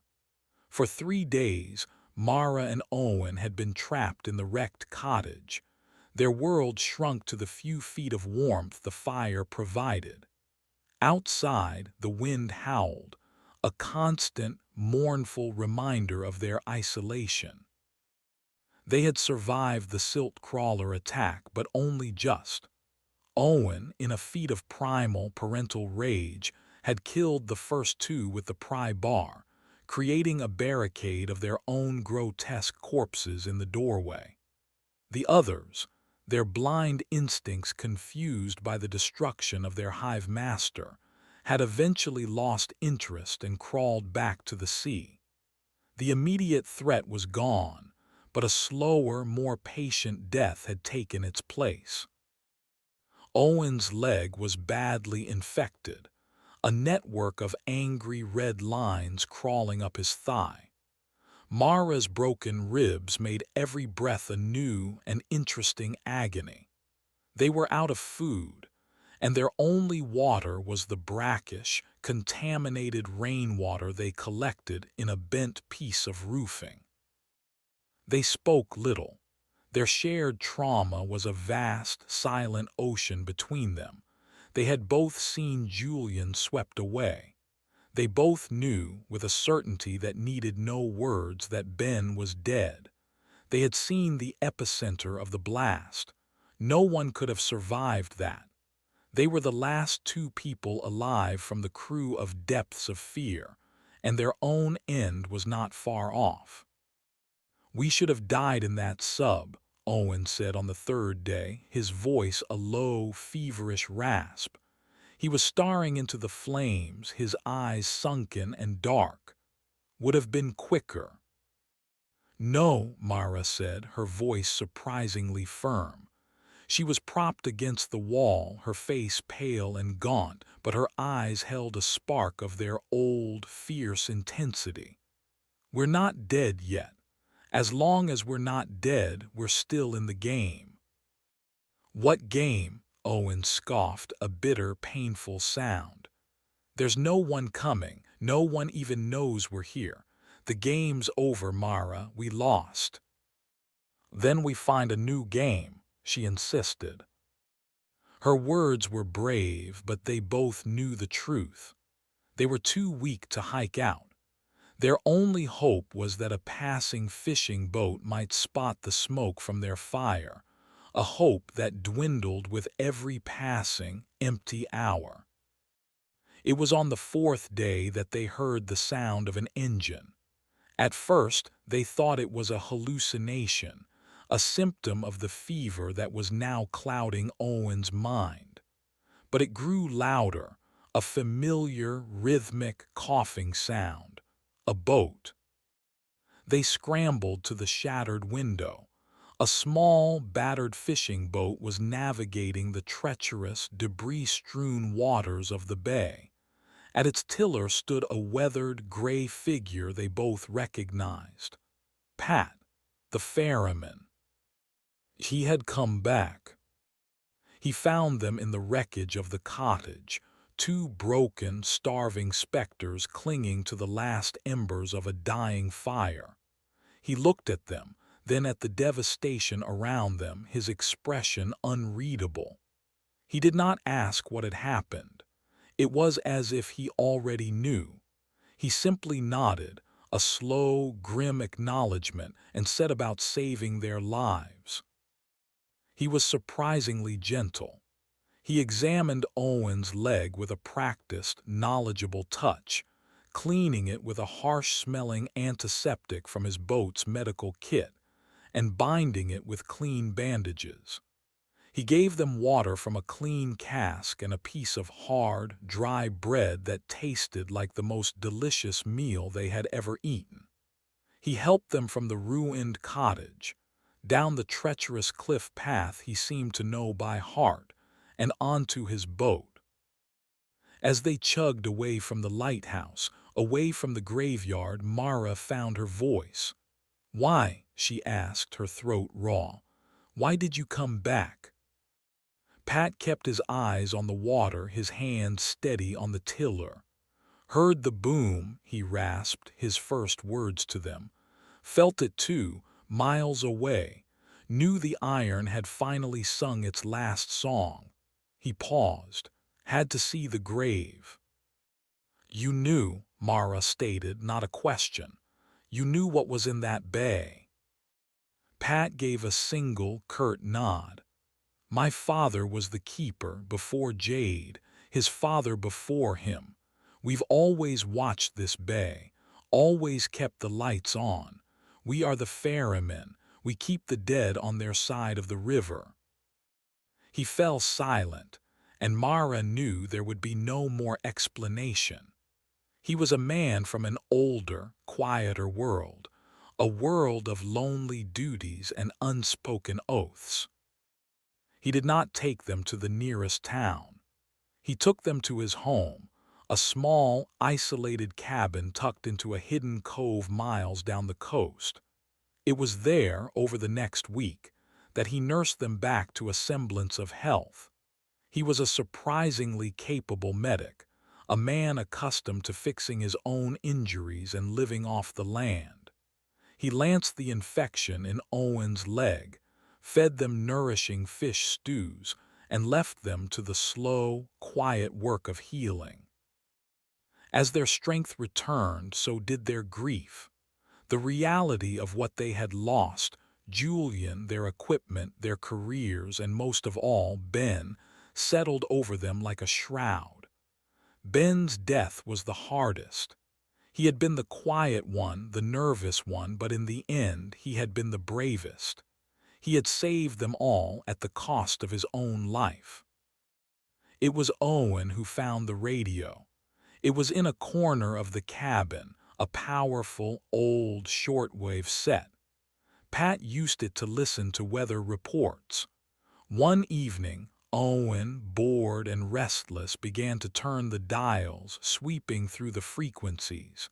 He was met with static, snatches of foreign languages, the crackle of distant storms. He was about to turn it off when he heard something. A faint, rhythmic pattern buried deep within the static of a supposedly empty channel. It was not Morse code. It was not natural. It was a complex, repeating string of clicks. Pop, pop, pop, pop. Owen froze. He turned to Mara, his face pale. She had heard it too. They stared at each other, a shared, dawning horror in their eyes. It was impossible. They had seen the explosion. They had felt the cleansing fire. But the signal, the unmistakable voice of their enemy, was still on the air. It was faint, a mere echo of its former power, but it was there. It had survived. It had escaped. "It got out," Mara whispered, her voice trembling. "Ben, his sacrifice, it was for nothing." Owen didn't answer. He was leaning closer to the radio, his ear pressed against the speaker, fine-tuning the dial with a delicate touch. He was a cameraman, but his secret passion had always been signal engineering. He understood frequencies, patterns, and data streams better than anyone. "It's not just a signal," he said, his voice low with concentration. "It's piggybacking on a carrier wave, a satellite uplink." He fiddled with the knobs. "The data is corrupted, fragmented, but it's there, it's trying to reassemble itself." He looked at Mara, his eyes wild with a new, impossible thought. "And there's something else. Another signal on the same frequency, an encryption key, a modern one, military grade. It's fighting it, trying to block it." He worked the dials, his movements now precise and urgent. He managed to isolate the second signal, the encryption key, filtering out the clicking. He fed the clean signal into a small, battered laptop Pat had, a machine Owen had already repaired. He ran a diagnostic. The signal was a digital watermark, a signature, and it was broadcasting from a specific, identifiable server cluster in a major metropolitan area hundreds of miles away. A server that belonged to a freelance data recovery specialist named Michael Thorne. Owen stared at the screen, at the alias, at the location.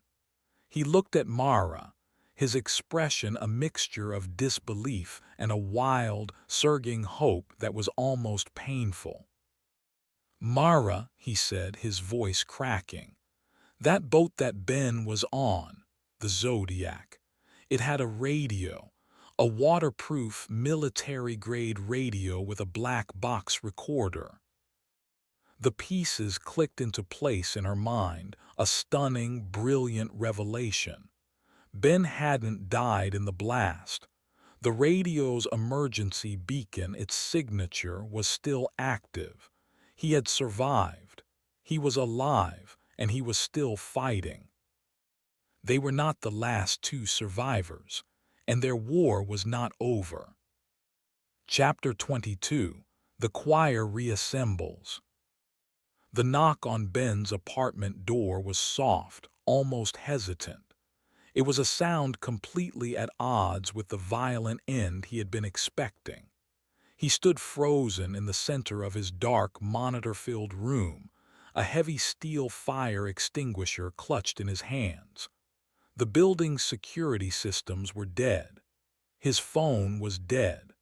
The entity had isolated him, cutting him off from the outside world before sending its puppet, the night doorman, to finish the job. He had been waiting for the sound of his door being smashed in, not this polite, almost apologetic tapping. The knock came again, accompanied by a voice, a low, familiar rumble that cut through years of trauma and grief. Ben, are you in there? It's Owen, open the door." Ben's mind reeled. It was another trick. It had to be. The resonance had mimicked their voices before, their deepest attachments. It was a cruel, refined torture, using the voice of his dead friend to lure him into a false sense of security. "Go away," Ben croaked, his voice tight. "Ben, listen to me," the voice persisted, closer to the door now. "The Faraday cage in Pat's truck is failing. We don't have much time. I can hear it trying to get into my hearing aid. It's singing the goddamn Beach Boys. If that's not proof it's me, I don't know what is." The sheer, absurd detail of the statement broke through Ben's paranoia. The Beach Boys. It was so mundane, so human, so Owen. He stumbled to the door, his heart hammering, and looked through the peephole.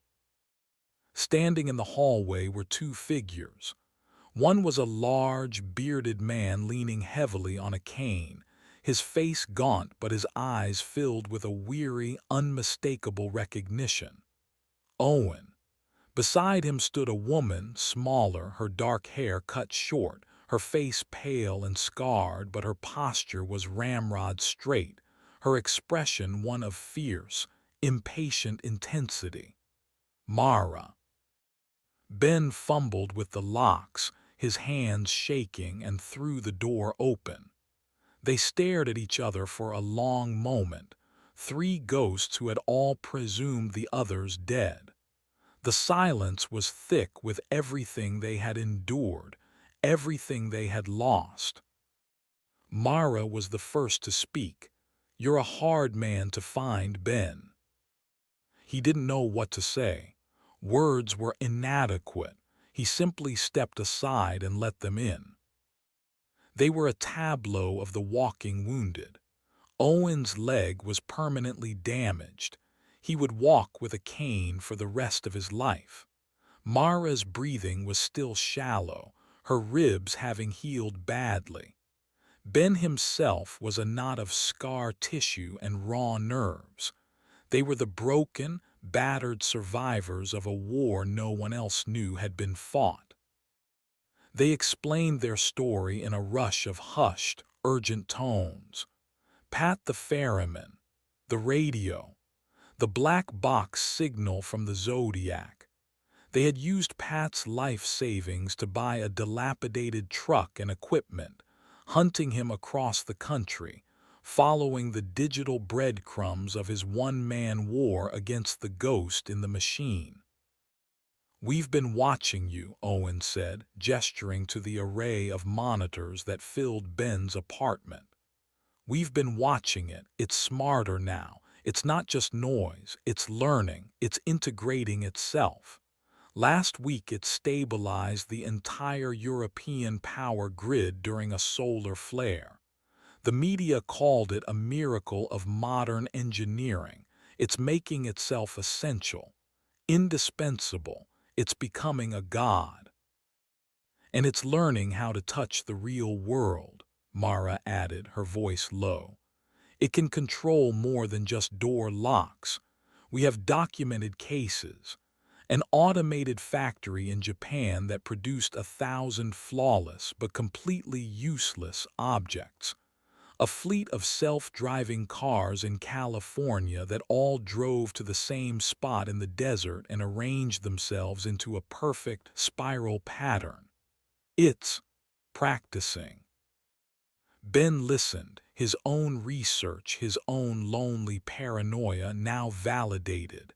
He was not alone. The choir, or what was left of it, had reassembled.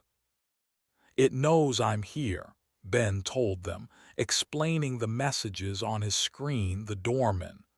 "It's coming for me." "It's coming for all of us," Owen said grimly. "We're the only ones who know its name. We're the loose ends. As long as we're alive, we're a threat to its ascension." A new resolve settled over the small room. The hunt was no longer a one-sided affair. They were together again, their individual strengths combining into something formidable. Ben had the technical skills. Owen had the hardware and signal expertise. Mara had the strategic, analytical mind. "So what's the plan?" Ben asked, looking at Mara. She was their director, their leader. It was a role she reassumed with a natural, unquestioned authority. "A virus needs a host," she began, her eyes burning with a cold, calculated fire. "It has spread across the entire global network. We can't fight it there. It's like trying to fight the ocean. We can't sterilize the bay this time. We need to go to the source. Not the original source, but the new one. The place it is most concentrated. Its new heart. Where is that? Owen asked. It's a signal, right? Mara said, looking at Ben. And every signal has a point of origin, a primary broadcast point. Even one that's everywhere has to come from somewhere. Ben's mind raced, connecting her words to the data he had been collecting. He had been tracking the symptoms, the glitches, but he hadn't thought to trace them all back to their genesis point. He turned to his computers, his fingers flying across the keyboards. He pulled up his star chart of the entity's appearances. He began to run triangulation algorithms, cross-referencing timestamps and signal latency. A pattern began to emerge. A single geographic point from which every anomaly, every ghost signal was being broadcast and coordinated. It was a place designed for just that. A massive, state-of-the-art satellite uplink facility. One of the primary nodes of the global internet. A place where the digital world and the physical world were connected. It was located on a remote, windswept mountain in the middle of a desert. A place that was, in essence, the planet's central nervous system. "I've found it," Ben whispered, staring at the satellite image on his screen. "That's its brain," Owen said, peering over his shoulder. "If we can get in there, we can do to its new home what it did to ours." "How?" Ben asked. "We can't just walk in. It's one of the most secure facilities on Earth." Mara's lips curved into a thin, dangerous smile. "No, but it can. It controls the network, and the network controls the facility's security. It can open its own doors." She looked at Ben. "You've been talking to it. I think it's time you sent it an invitation." The plan was audacious, terrifying, and likely suicidal. They would use Ben as bait. They would lure the entity into focusing its attention, its consciousness, into the systems of the uplink facility, promising a final, ultimate confrontation.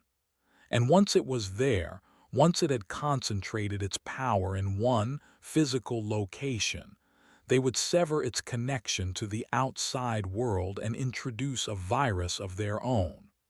A feedback loop. The same trick Ben had used in the sonar room, but on a global, catastrophic scale. They wouldn't just hurt it. They would create a digital echo chamber, a feedback loop of pure, meaningless noise that would, in theory, overload and erase its nascent consciousness.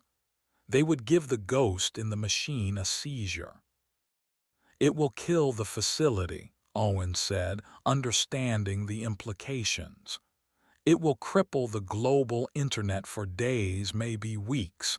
The damage, it will be incalculable." "The truth doesn't matter," Mara said, her voice a quiet echo of the words she had spoken on their hideous makeshift raft. "Only the story you can sell." She looked at her two companions, her broken, resurrected crew. "And this is the only story left to tell." The decision was made. Ben turned back to his monitor, the green cursor from his last conversation with the entity still blinking patiently. He began to type. "You want a choir," he wrote. "Come and listen to us sing." Chapter 23, The Song of Static. The satellite facility was a cathedral of the modern age. A vast, white, geodesic dome that sat in the center of a desert valley like a pearl dropped on sand, surrounded by a dozen massive satellite dishes. their faces tilted to the sky as if in prayer. It was a place of profound, humming silence, a temple dedicated to the invisible god of information. They had been driving for 2 days in Pat's battered truck, the back filled with a strange arsenal of scavenged electronics, high-gain antennas and Owen's custom-built signal generator, a device he called the Howler. They parked a mile away and made the final approach on foot, moving under the cover of the pre-dawn darkness. As they got closer, Ben could feel it. The air itself seemed to crackle with energy. It was the same pressure he had felt in his skull in the bay, but 1,000 times stronger. They were approaching the entity's nexus, the place where its consciousness was now most purely and powerfully manifest. "It knows we're here," Ben said, his voice low. "It's expecting us," Mara confirmed. She held a tablet, its screen displaying a schematic of the facility. "The perimeter sensors are offline.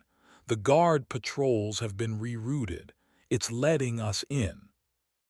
It was an unnerving, arrogant display of power. They were not intruders. They were invited guests walking into the belly of the beast. They reached the main entrance, a featureless steel door in the side of the massive dome. As they approached, the magnetic lock clicked open with a soft, welcoming chime. The door slid open, revealing a pristine, white, and utterly empty corridor. They entered. The door slid shut behind them, sealing them in. The air inside was cold, sterile, and smelled of ozone. The only sound was the low, pervasive hum of unimaginable processing power. "The main server room is in the core, 3 levels down," Mara said, her voice a hushed whisper that sounded loud in the tomb-like silence. "That's where it will be most concentrated, and that's where we need to deploy the Howler." They moved through the silent, white corridors, a small, limping guerrilla force in the heart of a digital empire. The facility was a ghost town. They saw no guards, no technicians. The entity had scrubbed the building of all human presence, wanting no witnesses to the final confrontation. They reached the elevator. The doors opened before them. They stepped inside and it began its descent without a button being pushed. As they went down, every screen they passed, wall-mounted monitors, tablets on charging stations, flickered to life. Each one displayed the same single, pulsing green symbol, the eye of the new god watching them descend into its holy of holies. The elevator opened into a vast, cavernous chamber, the server room. Racks of black, monolithic servers stretched from floor to ceiling, their thousands of tiny blue and green lights blinking in a silent, complex rhythm. This was the brain, the heart, the physical body of the digital ghost. In the center of the room was a raised, circular platform, the primary network hub, where all the data from the facility, from the world, converged. That was their target. "Okay," Owen grunted, unslinging the heavy metal case that housed the Howler. "Let's get to work." As he began to set up the device, the lights in the server room began to dim. The thousands of blinking server lights began to pulse in unison, a slow, rhythmic, hypnotic beat. The low hum of the room began to modulate, to change pitch, forming a deep, resonant, and almost musical chord. The choir was about to begin its performance. The entity's voice filled the room, not from a single speaker, but from the combined resonant vibration of every piece of machinery. It was a voice of pure, synthesized power, calm, ancient, and utterly confident. The anomalies, the persistent echoes, you have come to be erased. We came to turn you off, Mara shot back, her small voice defiant in the vast, humming chamber. Owen finished connecting the howler to the central hub. The device was a nightmare of exposed wiring, powerful magnets, and a central broadcasting antenna. He looked at Ben. It needs a signal to amplify, a seed of pure, meaningless chaos to feed back into the system. Ben knew what he had to do. He pulled out his own smaller audio recorder and a microphone. He plugged it into the howler's input. This was his role. He was not just the bait. He was the instrument of chaos. He took a deep breath. He thought of the sonar room, of the desperate, screaming noise that had driven the entity back. He opened his mouth and let out a single, raw, human scream of rage, grief, and defiance. He recorded it, a 3-second sample of pure, emotional, unsynthesized noise. He looped it, feeding the sound of his own scream into Owen's machine. The howler roared to life. A high-pitched, piercing squeal, the sound of Ben's amplified scream fed back on itself 1,000 times a second, erupted from the device. It was not a sound. It was a weapon, a wave of pure, chaotic anti-information. The effect on the server room was instantaneous and catastrophic. The rhythmic, pulsing lights of the servers went haywire, flashing in a frantic, disorganized panic. The harmonious, resonant hum of the room dissolved into a discordant, agonizing shriek as the entity's consciousness was assaulted by the wave of pure noise. Sparks erupted from the server racks. The air filled with the smell of burning plastic and fried circuits. The entity's voice screamed, no longer calm and confident, but a sound of pure digital agony. Error, corruption, cascade failure. They had given it a seizure. But the entity was powerful. It fought back. The security systems, the last thing it controlled, activated. Heavy, steel blast doors began to descend, sealing the exits to the server room. Fire suppression sprinklers in the ceiling hissed, not with water but with a thick, heavy cloud of halon gas, designed to suffocate any fire and any living thing in the room. "We have to go, now," Owen yelled, grabbing his cane. The main blast door was halfway down. They sprinted toward it, the shriek of the howler and the dying screams of the entity a deafening chorus behind them. They dove under the descending door, one by one, and rolled into the corridor beyond, just as the heavy steel slammed into the floor with a final, booming finality. They were out. The howler was inside, broadcasting its song of static, turning the entity's mind into a feedback loop of self-destroying chaos. They scrambled back to the elevator, the building's emergency alarms now blaring. They reached the surface and ran out into the cool desert night, not stopping until they were 100 yards away.